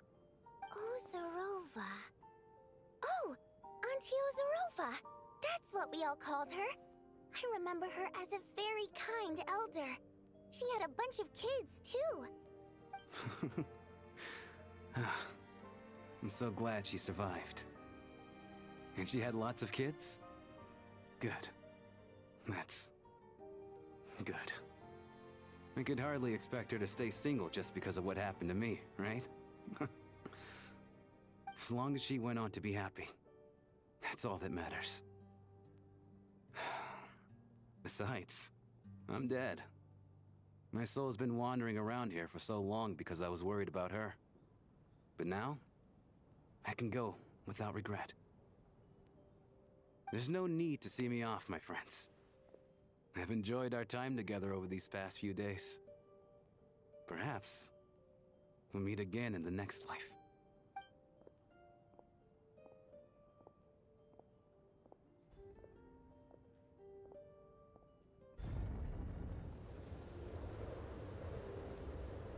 Take care, my man. I knew Mr. Shram was already dead, but I still feel so sad. Death is cruel, no matter how we might try to make sense of it. So, was the conflict between Fae and humans really that bad back then? I was only little, so I don't remember much. It's terrible to think that so many innocent people had their lives turned upside down. Even the historical records about that time period don't say much about it. All people know is that the Tsaritsa founded the Fatui, drove out most of the Fae aristocracy without explanation, then used her terrifying power to suppress the humans. It seems to me like the Tsaritsa chose to make herself the enemy. She downplayed the conflict, directing whatever animosity both sides had for each other at herself instead. That's also why, despite how brutal the conflict was at the time, there hasn't been much lingering tension between humans and Fae since. Things have been fairly harmonious for the past few centuries. So, the Tsaritsa banished the Fae to protect the Fae living in the city? She offered herself up to be hated in exchange for peace. Maybe it's not quite as bad as it sounds. I don't think Her Majesty is too concerned if mortals hate her or not. And besides, there are very few who truly do. All this time, I had no idea. All right. If Mitia's theory is correct, then I think we can consider this matter settled. Let's all take a break.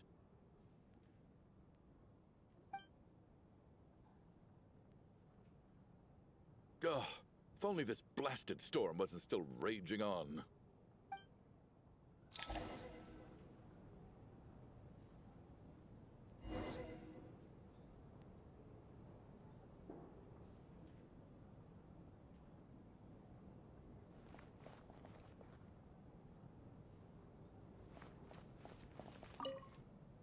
I was actually planning on hiring him as my bodyguard after we got out of here, you know. Oh, poor guy.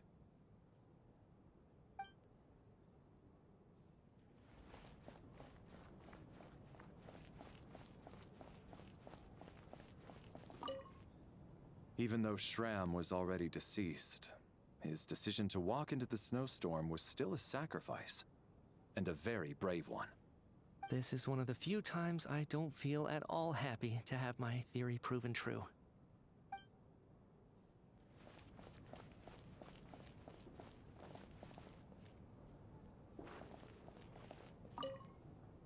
Well, at least it seems like Mr. Shram stayed optimistic until the end. The information he revealed, it's given me a lot to think about.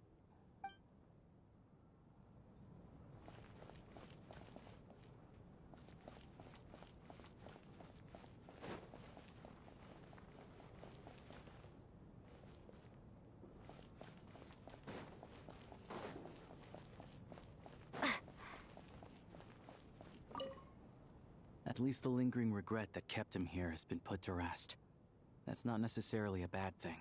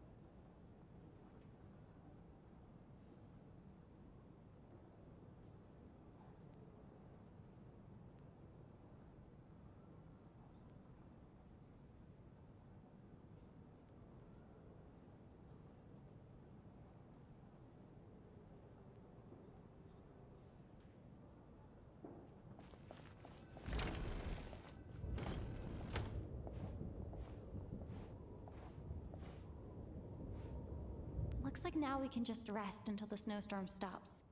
I still can't believe Shram turned out to be a ghost who'd been in the theater for hundreds of years. To think he was dead this whole time. What a strange turn of events. Knock, knock. Hmm? Knock, knock. You know the door isn't closed, right? You don't have to knock. Think of it as a signal, then. When I'm entering someone else's room and I knock, I'm here as Odette. If I don't knock, it's Lelek.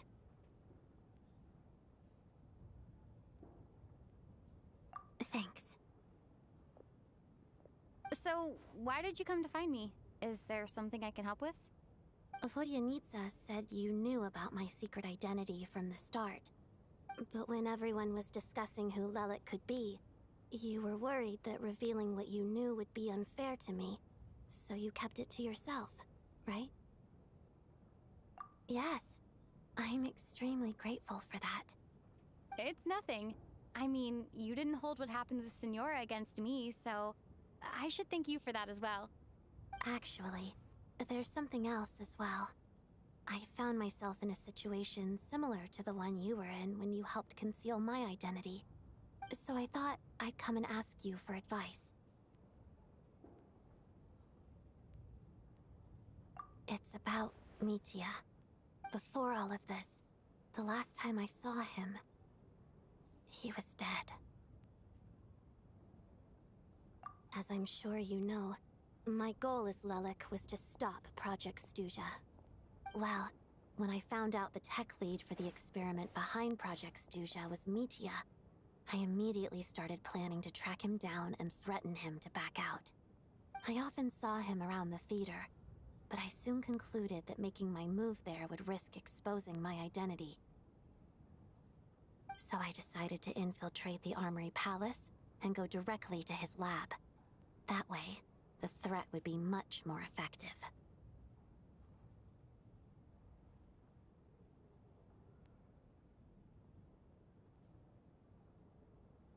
Well, I suppose there was a bit of luck involved.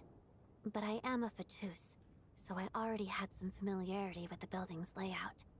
But when I finally made it to his lab, Mitya seemed to be dead. I checked his breathing and his pulse. He had no vital signs whatsoever. I'm certain of that. I thought maybe another anti-Project Stuzha activist had beaten me to it, and chosen a much more brutal method. So I made myself scarce. That's why you were so on guard around Mitya that first night here. Yes. When I saw him sitting in the audience during the performance, I could barely contain the shock. To me, it was a miracle. Somehow, he'd come back from the dead. But then, the murders started happening and things got so complicated that it wasn't really at the front of my mind. That is, until Mitya himself said there must be a dead person among us. Then, I couldn't ignore it any longer. And yet, you thought that bringing it up right away would single Mitya out. Just like when everyone was suspecting Lelek. Exactly. I thought there could be something I was missing. Besides, we soon figured out that Mr. Shram was a ghost. And we knew there was only one extra person. So we thought he had to be the one. But now it seems like there's another candidate. I understand why you kept it to yourself. There was so much information being thrown around during that discussion. Bringing up Mitya would have just introduced more confusion. So, what do you think we should do? Let me confirm one thing first. When was it that you found Mitya dead? Around a week ago. Sometime in the afternoon. A week ago? That's earlier than I thought.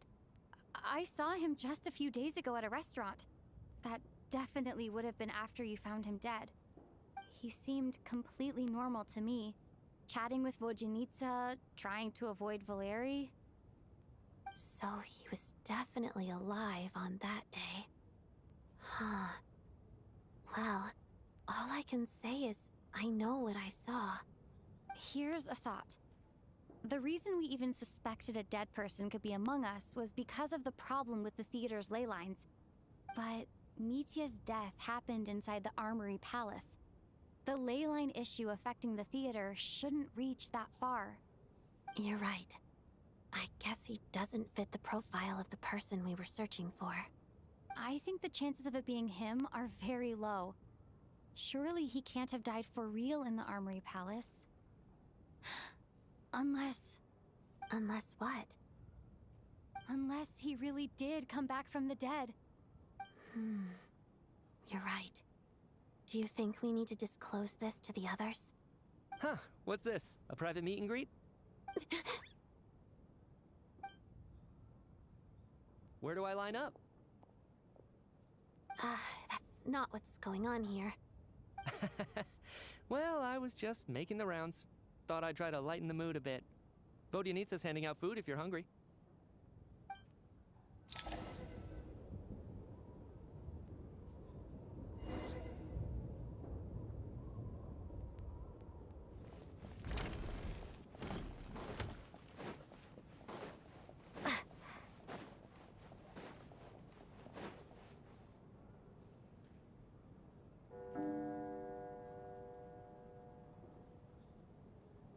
What is going on with this storm?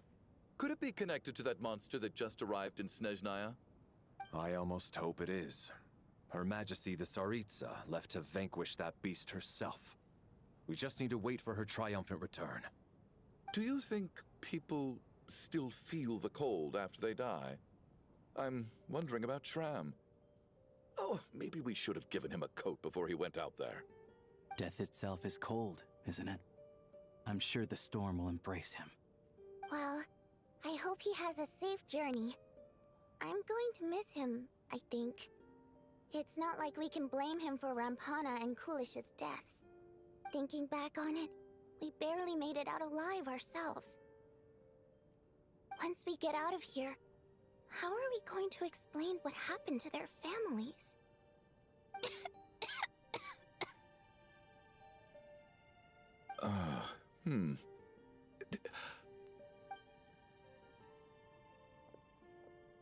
Are you okay?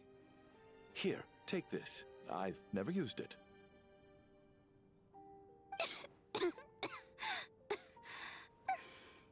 Thanks. Look who's Mr. Nice Guy all of a sudden. Is it because Tonya stood up for you this morning? At least you know how to return a favor. Yeah, without Tonya, who knows how badly he would have been hurt. I told you already, I never intended to resort to violence. Duh, bunch of rascals. Little girl? I was rather surprised when you spoke up for me this morning. I didn't think I had many admirers here, so, thank you. Oh, no need to thank me. I said some bad stuff about you too. I've been, too embarrassed to admit it, but, you remind me a lot of my daughter. So kind to everyone, but never lets her old man off the hook. Unless my wife and I are having a fight, then she's always on my side. Especially when she was little. Every time I took her out...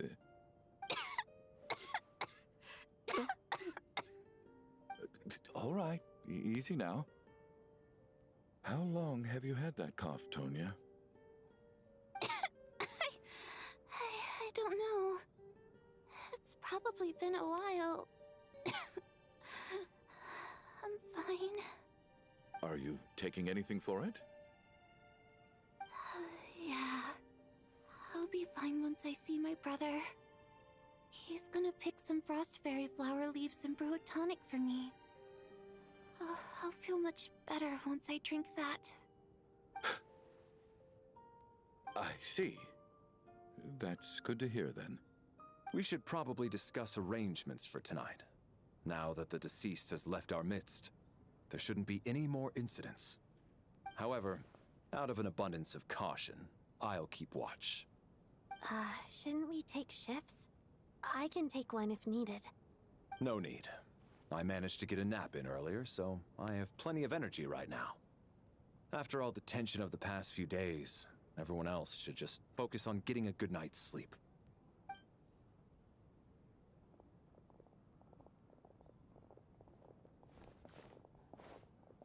What a long day. This whole situation turned out to be way more complicated than I expected. But Valeri's right. I should just try to calm down and get some rest. The last thing I want is to give myself nightmares.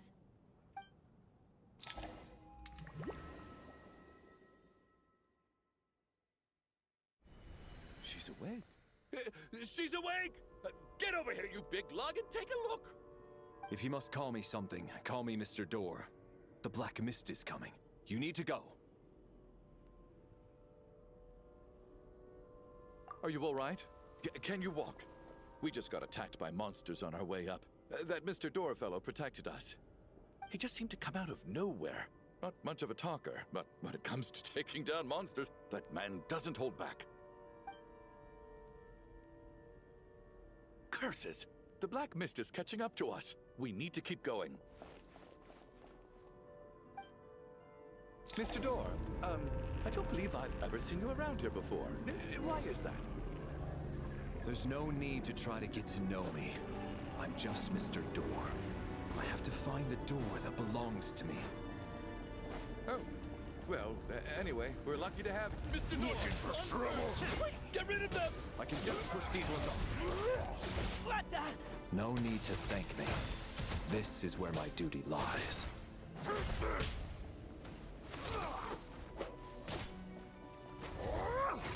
Just you!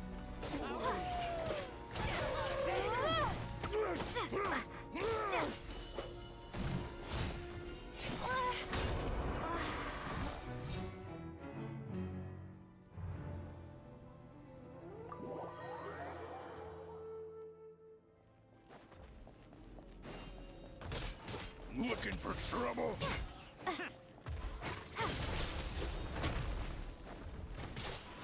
What the?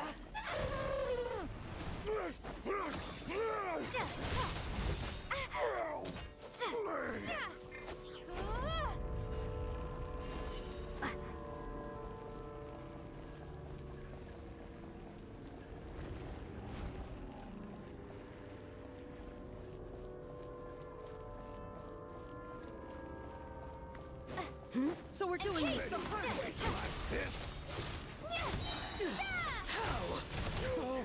Remarkable work, Mr. Door. If I had your muscles, I'd do the same.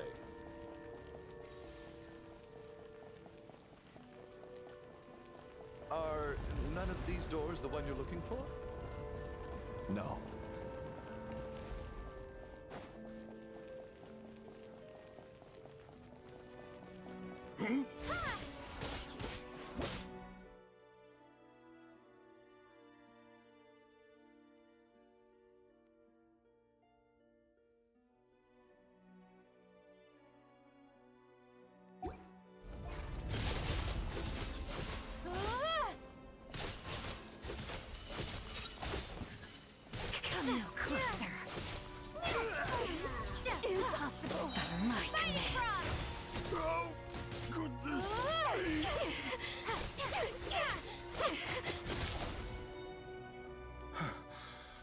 So exhausted. And the Black Mist is still rising. Oh. Wait, look! There's more monsters down there. Are they coming from within the Black Mist? No, no! They're gaining on us! Quick, keep going, or they'll be at our heels any second!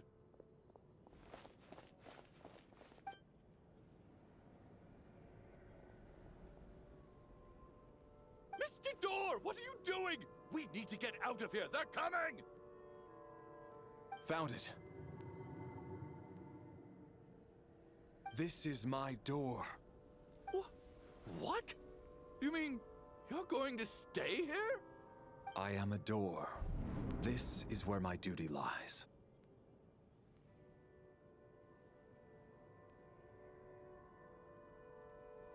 No! You saved us. We can't leave you behind. You must keep going.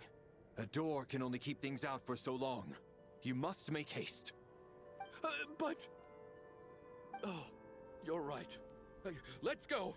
We can't let Mr. Door's sacrifice be in vain!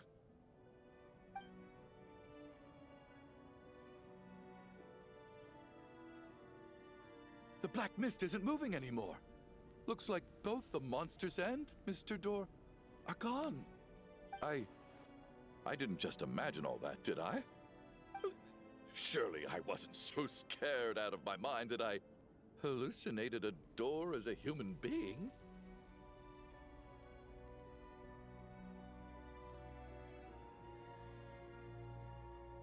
Oh, okay, good. There's no way we both hallucinated the same thing. Hmm? Getting sleepy? Well, looks like we're safe for now. Go ahead. Let's get some rest.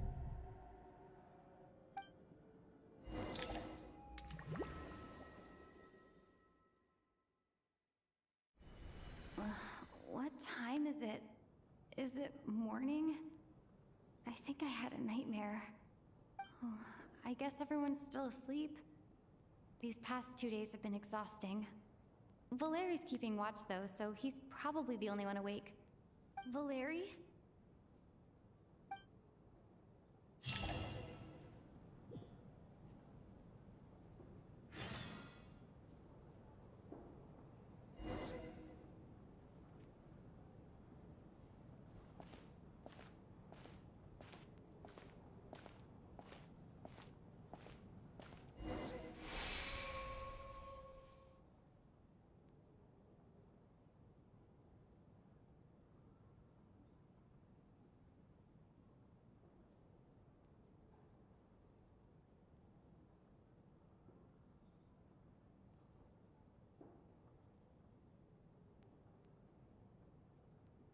Wake up! Everyone needs to wake up!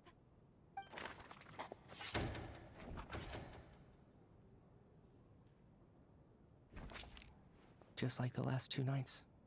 No clear cause of death.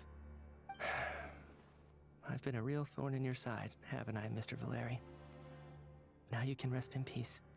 But for me, life will be all the duller for not having to run away from you, my friend. How's Tonya? Is she okay? I just checked on her, and it doesn't seem like anything serious. She's just exhausted from the past couple of days, and she's still recovering from her illness. We should let her sleep a bit longer. That means Valeri was the only one who died last night. If Valeri was awake and keeping watch, it would have been impossible to kill him without waking everyone else up. That much is certain. This is so frustrating. Why has nothing changed since yesterday? I thought we already dealt with the dead person causing all this. Actually, one thing has changed. There's only 1 victim this time, not 2. Does that mean...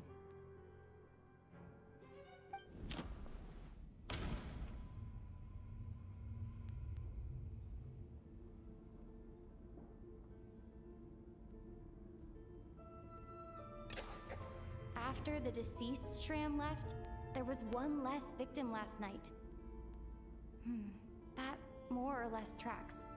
It's a reasonable conclusion, considering the only variable that changed.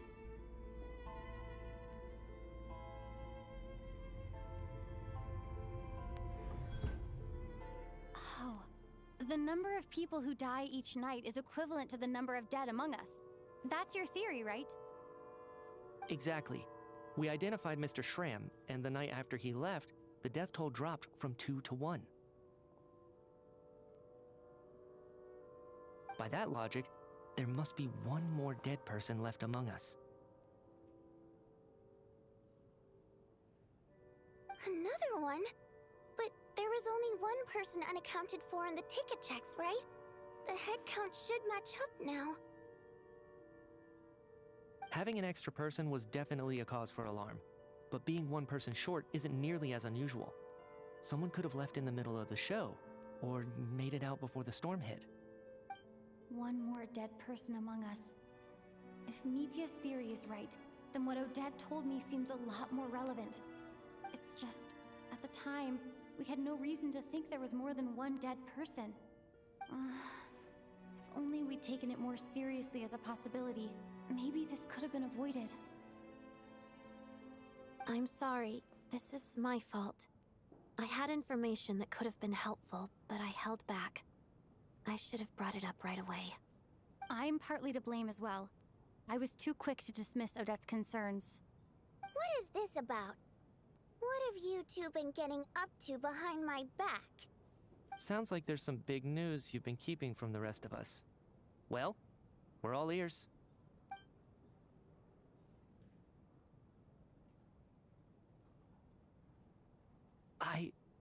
I'm the dead person? Wow, that's certainly news to me. Odette and I talked about it yesterday, but we thought it just wasn't possible, so we left it at that. Yeah, I don't blame you. If I'd been there, I probably would have reached the same conclusion. It just sounds too unbelievable. Let me just try and verify this. I just scoured my memories trying to think back to the afternoon Miss Odette mentioned. But I honestly have no recollection of dying. That's where I'm different than Mr. Shram. Having seen Mr. Mitya a few days ago myself, I also find it hard to believe he could be the other dead person among us. Well, if it isn't Mitya, then who? Do we vote on it? If you don't mind me asking, Traveler, I believe you mentioned that you know Tonya's brother. Had you ever met her before all this? No, never. Wait, are you saying... Now just 1 minute. I know where this is going. You can't just randomly point a finger at anyone you want. You're in the hot seat, and all of a sudden you want to divert our suspicions onto somebody else? Trying to pick a fight, Mr. Chuganov? Whenever you open your mouth, all you do is attack people, and I've had enough of it. If you don't want to engage in a civil discussion, you can shut up. You little brat! Did Mitya ask about Tonya because he suspects her? I suppose I only identified her by age and nothing else. Could that mean... I'm just saying. You're going around casting suspicion on people for no reason. How could Tonya be dead? I can vouch for her, if nothing else. I've seen her before. She's the sister of that Harbinger, isn't she? The one called Child. Oh, really? You're telling the truth? Since being here, I don't think I ever mentioned she was Child's sister specifically. Does Chuganov actually know her? If Chuganov can vouch for her, then it can't be Tonya either. In which case, it seems unlikely that there's another dead person among us at all. Miss Odette, could you go over that afternoon with me one more time, when you found me dead? No problem.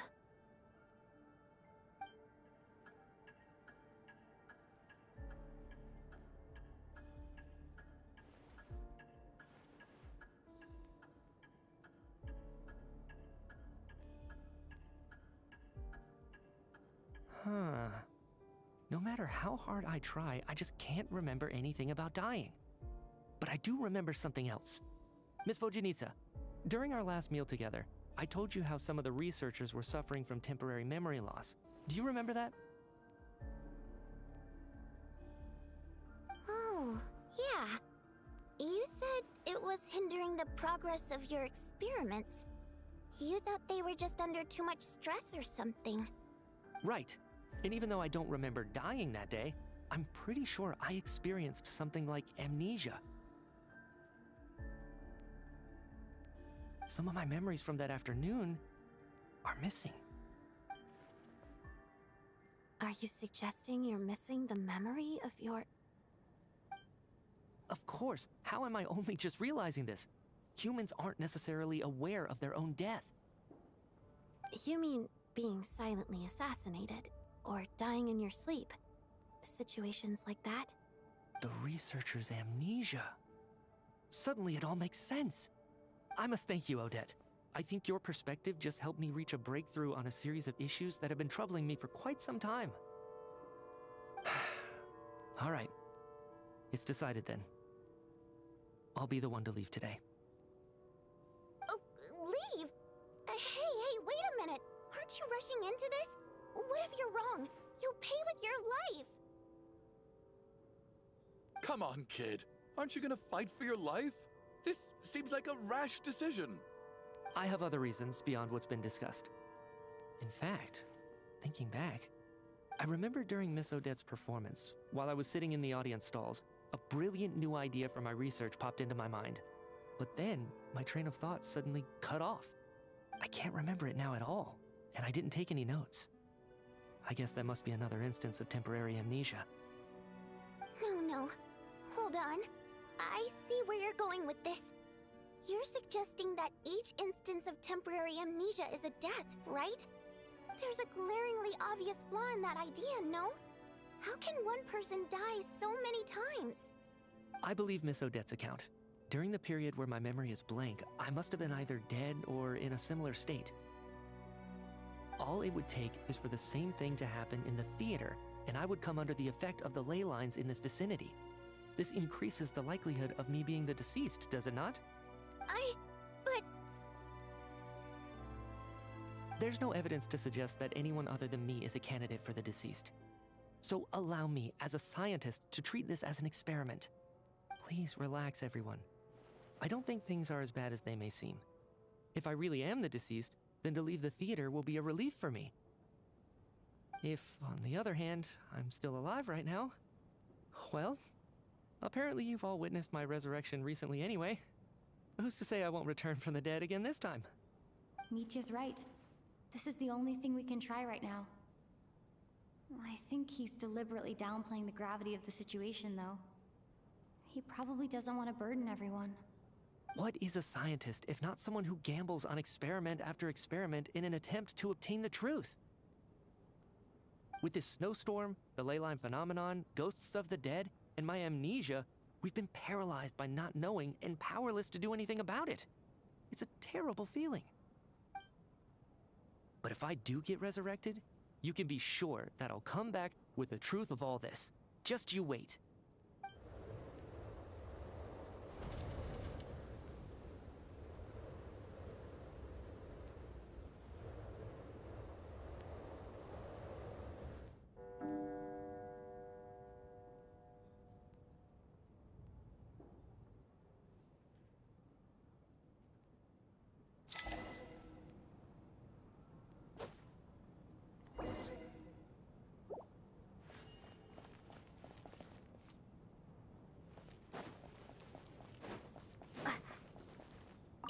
Oh, that Valeri guy was packing even more muscle than I thought.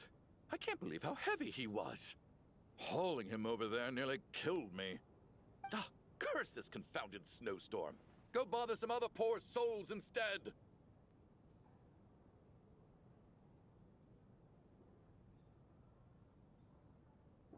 What do you want? I'm not in the mood to talk right now.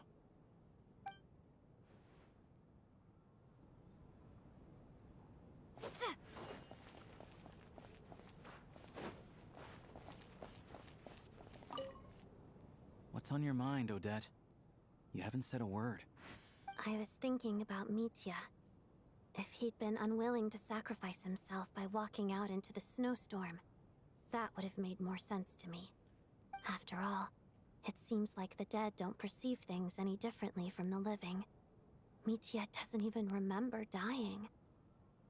So, to hear the news that you're apparently dead, and simply choose to walk out that door without a second thought, I can't imagine all the things that must have been going through his head. But when Mitya left, his expression revealed absolutely nothing. Perhaps he is even better at disguising himself than I am.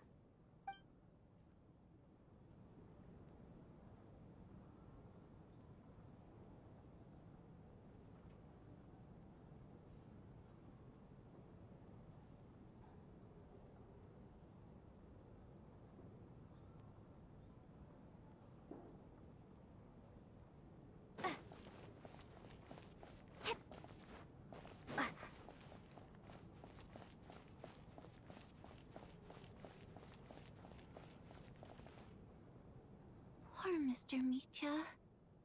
I didn't even get to see him one last time. Maybe it's a good thing that you weren't there to see it. It was a hard thing to watch. I hate goodbyes. Why does it feel like everyone around me is slowly disappearing? Not just in here, I mean. In the outside world, too.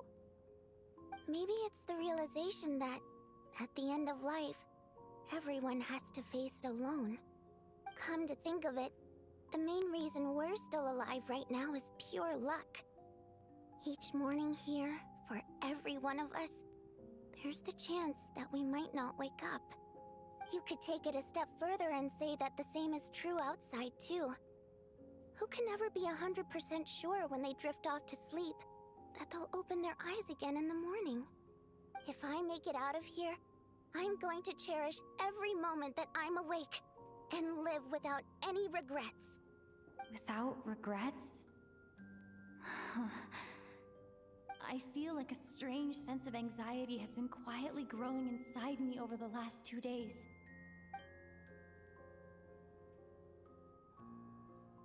Are you okay? You look really glum. If something's bugging you, let's talk about it. There's only a few of us left here now. After everything we've been through, what's the point in keeping things bottled up? I have a travel companion named Paimon. Alyosha and Odette have met her before. She's been feeling unwell recently. You're worried about her, aren't you? That makes sense. We've been trapped in here for days. To be honest, I used to feel like I was just a spectator in this world, watching everything that happens from the sidelines. Maybe it's because I'm a descender? A descender? But with Paimon by my side, over time, I slowly felt my connection to this world growing stronger. She loves eating, sleeping, and having fun, but she's also a great guide. It's her authenticity that makes this whole world feel more real for me. Over the last few days that we've been apart, I've often caught myself wondering, what would Paimon say if she were here right now?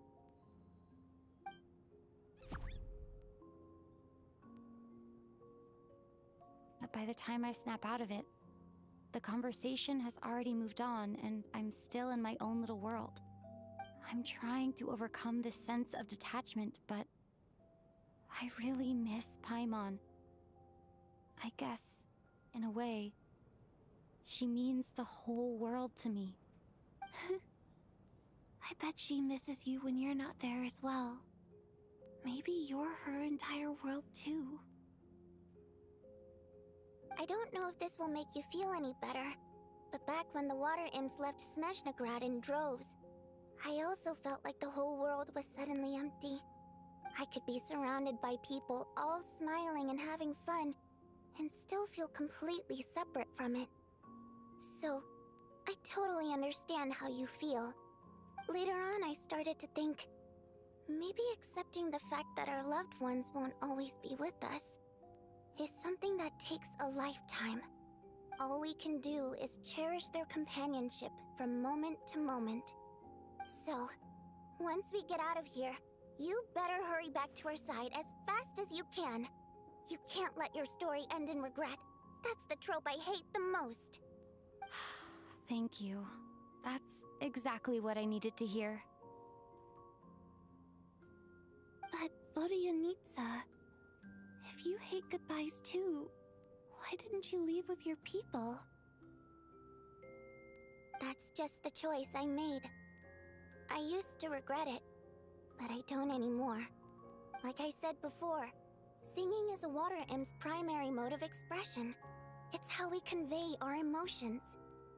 Our songs have echoed through this theater for hundreds of years, each one a story pieced together through moments of joy and sorrow.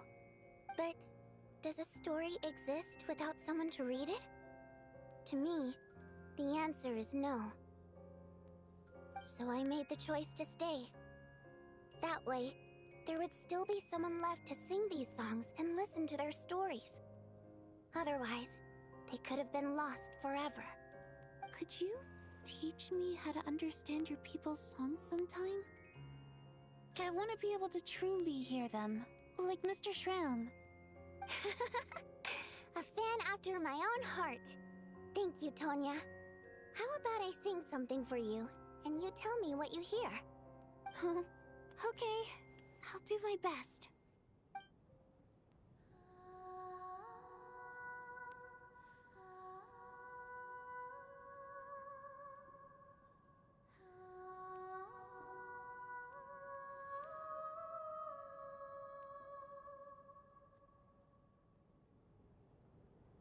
I've never heard that one before. I feel like I can hear a sense of longing somehow. I wonder why that is. Color me impressed, Tonya. You're a keen listener. Most people can only tell if a song is happy or sad. I didn't think you'd be able to pick up on such specific details. So, what's the song about then? Come on, tell me! I've actually never performed this song in the theater before, because it has more of a ceremonial purpose for our people. It's not meant for the stage. It means something like, "May those we have lost watch over us, and follow this song back home in the night, so that we might be reunited once more."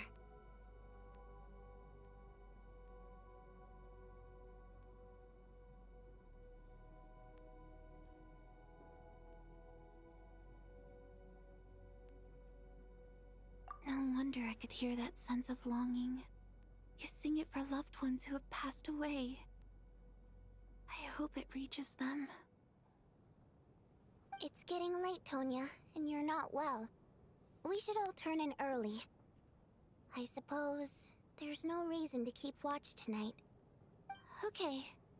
But, before I go to bed, could you sing that song a couple more times for me, WraithNWhimsy? Of course. Anything for my #1 fan.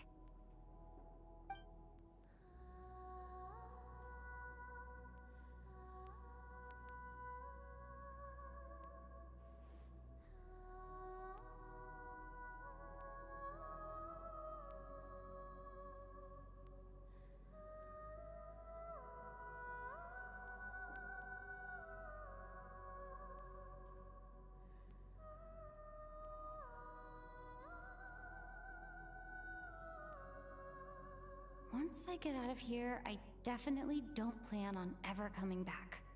But I guess that means I'll never get to hear WraithNWhimsy sing again. That's a sad thought. Before I fall asleep, I should cherish this moment of companionship while it lasts.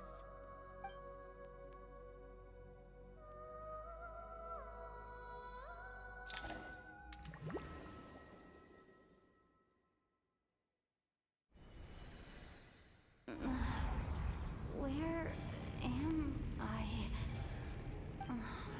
It's so dark in here, and I feel kind of dizzy. Am I alone? Huh? What was that noise?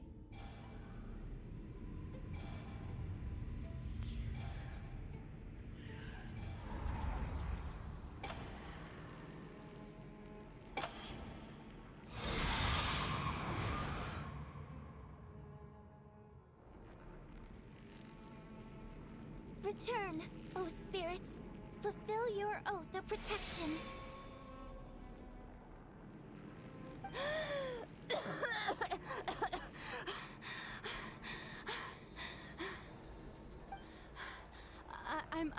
I'm alive? What just happened? No time for questions. Quick, over here. Turn on the switch. We need to bring back the light.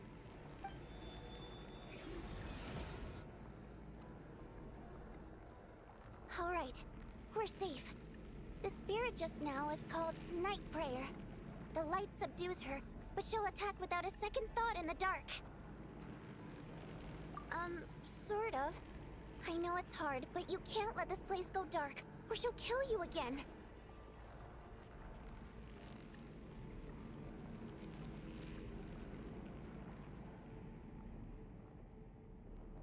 Yep, Luckily, I was here to resurrect you. Otherwise, that'd have been a real bummer. A bit more than a bummer, I'd say. Wait, so you have the ability to resurrect people? Sure I do. I'm your guardian spirit after all. I specialize in soul recall. Oh, it's nice to meet you, by the way. Thanks. It's nice to meet you too. Alright, there's no time to waste. The black mist is already catching up. We need to avoid it at night prayer at all costs. Come on, let's go. We need to reach the next switch before the place gets too dark. If we bring the light back, night prayer won't be able to get to us. Sweet, sweet light! It's back! Shh! It's night prayer. We need to move quick, but don't let her notice you. Look out!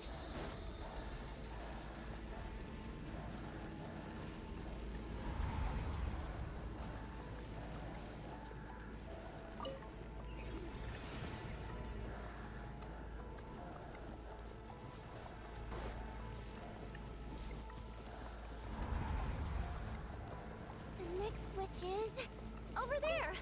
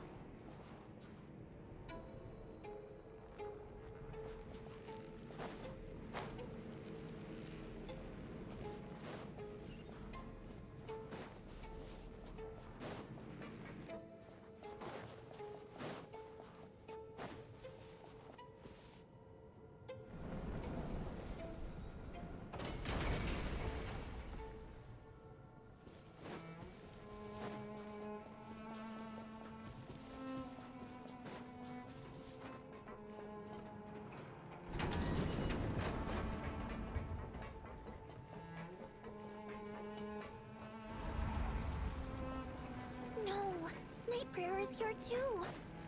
This can't be the only path. Let's head up there and take a look.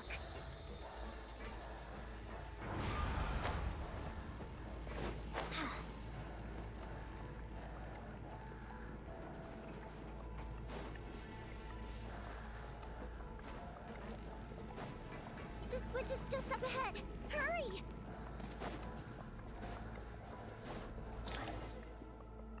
It's too dark. We're not gonna make it. Come on, faster!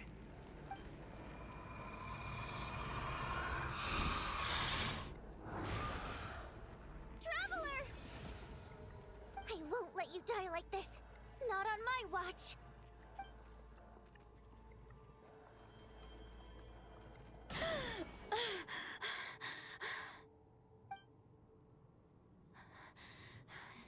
Even though it's not permanent, dying is definitely not a pleasant experience. Great. You're back. Yeah, thanks to you. Time for you to get out of here. Quick, before the light runs out. What about you? You're not coming with me? I can't. I've already been used up.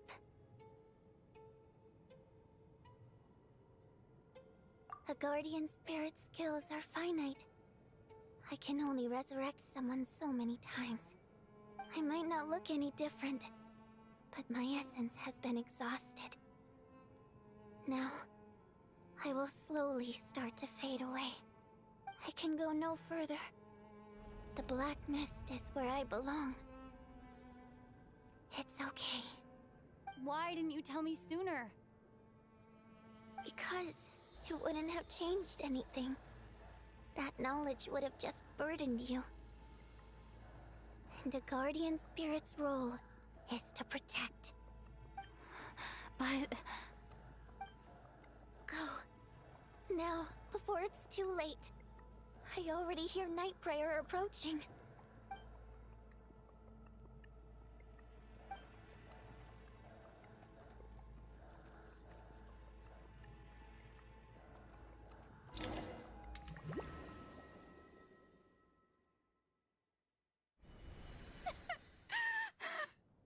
Vodyanitsa!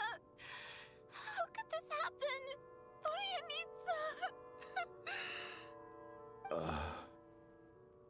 Well, I guess there's no need to inspect the body.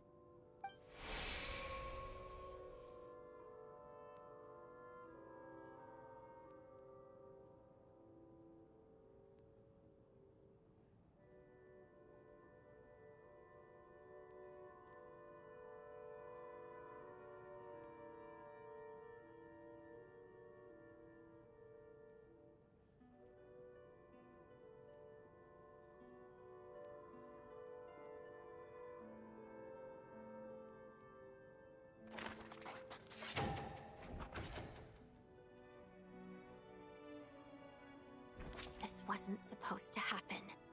You lied to us, didn't you, Chuganov? You've been lying from the start. Take a long, hard look at yourself before you go around accusing other people. I suspected you on day one, Lelik, and now look where we are. By some strange coincidence, you've never been targeted. You just happen to have survived this long? No, you should be the prime suspect. And you, little hunter, ever so content with staying on the sidelines. Yet you were the one who stopped us from leaving from the start! Why are you trying to keep us here? Now you're just lashing out indiscriminately. That's either a sign of anxiety or a guilty conscience. Where was all this passion and bravado before? Decided to fight until the bitter end. Is that it? Is that a threat? Fine, bring it on. You think I'm afraid to die after all this? You want to kill me? Go ahead. I'd like to see you try. After all the trauma of the past few days, everyone's been pushed to the breaking point. Valeri and Mitya aren't here anymore.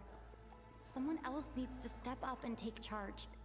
But first, I need to think this through. Considering everyone left, who's the most likely candidate for the deceased?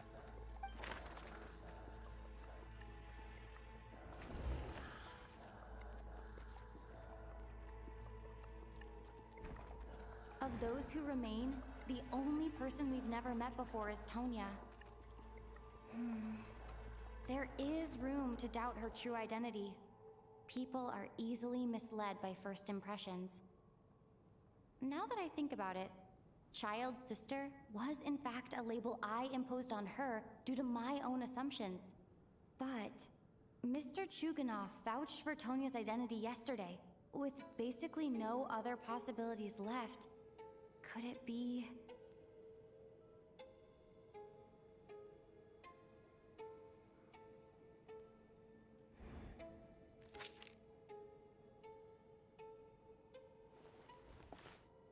Tonya, how's Tusser been lately? Tusser? Your brother Ajax must have mentioned me in his letters home, right? Did he say anything about a blonde traveler? No. And my brother's name is Razik, not Ajax. Chuganov, looks like it's your turn to do some explaining. Yesterday you said you could vouch for Tonya. Why did you give us a false testimony? I knew you were behind this, Chuganov. You've been lying through your teeth from the start. Everything about you is fake. Down to the wife and daughter you're always talking about. Your entire family man persona is a charade, isn't it? That night, when I infiltrated your place as Lelik, I noticed you were home alone.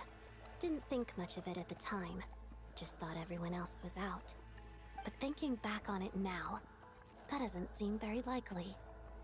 My guess is, you live alone, don't you? Even that was a lie? But why would he lie about having a family?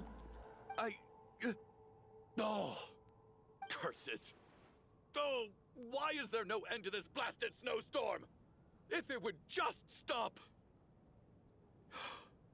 if it would just stop. I think I remember now. I know how I ended up here. It feels like a distant memory. But at the same time, it's just like it was yesterday. The reason I'm always coughing is because I got sick with frostbite. The locals usually call it the snow cough. It's not a very common illness. It's partly genetic and partly caused by the cold climate, but it can be fatal. They sent me to the hospital as soon as they found out I had it, and I spent so long lying there in that hospital bed. After a while, I felt myself growing weaker and weaker. Nothing seemed to be working anymore. Neither the treatment that the doctors were giving me, nor the medicine my brother was brewing from frost fairy flower leaves. So one day, I told my brother that I wanted him to take me outside for once, so things could be like they used to, just for one day. I wanted to meet loads of friends, experience new things. He agreed. He snuck me out of the hospital, and we escaped. We got to the theater, bought tickets, and went inside. Oh, it was all so exciting. I remember the show very clearly. It was amazing. But I found myself getting sleepier and sleepier. Oh, Tonya. When I woke up, I couldn't find my brother anywhere, so I guessed he'd already left. But there's no way he'd leave me behind. So I decided to stay here and wait for him. At the time, I figured he'd probably gone to brew some more medicine for me. I was planning to chew him out for abandoning me when he got back. Tonya, it sounds like by then, you'd already... Yeah, I know. I understand now. Dead, aren't I? This cough and the feeling weak, it's probably just my body's memory. After all of that, it turns out I can't blame my brother after all. I was the one who abandoned him. I'm sorry, everyone. I realized this much too late. It seems like death skewed my perception. And now I've dragged you all into this mess. Your name probably isn't even Tonya, is it? Didn't that ever strike you as odd over the last few days? Well, when I was little, my brother and I read a storybook, and Tonya is the name of one of the characters. When we escaped from the hospital, our family and the hospital security were looking everywhere for us. So when you first approached me and said my brother had sent you, and called me Tonya, I thought he must have chosen a fake name that only the two of us would know. Because he was afraid of getting caught. No. It seems like that was just wishful thinking. At least your memory of death isn't painful. That is a small comfort. Now it's your turn, Chuganov. Talk to us. I believe no lie is ever told without a reason. You're right. I was lying. I happened to know that the Harbinger child and his sister Tonya managed to get tickets, so I lied to you and pretended I knew them. And yes, I was lying about my family too. The truth of the matter is, I lost them a long time ago. I just refused to accept reality. And now I've spent the second half of my life living a lie. I'm a joke. My daughter's name was Iskra. And before you ask, yes, Iskra, as in Iskra Manufacturing Plant. She also died from the snow cough. She was just 6 years old. If she were still alive today, she'd be around the same age as little Tonya here. After Iskra passed, my wife couldn't bear to face those memories either. so she chose to start a new life without me. One day when I came home from work and saw the empty room, I felt like I couldn't breathe. Subconsciously, I started to imagine that they were still there. I soon discovered that this was the only thing that made me feel any better, so I just embraced the delusion. Nothing more than a pathetic means of escapism, I know. But at least it's not a crime. So explain your false testimony, then. The night before last, when I was chatting with Tonya, she mentioned that her brother would brew medicine for her from frost fairy flower leaves. Combined with her various symptoms, I suddenly understood everything, including the fact that she was deceased. The snow cough used to be an incurable illness. I would pick frost fairy flower leaves to brew medicine for Iskra too. It took hours and hours on the stove. But the year after my daughter passed away, the Jester of the Fatui announced that a cure for frost blight, also known as the snow cough, had finally been developed. It turned out that all previous treatments were completely ineffective. No better than random concoctions. That was the final straw for me. I just couldn't take it anymore. Just one more year. One more year, and everything would have been okay. So, more than anyone, I know full well that in this day and age, no one in their right mind would still be using frost flower leaves to brew medicine for the snow cough. Poor Miss Tonya, therefore, had to have been from an era when snow cough was still a terminal illness. So, you projected your daughter onto her? Even though you knew she was one of the dead? That doesn't make any sense. You knew she was already dead. What did you hope to achieve by protecting her? I just don't believe in your crackpot theories, nor do I approve of your actions. How can you just declare a living person dead and throw them out into that snowstorm? Nitia's gone. My good buddy Shram's gone. And now it's Tonya's turn, isn't it? The others I can make my peace with, but little Miss Tonya, here she is, standing right in front of us, alive and breathing, and fighting her own battles. Yet you're quite happy to say she's dead? I just want her to live. Once this snowstorm is over, the very moment it stops, I'm going to march out that door and find someone who can fetch the very best medicine for her snow cough. I'll be damned if I'm gonna let you cast her out into the snowstorm before I have the chance to cure her. Not again. Not this time. Not when the cure is right within our grasp. I'd never be able to forgive myself.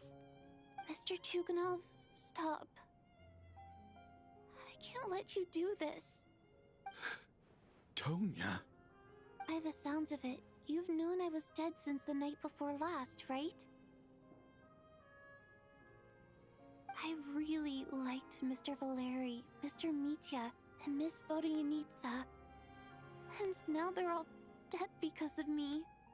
I'm not happy about that. The reality is, you've been trying to fight your own demons through me. But all you've really done is trap me inside your delusion along with you. No! Listen to me. I want to save you. I do!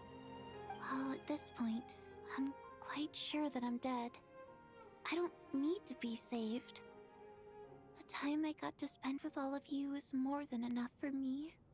Despite all the bad things that kept happening, I got to meet so many interesting people and spend so many days and nights by your side. Since the day I escaped that hospital until now, this has been an adventure I never even dared to dream of. I'm very fond of you all. If it were only possible, I'd trade my soul to bring back the ones who died. If it meant things didn't have to end like this. And that's why I'm not fond of you at all, Mr. Chuganov. I'm sorry. It's them that you owe an apology to, sir. Not me. then, I suppose this is it.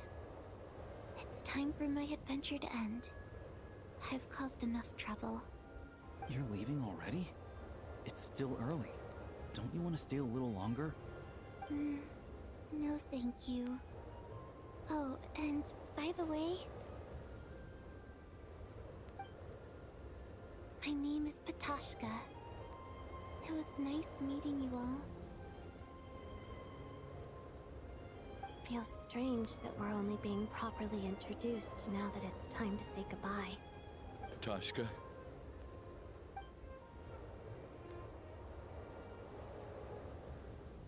What are you doing, Tuganov? Are you crazy? Let me leave. I can't keep lying to myself anymore. In your dreams. Don't think you're getting off that easy when you had a hand in the deaths of so many people. The Fatui have honed quite an array of enhanced interrogation techniques since they were founded. Once we're out of here, Lelik will personally give you a taste of every last one.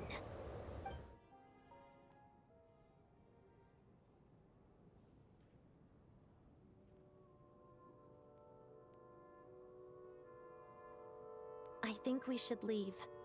I doubt this snowstorm is ever going to stop. For all we know, this storm might have destroyed all of Snezhnaya by now.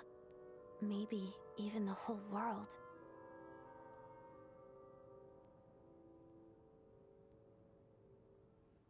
Wait, we finally solved the mystery of the haunted theater today.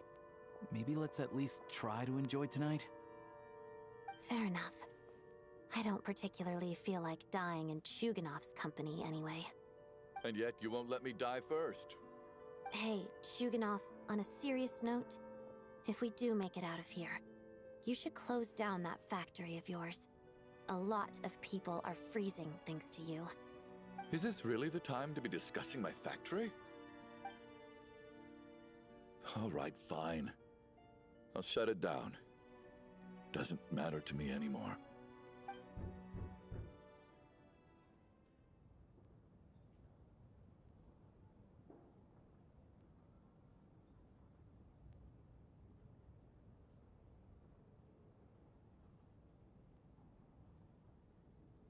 Am I hearing things? Or was that a knock at the door?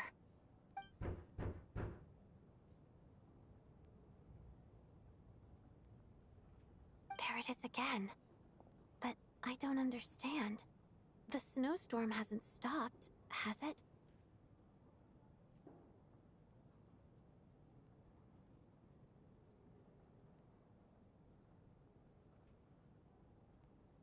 Should we open the door? Is this it? Is this nightmare finally over? If the last few days are anything to go by, I probably shouldn't be getting my hopes up. Whatever lies beyond that door at this moment, it could be something even more terrifying than everything we've been through so far.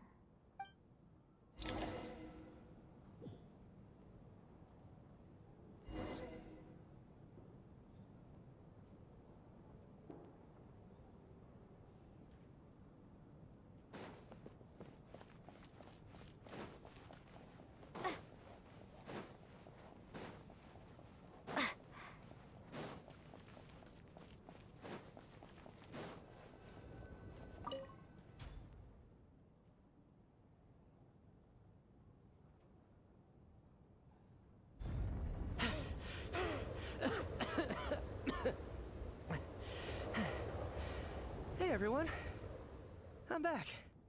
How are you doing? Feeling any better? Much better, thanks. Whew, it is so good to have you guys here. I was a little worried that the theater would be empty by the time I got back. Let me see. Tonya and Vodyanitsa are missing, which means Vodyanitsa died last night. And then you discovered that Tonya was the other dead person. Am I right? Not Tonya. Patashka. First, tell us how you made it back here. Given the conditions outside, no one should be able to return alive.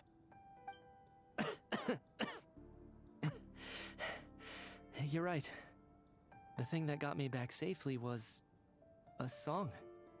I heard someone singing. After walking into the snowstorm, my mind grew hazy. I don't know how long I walked through the storm before my mind completely slipped away. Then, suddenly, I heard the sound of singing. The voice instantly brought me back to my senses, and I regained consciousness. So I followed the voice, searching for the source of the singing. I searched and searched, until finally, just a few moments ago, there was the entrance to the theater, right in front of me.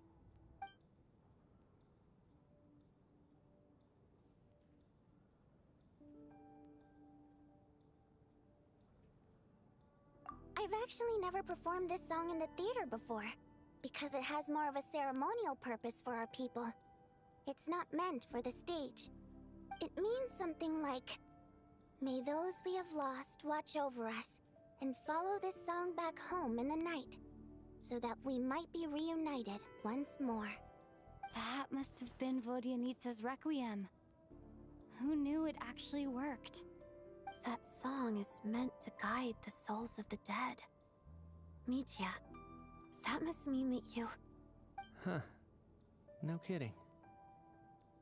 Huh, seemed like I guessed right then. This is what I've been so desperate to tell you about. When I first stepped out of the theater, I was still quite lucid. My memory of it is still pretty intact. I remember the outside world being completely different than what I'd expected. It was like this was a world where only the snowstorm existed. There wasn't a trace of any humans or buildings ever having been there. I don't know how else to describe it, except to say that it just didn't seem like the real world. And as for the Requiem, if I was guided here by Vodyanitsa's song, it can only mean that I must already be dead. And this is my soul, not my body. But I didn't experience a clear moment of death while I was out there. Nor do I feel any different now than before I walked into the snowstorm.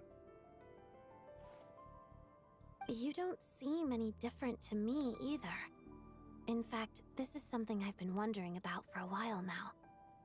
If souls aren't physical, shouldn't they lack tangible form? Both Shram and Patoshka were clearly deceased, and yet their souls didn't look or feel like ghosts at all. They were visible, tangible, no different than you or me. This raises a truly terrible thought. Is that really what Mitya is suggesting?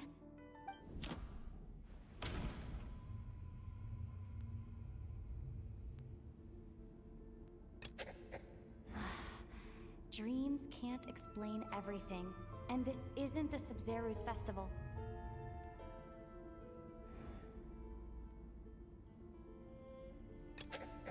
Mitya said, the outside is a world where only the snowstorm exists.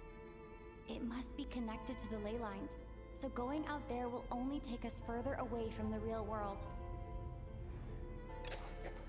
Mitya's soul was summoned back by the Requiem, confirming that he is indeed already dead. And yet, he looks no different from us. Of course, if even the long deceased like Mr. Shram can blend in with us undetected, then maybe we've all been dead from the very start. And all of us are now souls wandering the theater.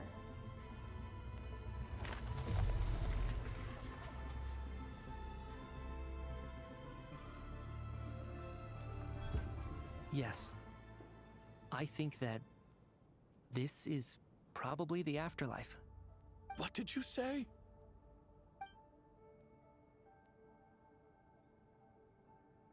You heard me. We died in the theater. All of us did. But due to an obstruction in the theater's ley lines, our souls are trapped here, while an endless, infinite snowstorm rages outside. It's ironic, really. All that time, we were working so hard to figure out who the deceased among us were, when the truth was, we were all deceased. The only difference being some of us died more recently than others. Do you remember that note, "Death is near"? Seems like we misunderstood what it meant after all. Death was nearer than we wanted to think all along. The note simply meant that all of us were already dead. So all our attempts to survive, our search for the deceased, It was all for nothing? Hard to say. At the very least, we helped 2 lost souls find clarity and go to where they belong. The presence of those 2 is probably what caused our souls to be drawn in by the ley lines. In which case, the deaths we've awoken to over the past few days were just souls returning to the ley lines for good. If what you're saying is true, doesn't that make us the lost souls now? Huh, no wonder. This afternoon, when I was moving Vodyanitsa's body, I noticed that the other bodies in the room hadn't decayed one bit after all these days. That's further proof that those aren't physical bodies at all, but merely our shells here in the afterlife. Am I really dead? This doesn't feel real to me at all. No, that's impossible. This cannot be how it all ends. I still find it hard to believe that all of us are dead. How exactly did we die in the real world? None of us have any memories of dying, right? Not even knowing how we died is preposterous. Good grief! Surely there has to be some reason. Exactly. It's hard to rest in peace when you don't even know how you died. It gave me lots to think about as I strode out into the snowstorm. I racked my brains trying to remember the cause of my death, the exact moment I died, the root of all of this, right up until my consciousness faded. Wait. Hold on. Right before I lost consciousness, I think I saw something. I can't remember. And I think I lost my notebook and pen. Mitya, your hand. Is that blood on your fingers? Huh? You're right. There's blood on the fingertips of my right hand. Looks like it's already dried. When did that happen? What the? I guess this was what I saw. I must have desperately drawn it in my own blood right before losing consciousness. What's wrong? Do you recognize the symbol? It's Ronova, the ruler of death. Alyosha, do you still remember that Snezhnayan folktale you told me about? It was about the Grim Reaper. When someone's about to die, he appears as an incarnation of someone familiar to guide their soul into the afterlife. And as soon as you recognize his face, your life is over. I heard a similar tale when I was little. You think the Grim Reaper in this story refers to the ruler of death you mentioned? That's right. In which case, death is near could also mean that the Grim Reaper is here, disguised in a familiar form. Death, the deceased, and the Grim Reaper? So it's a triple entendre. When I first saw this note, I thought it contradicted the investigation report. But now it seems like that was the whole intention. So the Grim Reaper deliberately misled us. Then, we started suspecting each other and searched for the deceased while they hid in plain sight. By that logic, the one person most likely to be the Grim Reaper incarnate is...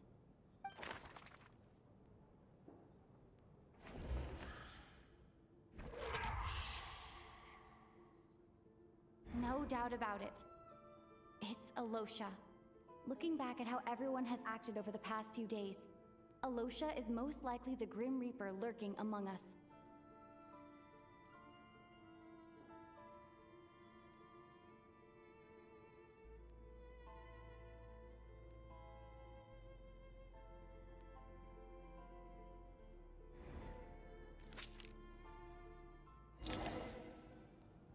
Is it you, Alyosha? You were the first to discover the investigation report, and you had plenty of time to slip the note inside to mislead us. So? Surely you can't suspect me based on that alone.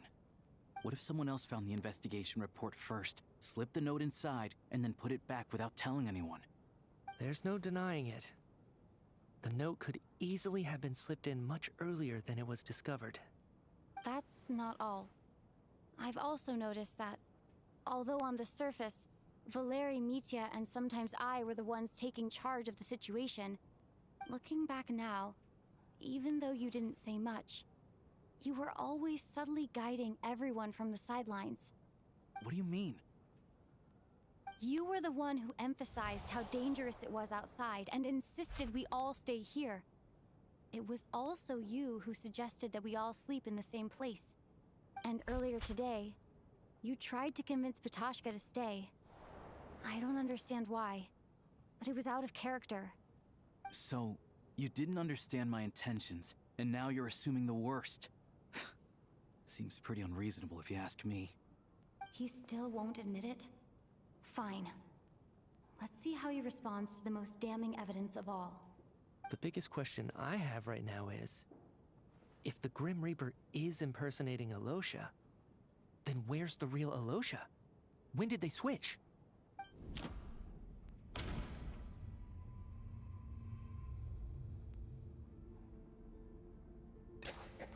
That's right.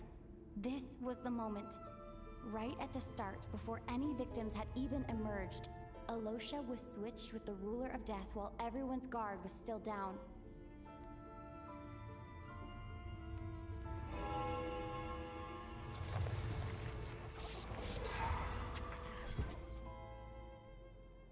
When all this began, right after the performance ended and the snowstorm began to pick up, no one suspected anything unusual. We just assumed we were snowed in. It wasn't until we discovered the bodies the morning after that we realized something out of the ordinary was going on. But it's clear now that the oddities actually started earlier than that, when Dimov walked into the snowstorm and never came back. Right. So Mr. Dimov was the first victim, not Sobolova and Torgov. And if we pinpoint that moment as the beginning of this incident, then one thing becomes clear. Alyosha, you are the only person who walked into the snowstorm and came back without the help of Vodyanitsa's Requiem. More precisely, Alyosha never came back at all. The one who came back was the Grim Reaper. Not bad. Well, since you've backed me into a corner, I suppose there's no point in keeping up the act anymore. Alyosha? You're the Grim Reaper? I am no such tired cliché. Mortals should address me as the Ruler of Death.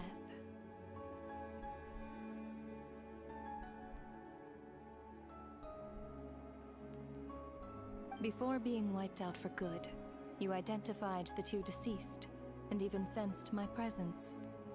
A commendable achievement. Far beyond what I expected. I heard you can ferry souls. Those deaths each night. Were they your doing?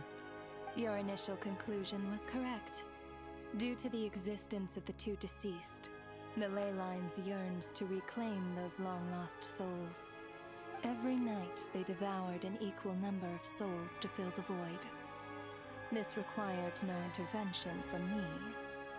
Though, of course, ferrying souls is indeed my authority. Here, take a look.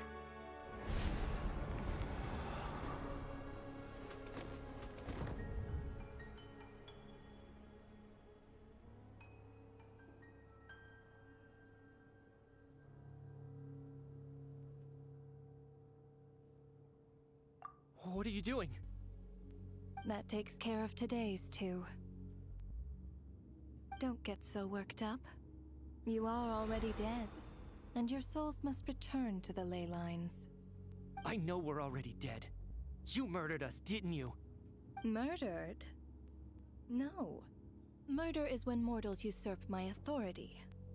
Death is my jurisdiction. If I require someone to die, I need not resort to such laborious methods as murder.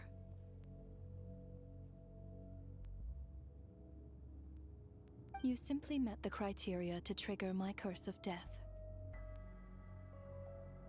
I know about the curse of immortality. So there's another death-related curse too? You cursed us? When? And why would you do such a thing? So often, humans pray to me, begging to know when their death will come, and what form it will take. But few people ask why. If you must have an answer, know that death comes simply because one's time has come. So you're not gonna tell us the truth? Hold your tongue. By all rights, you shouldn't even be allowed to speak with me. Those angels from the past are to blame for their reckless renovation of the ley lines here. It's made my work on this occasion infuriatingly complicated. Work? So trapping us here, making us watch our friends die, that's just another day at work for you? You clearly have a lot of questions. Fine. As a reward for your remarkable accomplishments over the past few days, I shall answer a few of your inquiries, provided they aren't too unreasonable. After the physical body dies, the soul must return to the ley lines for that person's death to be considered complete. My work encompasses the entire process of death, including, naturally, the guiding of souls into the ley lines, with which you are now so familiar. You must also be rather familiar with Natlan's Night Kingdom, I presume? It was I who supported the creation of the Night Kingdom. It provided a convenient means of guiding the souls of Natlan. Here, too, the ley lines connected to the theater underwent some modifications. The angels hoped to make them capable of accommodating the souls of some special creations. But this actually hindered their ability to accept ordinary souls to some degree. This effect manifested itself after you died from the curse in the theater, leaving you stranded in the afterlife, unable to achieve a complete death. But if souls who die from the curse of death fail to return to the ley lines within a short window of time, they will miss their chance for good. Then, they will remain forever suspended between life and death, no longer subject to the authorities of either. So if you don't resolve this matter soon, and see all our souls return to the ley lines before long, we'll escape your control. Mitya is sharp. This must be what Ronova was worried might happen, and the reason she got involved to begin with. But if you have the authority to guide souls, why didn't you just show yourself and get it over with? Why hide among us in the form of Alyosha? You seek to understand the mind of a god. Very well. I'll tell you. This is a theater, and I decided I wanted to watch a show about death. That's why I encouraged you to take the events to the stage. I found myself getting quite immersed. I suppose the entertainment you provided makes up for all the trouble you've caused me by being so defiant in the face of death. There. Are you happy with my answer? Can't say I am. Really?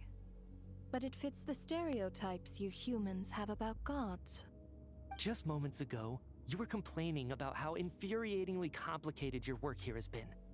Work is work, I get it. There are times when it's a huge pain, but you just have to get it done, right? That's a rather unique perspective for a human. You are in fact correct. There is a pain point in this case. Due to the obstruction in the theater's ley lines, there is a hard limit on the number of souls they can receive each day, making it impossible for me to ferry all your souls at once.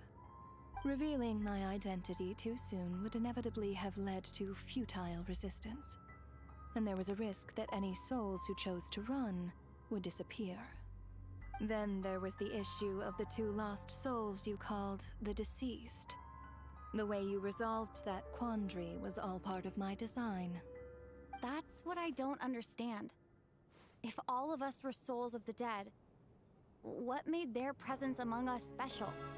For centuries, they have refused to return to the ley lines, exploiting the issues created by the angel civilization to resist being drawn in. Centuries of obsession accumulated during this process.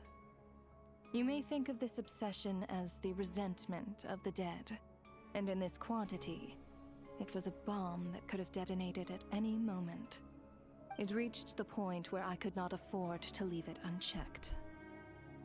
But the only way to fix it was to help them acknowledge their own deaths, make peace with their regrets, and willingly walk into the snowstorm. Only then, with my guidance, could they finally return to the ley lines. Otherwise, you would not like to know what the consequences would have been. I vaguely remember seeing Patashka, but in the most terrifying form. Was that in a dream? Is that what would have become of her if she hadn't returned to the ley lines? I see your dreams brought you many revelations. So you see, death in fact grants wisdom to mortals. Souls connect to all things in the world and see the chain of cause and effect between them. It's nothing unusual. Anyway, giving psychological counseling to lost souls is not my strong suit. That is more of an angel's role. It was something I could not resolve directly using my authority, so I decided it was easier to leave the bomb defusal to you. Meanwhile, of course, their presence caused the souls of other members of your party to return to the ley lines each night. From where I stand, that was killing two birds with one stone. As both issues slowly resolved one another without me having to lift a finger, all I had to do was stay close by and keep the situation under control. Then use my authority to wrap things up at the end. And, of course, while I was at it, I thoroughly enjoyed watching this drama, dealing with death from a mortal perspective, play out on the stage. Sounds like you had it all figured out, Grim Reaper. I just did the math. You said there's a hard limit to the number of souls the ley lines here can receive each day. It's 2, isn't it?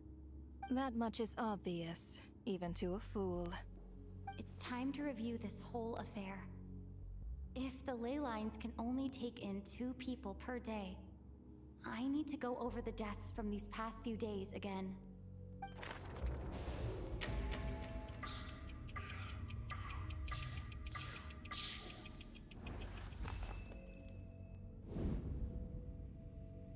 Looking back now, none of us had the faintest idea at the time.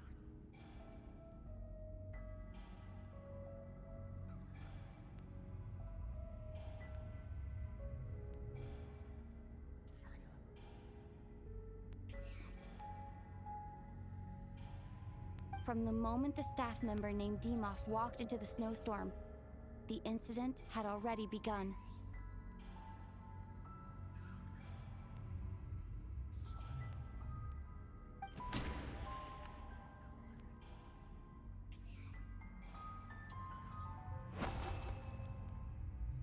No. Let me go over this again.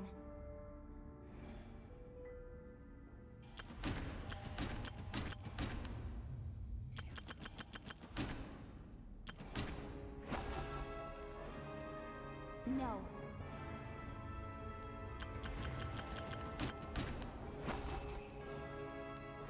No.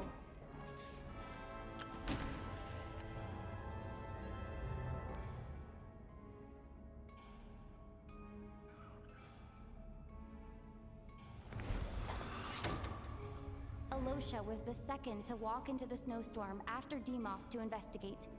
During this process, the ruler of death assumed his identity, making him one of the victims.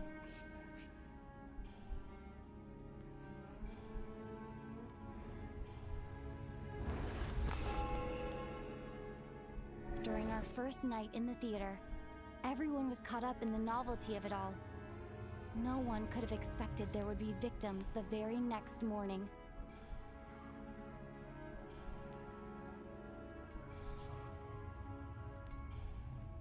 Despite all the confusion, and with the help of hindsight, we finally began to realize that something was amiss with the snowstorm.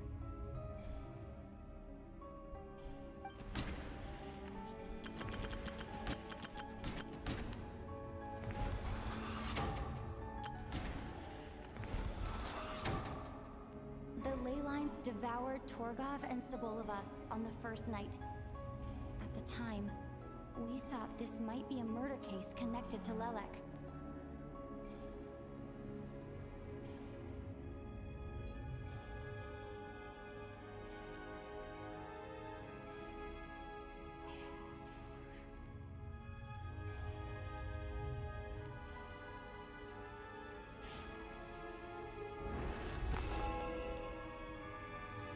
Odette and I spoke a lot that night. 3 people were on watch, but in the morning, we discovered that someone had fallen victim all the same.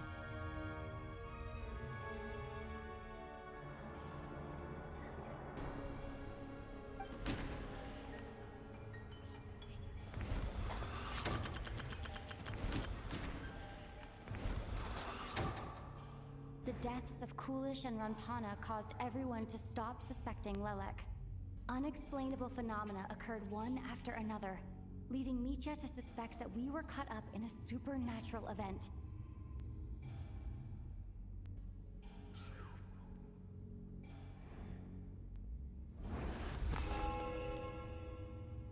Later, we discovered that there seemed to be an extra person among us, and subsequently discovered the existence of the deceased.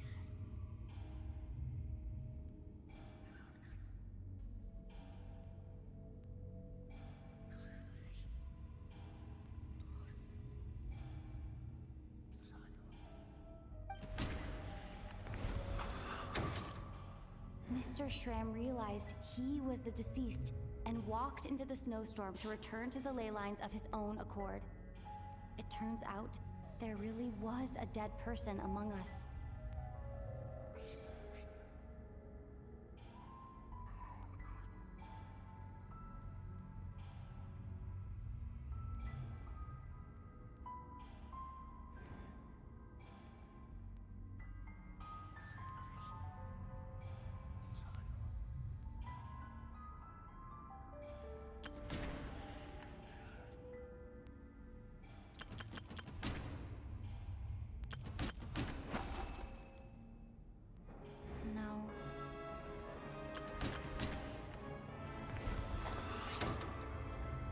It was all over, but Mr. Valeri's death was a rude awakening for everyone. Once again, the ley lines consumed him during the night. A lot happened today. Mr. Valeri's death led us to discover the connection between the number of deceased and the number of victims during the night.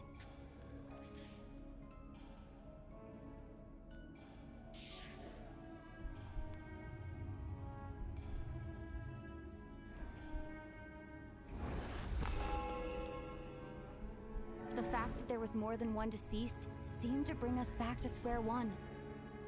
Odette revealed some information she had been keeping to herself.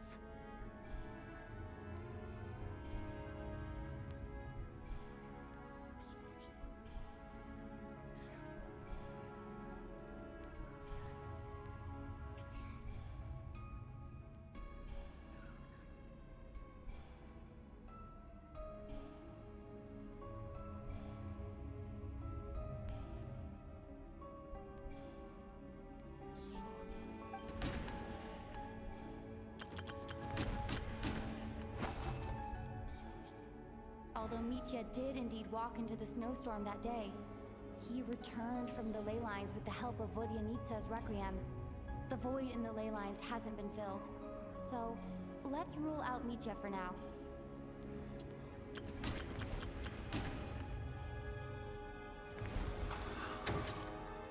As it happened, Patashka filled the void left by Mitya's return from the ley lines by walking into the snowstorm this morning. The girl I thought was Child's sister, Tonya, turned out to be another of the theater's deceased.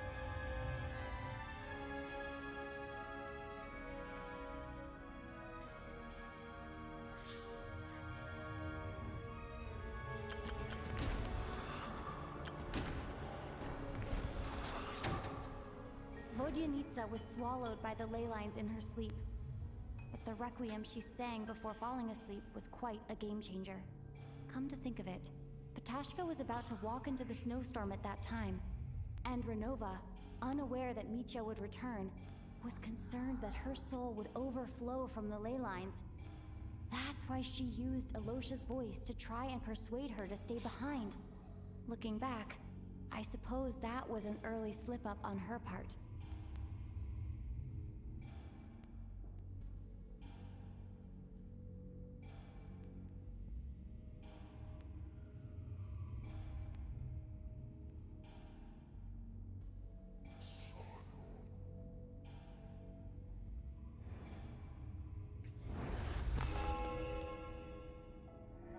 one could have expected anyone who walked into the snowstorm to return. But just after nightfall, Mitya returned, bringing crucial information with him. Various truths began to surface, including that all of us were already dead, and that the ruler of death was here among us. Then, after revealing her true form, Ronova callously claimed 2 souls.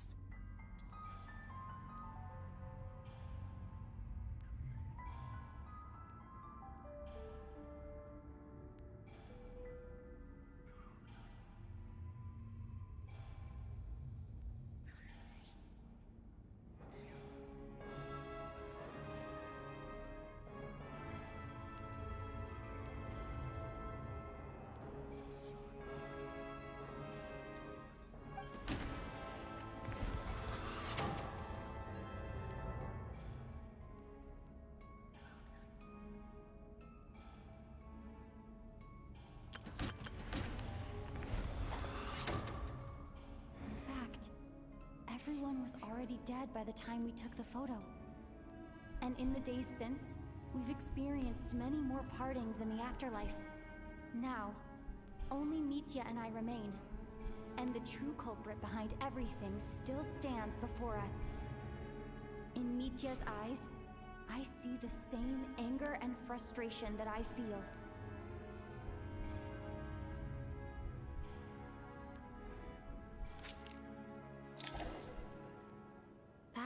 Covers everything. It's all clear now.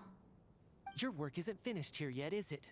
The Traveler and I are still standing here, safe and sound. The Water Imp's song threw things off a little, but it is of no consequence. The ley lines have already anchored your soul, and the first ray of light tomorrow morning will take you back. I, meanwhile, need to review my attitude towards the Water Imp race. So, the reunion in the night that Pt27 mentioned, I suppose that was never meant to be a permanent reunion. That just leaves you, Traveler. My power only allows me to temporarily separate your soul from your body. The ley lines of Teyvat would not accept you, and your soul is firmly anchored to your body by your will. For a descender like you, who is not bound by Teyvat's rules, your death can only be brought through the most violent of means, such as directly destroying either your body or soul.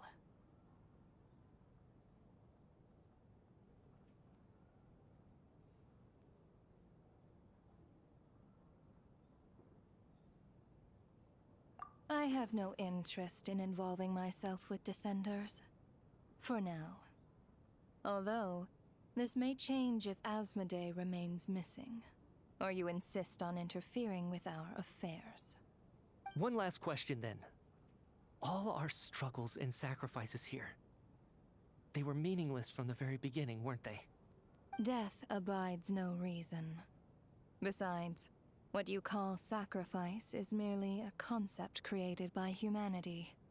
To me, it is nothing more than a self-indulgent charade in the face of death.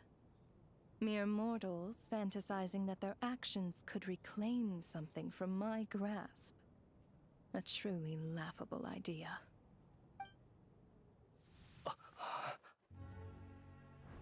Grim Reaper, you really know how to get on my nerves.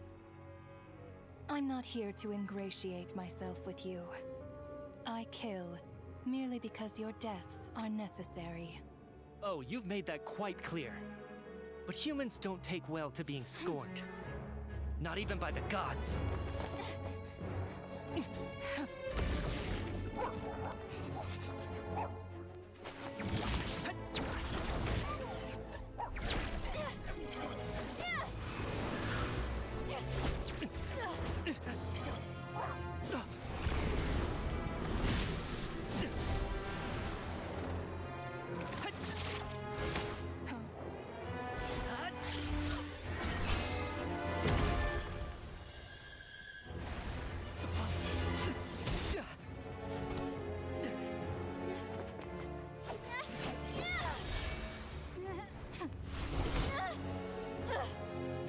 This is futile.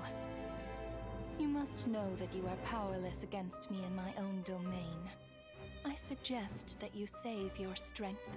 For what? Maybe we can't change it. But if nothing else, we can at least teach you to have some respect for the dead.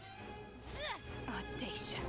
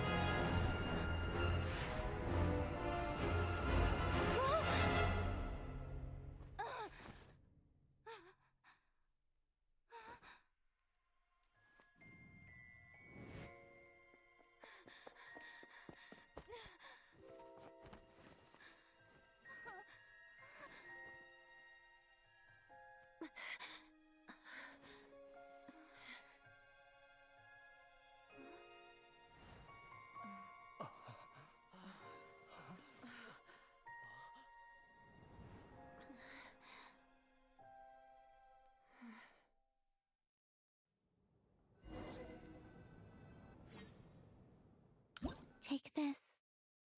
Receive the blessing of the new moon.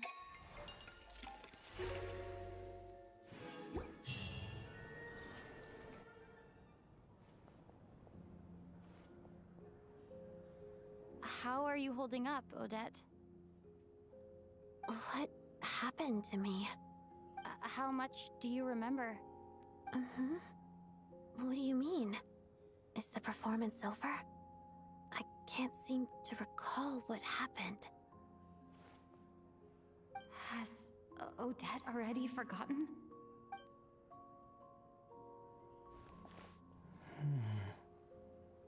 Mitya? Oh, I'm sorry. I guess I spaced out there for a second. Remind me who you are? Don't you remember anything?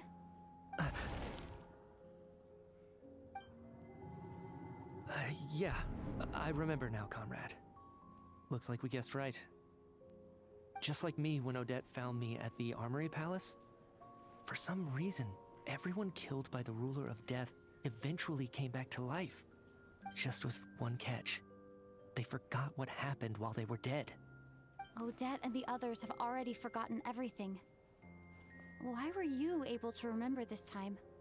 Could this be the reason? You said this is the Ruler of Death's symbol, right? I don't see anything there. You don't? Huh. Okay, I guess that makes sense. I carved this into my hand in the afterlife, so it's not visible in the physical world. Does that mean I carved this symbol into my soul? What an unsettling thought. Still, at least I get to remember what happened. I suppose it's a blessing in disguise. What about you, though? The Ruler of Death mentioned that you're a descender? Is that why you can remember? A full explanation would get complicated very quickly, but that's essentially it.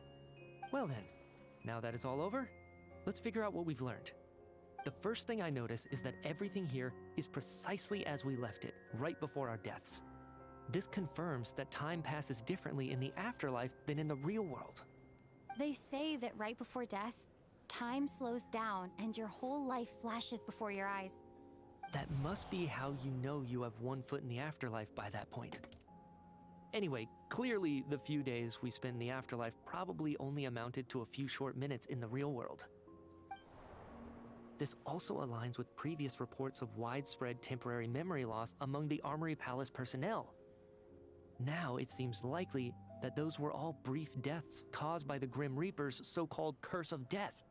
To those unaware of the truth, dying and coming back to life must feel similar to a short bout of catatonia.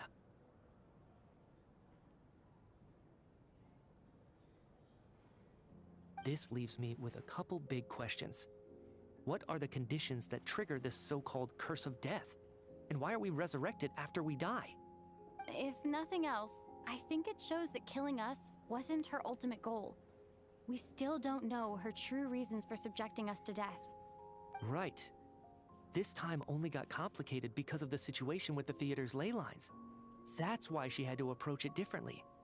If the previous incidents of amnesia among the researchers are anything to go by, killing us is usually a pretty routine matter.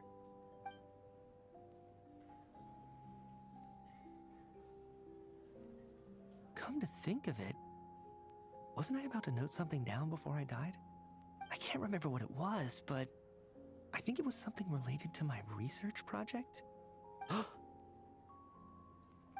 Sorry, Traveler. I'll catch up with you again later. Right now, I have to make a trip back to the Armory Palace. Ma'am, if I may, no one of your description has ever shown up in my investigations into Mr. Mitia's friends. Yet, you two seem very familiar with each other. Could you perhaps tell me where he was in such a rush to get to? And, by the way, have we ever crossed paths? Forgive the presumptuousness, but I feel a vague and indescribable sense of familiarity about you. I can explain everything. Could you help me gather everyone in the theater in one place?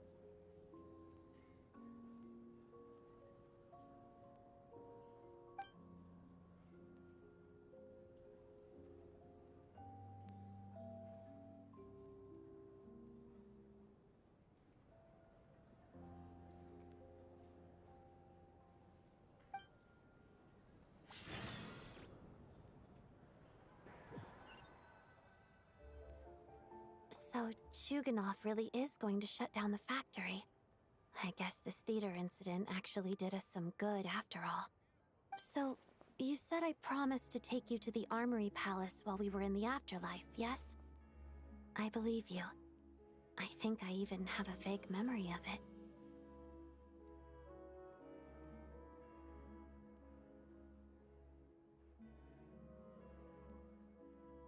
Agreed.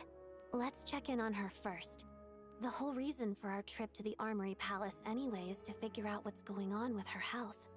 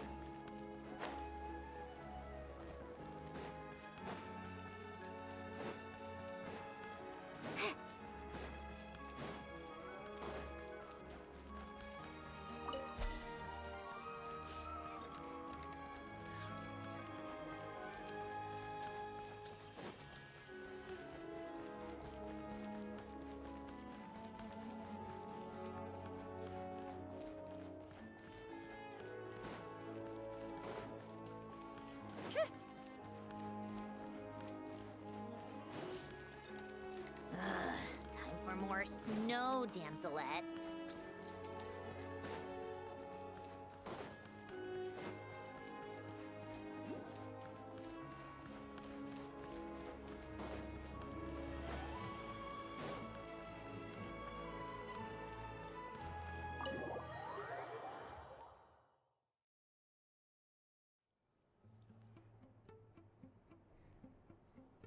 I'm finally back. Even though a long time has passed from my perspective, as far as Paimon's concerned, I probably just went out to watch a very short show. I should keep my emotions in check when I see Paimon again, or it'll seem weird.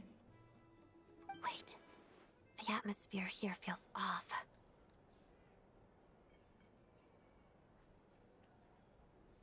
Shh. Stay quiet. Let's go inside and take a look.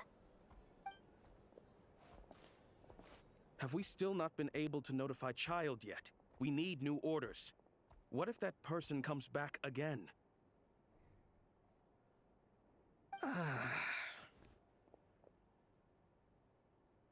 I'm so sorry. Under the circumstances, there was really nothing we could do. Tell me, what happened to Paimon? It was the Jester. He came here in person and escorted Miss Paimon away.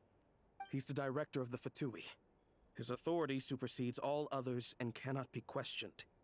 There was nothing we could do.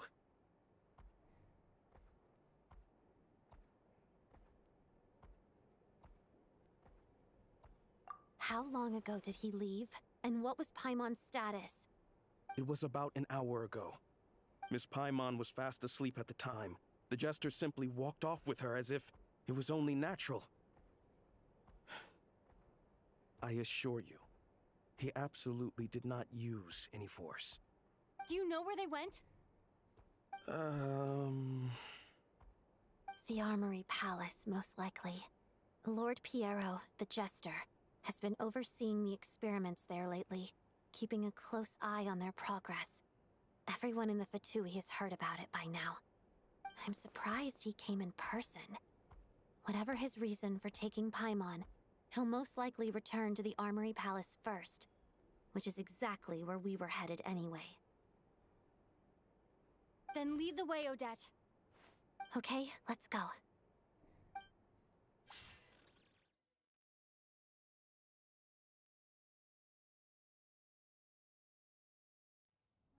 It's just up ahead.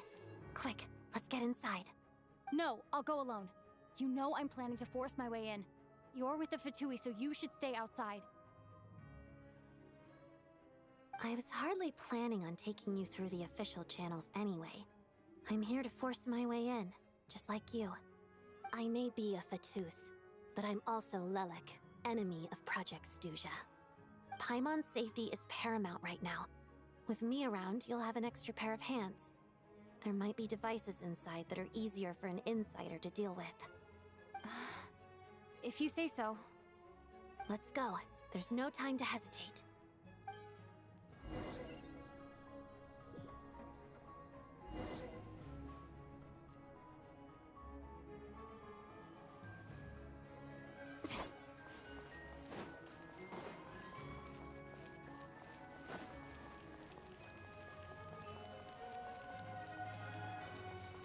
Hey, who are you?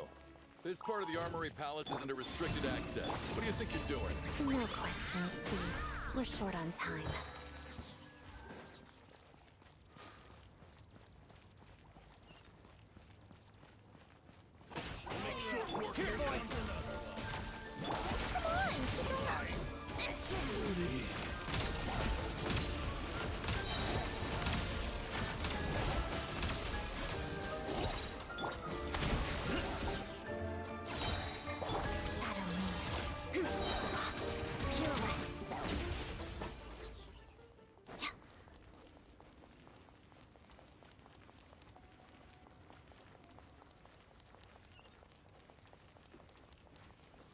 I spell your doom. A brief rest. Let's begin. Witness the snow swan's grace. I can still... Mirror. Shatters.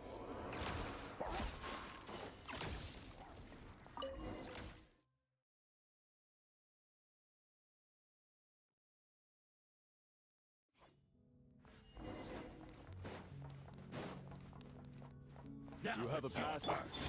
Where are you coming from? So, you're intruders, huh? Then don't blame me for what happens next!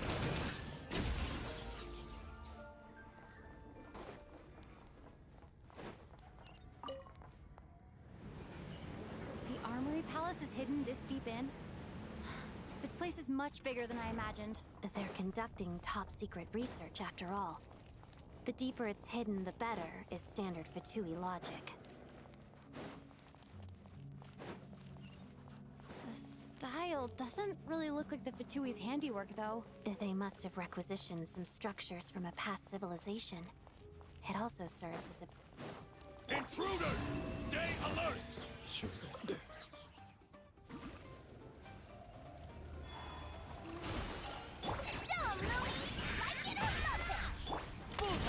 Here, boy!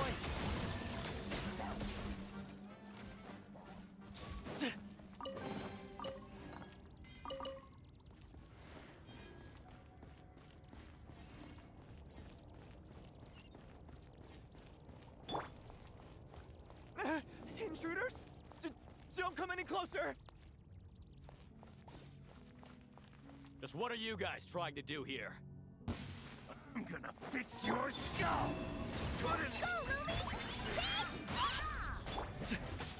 Sigora, fetch! No one interferes with the Jester's work!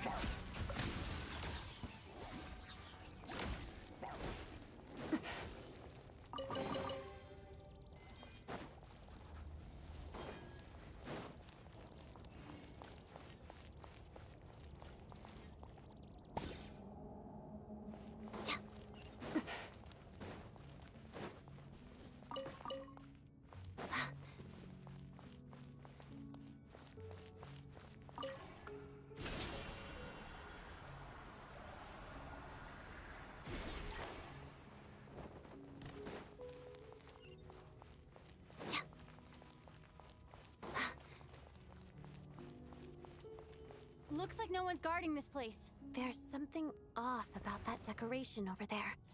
Look out! Let's deal with these before we move on. Let's begin. Waltz of the snowflakes.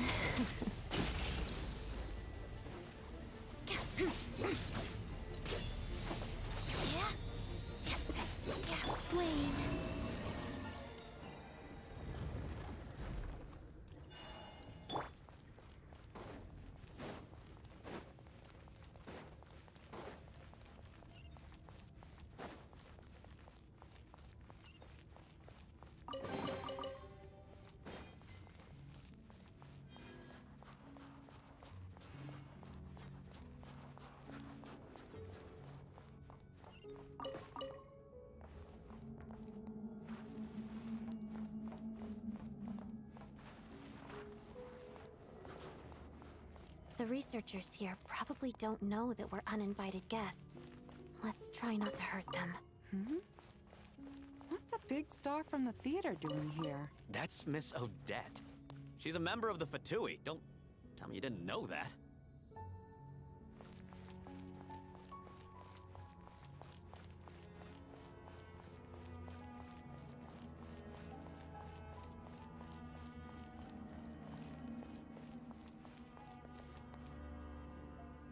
Was the whole reason for Project Stuja to support the research here at the Armory Palace? Just what are the Fatui and the Tsaritsa planning?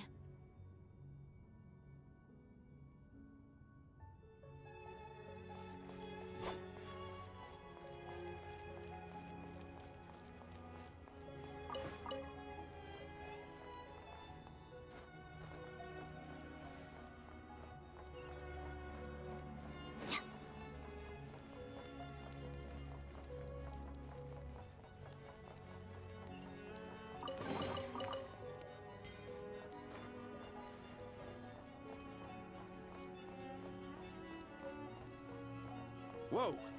Who are you? Never seen you around here before.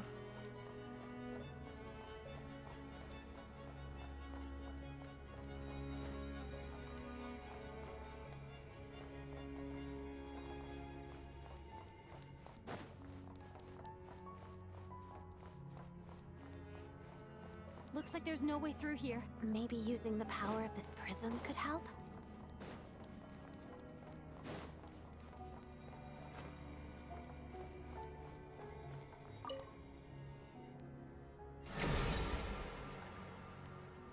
I think I see some images. It's the prism's power at play, causing images of the past to reappear, albeit only as illusions. Paimon and the Jester? Is this another scene from the past? Yes. It looks quite old, though. I don't think it happened in the recent past.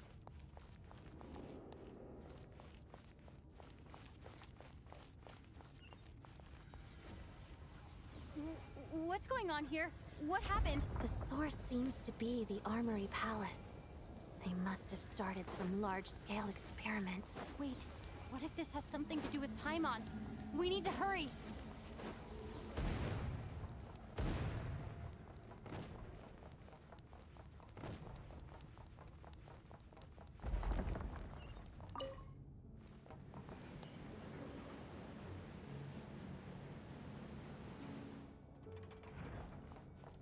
We're almost there.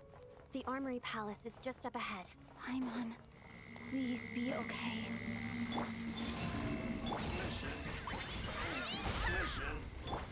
Doggy dog!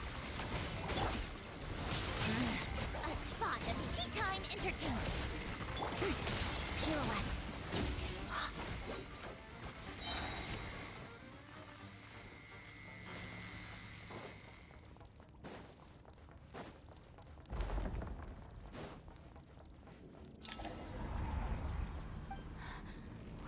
On. Wait, I remember this feeling. It's the curse of death. No, not now. Why is the curse of death striking again already?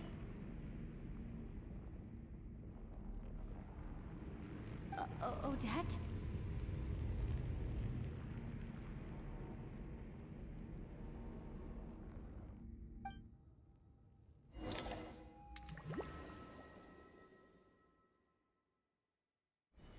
Is this the afterlife again? I need to find a way back to reality. Is that Odette's core Ignis? Could that be what just woke me up?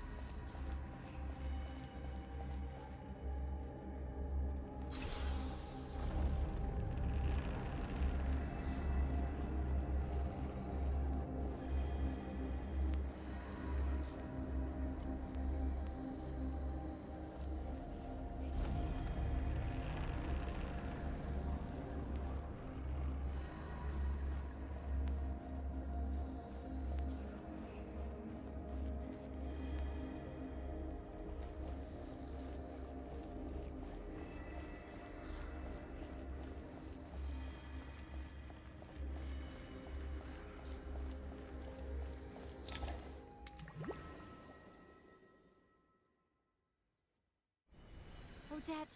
Odette! No signs of life, but past experience says that she should be resurrected before too long. Right? Did Odette intentionally use her core Ignis to guide my soul? I feel like something similar happened in a dream I had before. Thank you, Odette.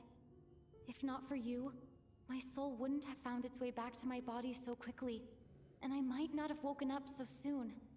But I'm sorry. I don't have time to protect you. I have to use the time you bought me to get Paimon back.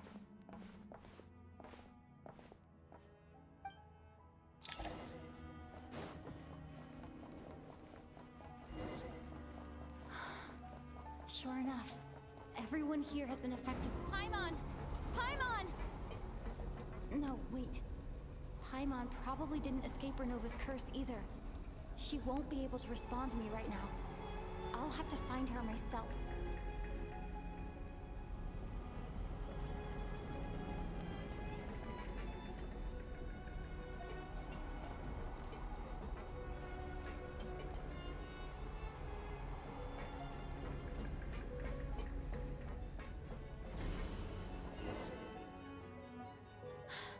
Found her! Paimon really is here!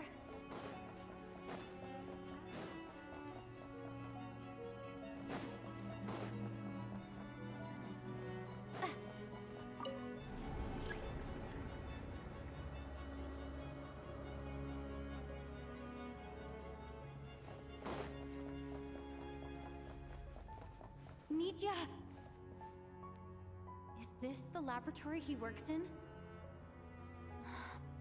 What happened here to trigger the curse of death again so soon?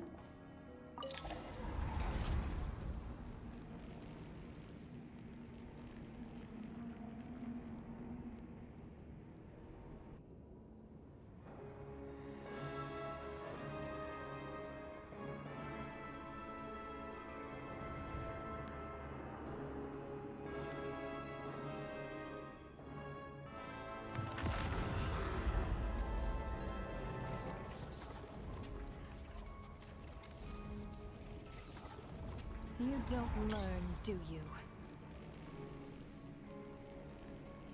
You've already been involved in one mass death, and now you show up at the scene of another. This might have passed for a coincidence the first time, but a second time? Am I to assume you are intentionally interfering in Snezhnaya's affairs? Judging by your expression, it seems that you understand little of what is going on here. In that case, a word to the wise. Do not interfere in Snezhnaya's affairs. A civilization that fails to learn its lesson constantly depletes its own worth.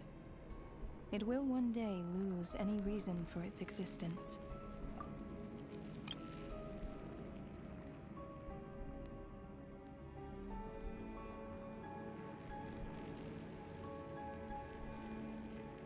And as a descender, you are perfectly suited to be the lifeline to which a dying civilization might desperately cling. Consider your position carefully. No advice needed. I'll make my own judgments. Suit yourself. When the day of reckoning arrives, not even a descender can hope to escape unscathed. The time for resurrection fast approaches. The mortals here are not yet worthy to behold my form. So that will be all for today.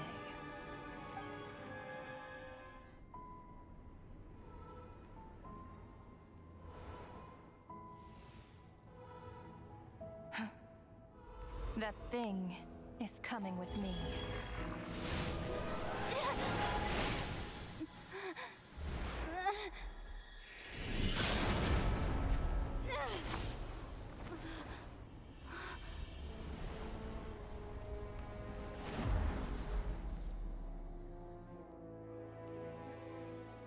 You awoke sooner than I thought.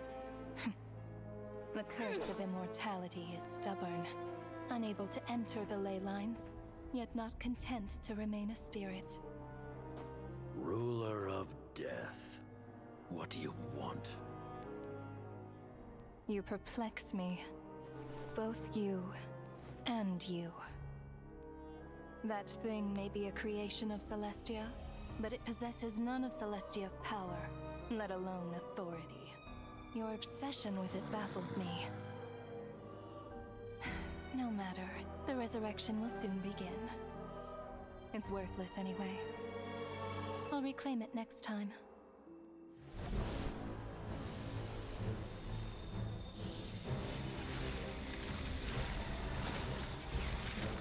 Hey, who says there'll be a next time?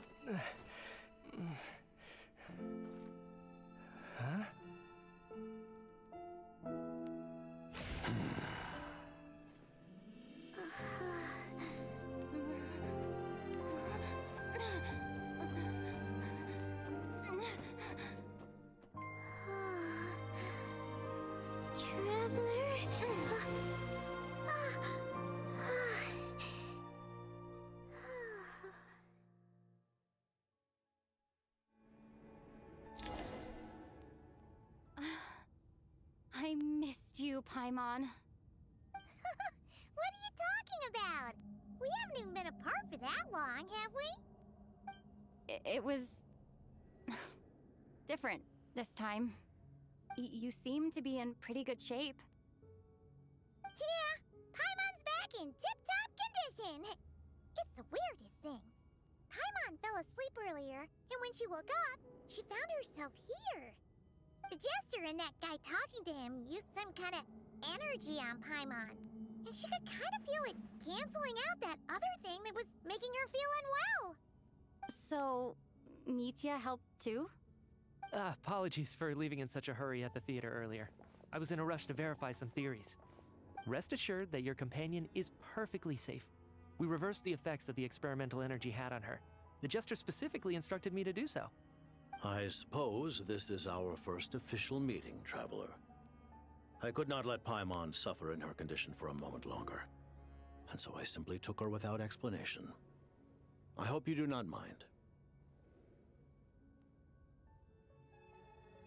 But why would a big shot like you care about what happens to Paimon? As I said when you first arrived in Snezhnaya, we once spent some time together. In the distant past. Oh yeah! You did mention that! And Paimon did think you seemed strangely familiar the first time we met. I'm afraid the reminiscing will have to wait. Mitya, let us continue with the report. What conclusions, if any, did you reach from conducting the final experiment of our energy research ahead of schedule? The good news is, my hypothesis regarding the Ruler of Death has been verified. As for the bad news, I recommend we suspend the experiment and Project Mistilteinn until further notice. Currently, we have no means with which to make a breakthrough. I say this purely as a scientist, guided by reason alone. I will trust your judgment. We shall put the project on hold until the Ruler of Death has been eliminated. Wait, what are you guys talking about? You want to get rid of Ronova? Like, how? By killing her? By whatever means necessary, so long as it removes the threat she poses to us. Until then, everything we do will be in vain. After what just happened, I've ascertained Ronova's goal, or rather, the trigger condition for the Curse of Death. Okay, let's hear it. What she's doing is blocking Snezhnaya's technological progress, preventing us from possessing any means with which to threaten the heavenly principles. Just like the little lapdog she is. So, any ideas, research, or experiments that lead to technological progress can trigger the curse. Just now, for instance, I was set to launch a final phase energy experiment ahead of schedule. If the experiment was successful, we could have achieved a crucial breakthrough. As expected, though, the moment the experiment began, all the researchers, technicians, and witnesses died from the curse. All that effort, not to mention the energy and materials we relied on Project Stuzha to gather for us, went to waste. In the end, nothing was gained. Does that mean something similar happened when we were at the theater? That's right. During the performance, I thought of an important breakthrough regarding the experiment, and wound up dragging everyone into this. So the nature of the curse seems to be something like, when moments of technological progress occur, all life in the vicinity is taken away. What a violent method! Of course, that meant the curse was normally limited to the Armory Palace. Since outsiders are forbidden from entering, this mass death phenomenon went unnoticed, until Odette came along. I believe she was the first witness. The Curse of Death was triggered just before she infiltrated the Armory Palace that day. But you mentioned something about a final stage experiment. Doesn't that mean you've actually made some progress? That's right. Even with the gods locking certain key components out of reach, humanity can still advance technology in incremental steps accumulated over time. But, as I'm sure Ronova anticipated, even incremental progress has its limits, a point where the truth you're seeking must be put to the test in an experiment. You mean the experiment you were just about to do? Yes, we were at a critical juncture, a moment where the quantitative was about to translate into fundamental qualitative change. With this single experiment, we could have brought everything we've worked for to fruition. But now, after already being forced to fumble around in the dark all this time, it feels like we've truly hit an impenetrable wall. As long as Ronova's Curse of Death persists, we won't be able to advance the experiment or obtain any results. And with Project Stuzha having been in effect all this time, at our nation's current strength, repeated trial and error is simply unsustainable.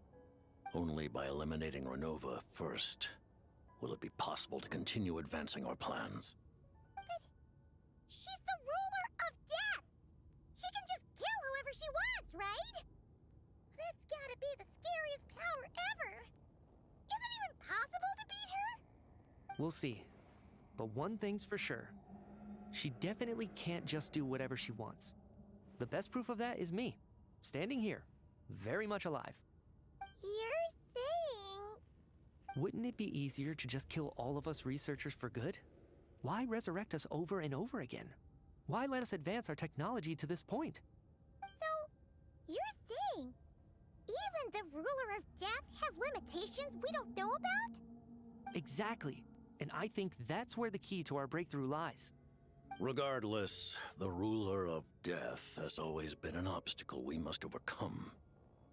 Indeed, we must face life, death, time, and space. After all, our goal is the heavenly principles. The Fatui want to challenge the heavenly principles? For a long time, I've had a vague suspicion the Fatui and the Tsaritsa were targeting the heavenly principles. But hearing the Jester admit it is still a shock. No wonder that Tsaritsa's goal has always been kept a secret from the people. What kind of road will that lead Snezhnaya down? In that case... Lord Jester, I would like to request some leave. I'd like some time to organize my thoughts and go over the data. Granted. Get some rest, put the experiment out of your mind, and take care that the Curse of Death doesn't affect any civilians.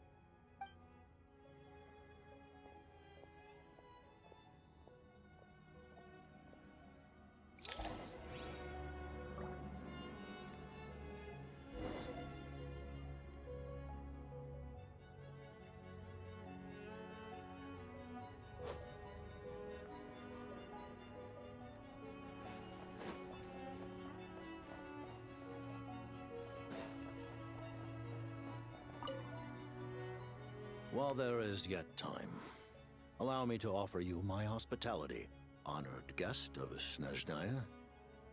Is there anything you wish to know?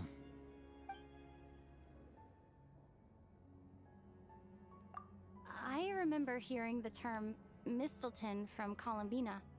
Yeah! Paimon wanted to ask about that when the name came up just now. What is it? Paimon's heard of Project Stuja, but not this one. As you know, Project Stuja is a series of measures enacted to consolidate our nation's resources, the greater purpose of which is to serve Project Mistilteinn. Many of the things you have encountered thus far are essentially for the advancement of that project. This includes the Kuvaki Experimental Design Bureau in Nocturne. Researching Kuvaki was merely a facade.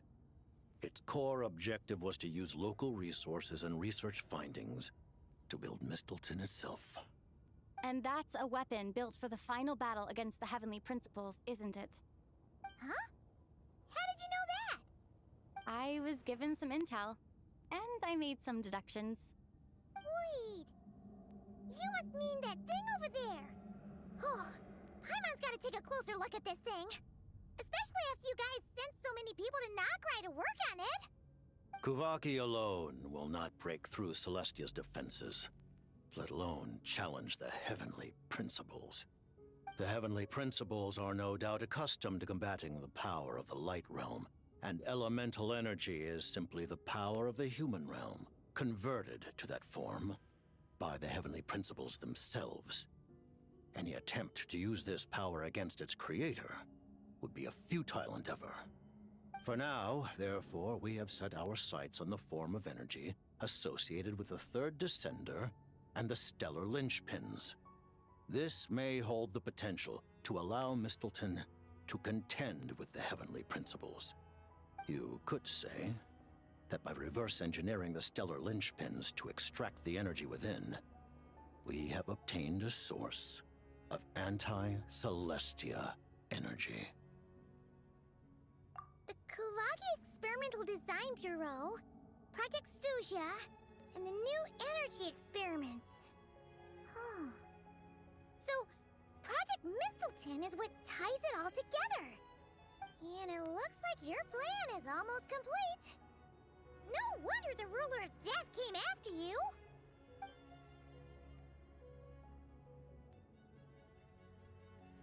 Her Majesty the Tsaritsa has embarked upon an expedition to vanquish a monster. Were it not for this, I imagine she would have been delighted to grant you an audience. Seems like the powers that be in Snezhnaya don't intend to hold my past conflicts with the Fatui against me. The Harbingers have been granted significant autonomy in retrieving the Gnosis. But by the same token, they do not completely represent Snezhnaya's official stance. You read my mind. Speaking of the Gnosis, Paimon's been dying to ask this question since forever. Why exactly does the Tsaritsa want to collect them? Is it something to do with the fight against the Heavenly Principles? The Gnosis will undoubtedly serve as a key bargaining chip when she confronts the Heavenly Principles. Beyond that, you had best ask the Tsaritsa herself. I am not sure if this information is mine to disclose. What do you mean, not sure? Don't you make the rules? You're the highest-ranking Harbinger! Ugh, never mind. Taking on the Heavenly Principles is something most people wouldn't even entertain in their wildest fantasies. Why is the Tsaritsa so fixated on this? Intervat today. Civilization is nothing but an illusion. Something whose very existence can be negated at any moment. Our civilization may very well be destroyed in the struggle, but as things stand, the Heavenly Principles could choose to negate our existence on a passing whim. And we must not sit back and accept that fate. Only by changing the state of affairs, only by overthrowing the Heavenly Principles, can our civilization truly be said to have taken root. Otherwise, the fate of the people of Conria and Hyperborea is a cycle doomed to repeat itself. Accepting potential destruction in return for getting to control your own fate. Furthermore, perhaps this is still somewhat difficult for you to understand. Are you aware that all the rules of this world are made up of curses? Huh? All of them? Paimon knows about the curse of death you mentioned, and the curse of immortality that you and Dainsleif have. Then, the birth of the Hilly Churls, the rules of Natlan's Ode of Resurrection, those are curses too? Farina's long life seems to stem from a curse placed on her by Focalor as well. Yes. Even a god's love for humanity is a curse the heavenly principles inflicted upon the gods. What? The Tsaritsa has always had ample reason to hate the heavenly principles. If she can seize their authority, she will reconstruct the entire world, and when that time comes, humanity will be completely liberated from curses and lies. Look forward to it. It will be a world beyond your imagination. Though the ordinary people of Snezhnaya may not understand these details, in this frigid land locked in a ceaseless struggle against the environment, in this nation to which the gods have never shown favor, we all believe that standing in solidarity with the Tsaritsa in our shared struggle will surely usher in a new and better world.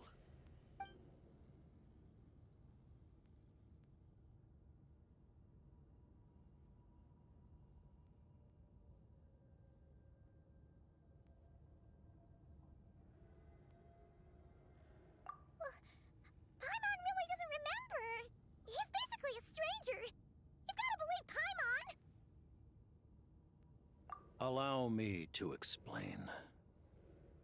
The reason Paimon reacted to the anti-Celestia energy developed by the Armory Palace is because she comes from Celestia herself.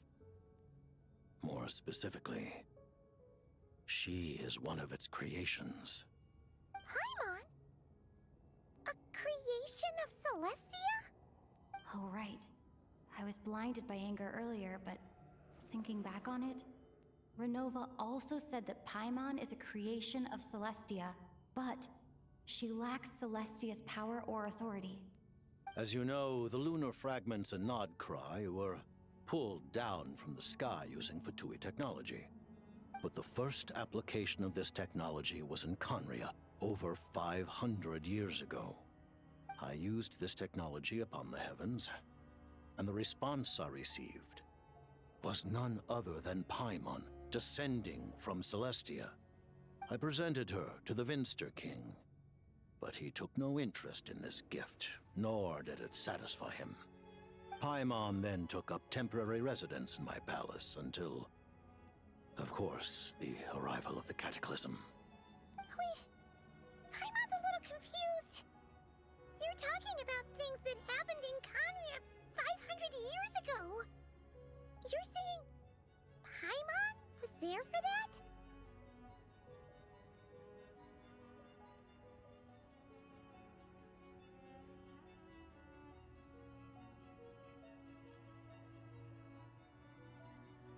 But Paimon doesn't remember any of that. Falling from the sky? Being given away as a gift? None of it! Having lived through the Cataclysm, perhaps you too were burdened with some manner of curse. Although, losing your memories would indeed be the smallest price I've ever seen paid. But it's not just her memories from Conria. Paimon doesn't even know how she spent the last 500 years. She only has memories from the past few years. No matter how hard she tries to remember. What was Paimon like back in Conria? Did she know a whole lot because she came from Celestia? Was she super smart? Unfortunately, when you arrived in Conria, your consciousness was like that of a newborn infant. None could say what kind of being you once were in Celestia. During the time you lived in Conria, your personality was no different from how it is now.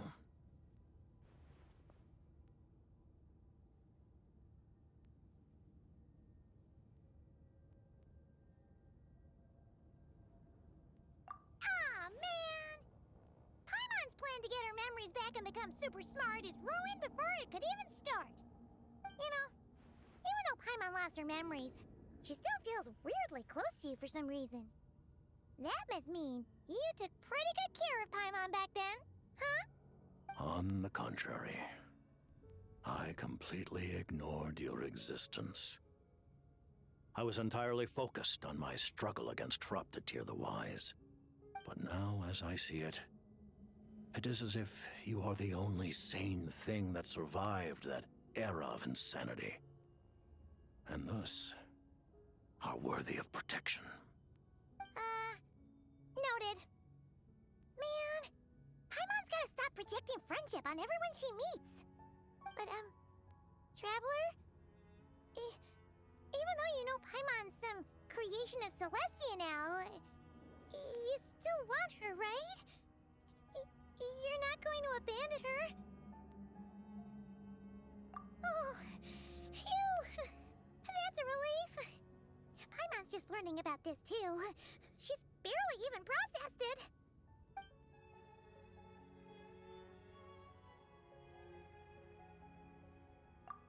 Thank you for telling me so much. I'm a bit surprised, honestly. I didn't expect you to be quite so transparent with me. Given the circumstances, the Fatui need not hide anything from our allies. Allies? To advance Project Mistilteinn, we must first resolve our issue with the Ruler of Death. And if I presume correctly, you have no intention of letting her actions go unpunished either, do you? That's right. Ever since she said she intends to reclaim Paimon when we next meet, I figured reconciliation was out of the question. Against an opponent of this caliber, deliberating over our allegiances would waste time we do not have. We must join forces unreservedly with whomever we can, if we are to stand anything like a fighting chance. You're going to challenge the Ruler of Death? Just for Paimon? But Paimon's only... Thank you! Thank you! Oh, gee! Now Paimon doesn't even know what to say! Anyway, Paimon's super touched! The Tsaritsa will return in triumph in short order, and the Fatui shall hold internal discussions regarding the enemy. The time for us to meet again will come very soon. Got it. Thanks for your help with Paimon. I'll be sure to look after her for you. There was just one other thing. Well, just a request, really. Paimon really wants to see what this Mistilteinn thingy you're gonna use against the Heavenly Principles looks like. Of course, Paimon knows it's top secret and stuff, but she just had to ask. It's okay if the answer's no. Certainly you may. Oh, for real? Actually, maybe it's best not to. What if Ronova suddenly pops up again? She might take this chance to... While the technology is not yet fully developed, it has nevertheless reached the stage where Celestia's creations are unable to damage it. In that regard, you may rest assured. Oh. Wow. No wonder Paimon felt so out of sorts recently, even though it was super far away. Alright then! Paimon's ready to take a sneaky peek at this top secret super weapon!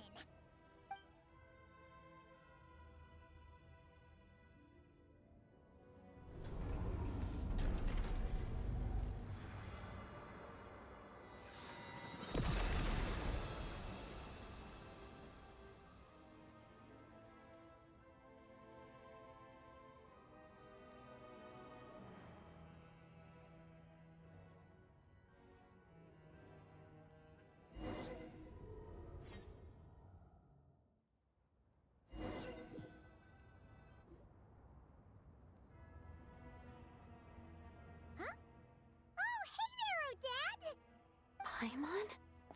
You're okay. Thank goodness. You look well. Have you recovered? Long story short, yep, Paimon's all better. What are you doing here? Were you waiting for us? That's right. When I woke up, I wanted to go in after you, but the guards had woken up as well. It would have been tough to take them on alone, and there was no easy way to sneak past them.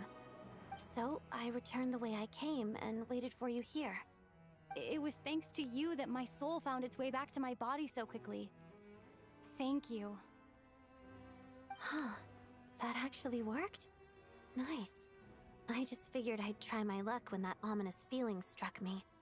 Really, you should be thanking this thing instead.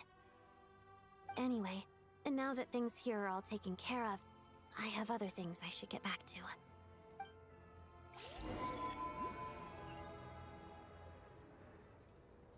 Ah, Director Chuganov, you're back. We just received notice that Project Snezhnaya has been suspended, so we've convened an emergency meeting. This is the preliminary plan. In addition to expanding production capacity, we've also discussed feasible layoff plans to optimize revenue and expenditure structure. Our calculations indicate that the factory's profits will increase by at least 30%. Just give the word, Director. That won't be necessary. Leave the energy for those who need it. Whether they use it just to get by or to run a business, that's up to them. Start preparing to halt production and lay off the staff. Make sure the workers are able to land on their feet and that they are duly compensated. Thank you all for your hard work during this time. Am I hearing you right? Why? After all the tough times we made it through, now is exactly when we should start to turn a profit. I just suddenly don't want to do this anymore. Huh. Does there have to be a reason? Iskra, it's time to rest. Dear esteemed members of the Rokot, given the effects of Lelic's radical actions upon our organization's reputation and social stability, a decision has been made to permanently withdraw this codename from use. Considering that Lelic did what they did for the benefit of the people, the Rokot has nevertheless negotiated with the authorities, ultimately securing a waiver for all penalties due to them. Lelic will be suspended for a period of time. Depending on their future performance, they may be allowed to adopt a new codename and continue acting as part of the Rokot. The purpose of this notice is to remind everyone once again that motives and methods are equally important when one operates in the shadows. Even with Project Snezhnaya's suspension and our interim operational victory, we must guard against complacency and rashness and work to consolidate the progress we have made so far. We act only for the greater glory and solidarity of our nation. May the aurora shine ever on, and the tundra always stand firm. We act only for the greater glory and solidarity of our nation. May the aurora shine ever on, and the tundra always stand firm. Looks like it's finally over. You mean for us? Just thinking out loud. I've never seen the Snezhnaya so lively before. I never once thought I'd come here. But I understand everything now, Rosaline.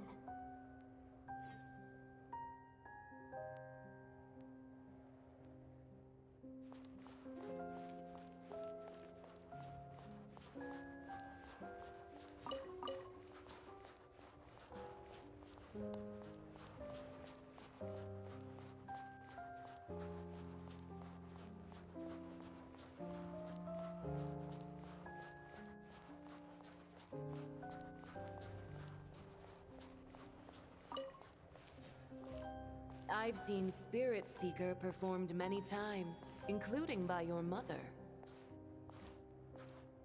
Why do you bring that up all of a sudden? Even though the choreography is always identical, every dancer finds a way to make it her own.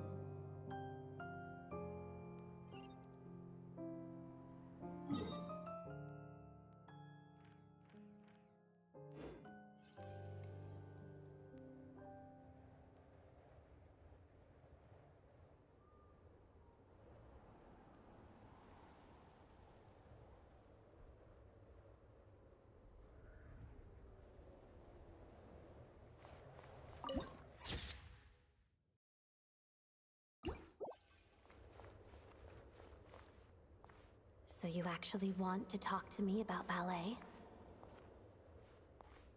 I just think it would be a pity if the dance was lost to history. She didn't teach it to you, did she? That was an unusually subtle taunt for you.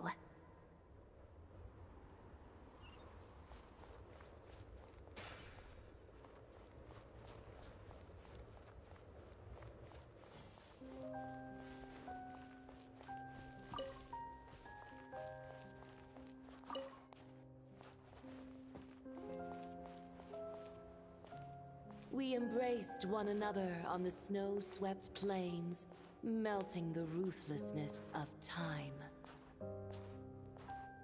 But when our bodies, in pieces, are cast to the winds, what of our love will remain behind?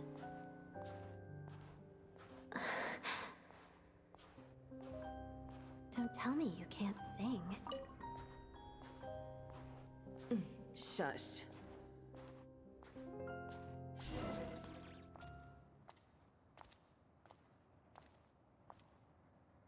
I understand her hatred. The Fatui robbed her of the life she should have had. I never opposed her dancing.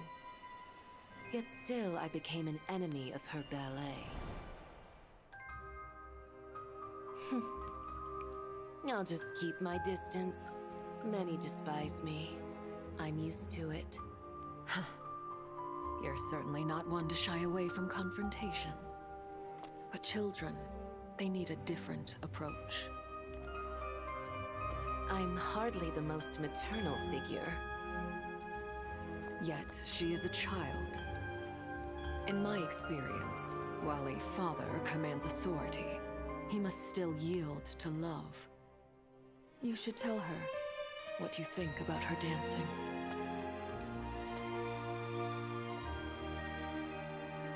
Odette will soon take the stage at the Koralyevsky Theater. This could be your chance.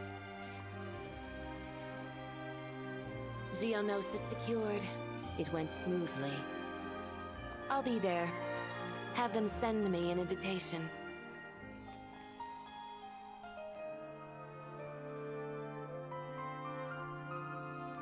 Sadly, things didn't work out. Her final words are inside that block of ice. This? Aren't these for monitoring her subordinates? Not yours. This one isn't her witch's flame, but my two worlds' flames. The two worlds' flames can burn away memories. It was my parting gift to Rosaline.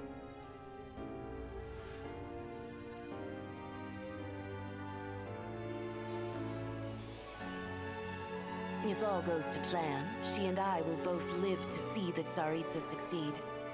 I believe she'll find peace. But if anything happens to me, she needn't follow in my footsteps. The cryo-energy will fade away in time. Then the two worlds' flames will burn away all memories of the Fatui. She'll be free to dance.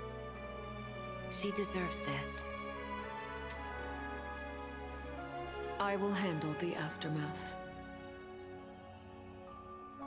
The choice is yours, child.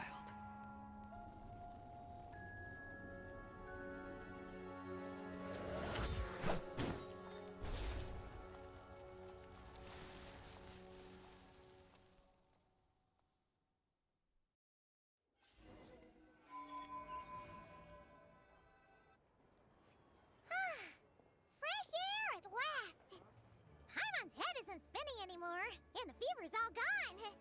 Paimon's finally free to fly again. Oh, it's nice to finally know where Paimon came from, too. It did make Paimon a little nervous at first, but it's such a relief now. Like, who cares if Paimon's a creation of Celestia? She's probably not anyone that important. Probably just the fairy of food and fun or something. And like you said, this doesn't have to change anything between us. You're not gonna just...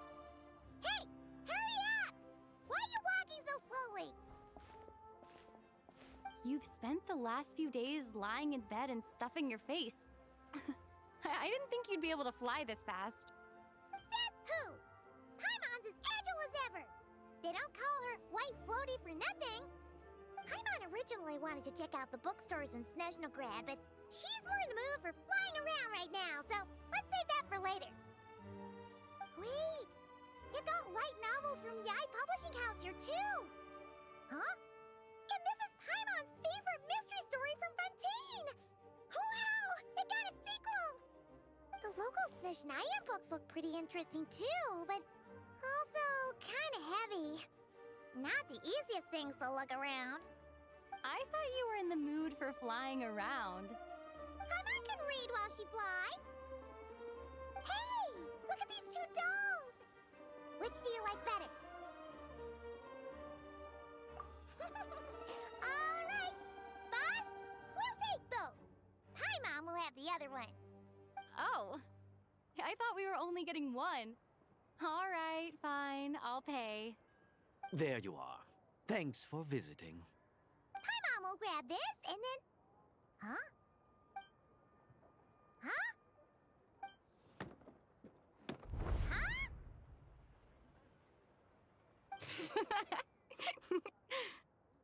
How many layers does this thing have? And what are you laughing at?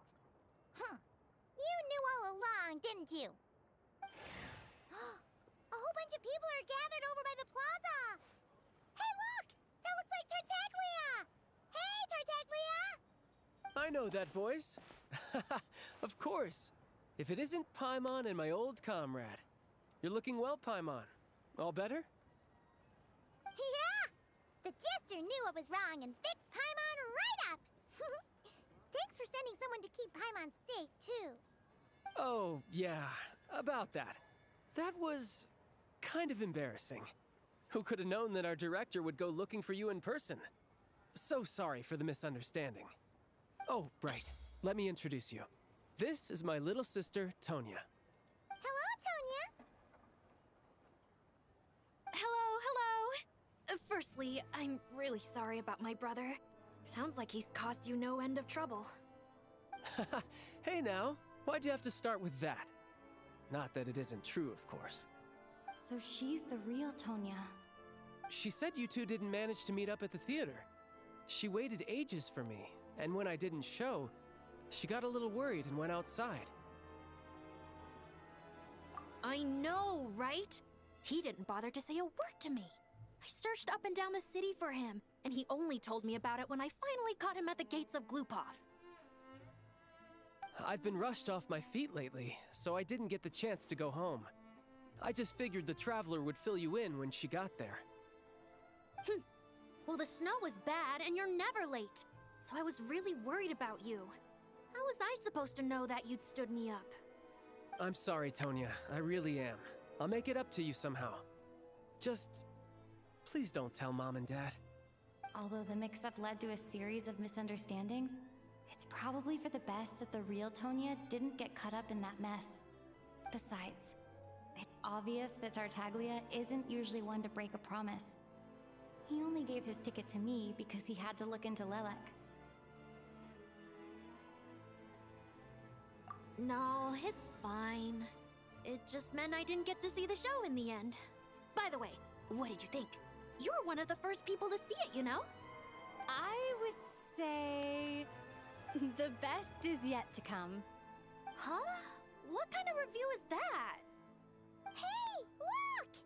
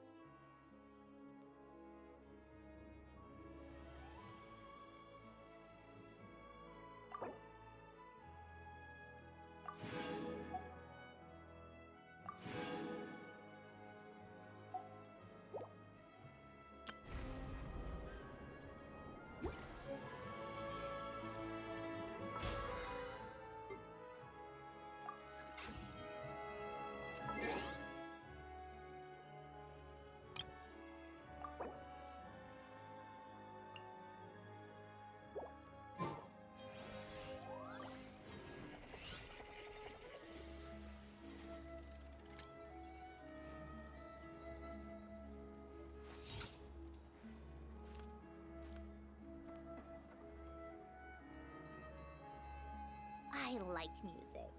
In fact, I've taught myself to play many different instruments. You don't believe me? Find me a piano, and I'll show you a thing or two.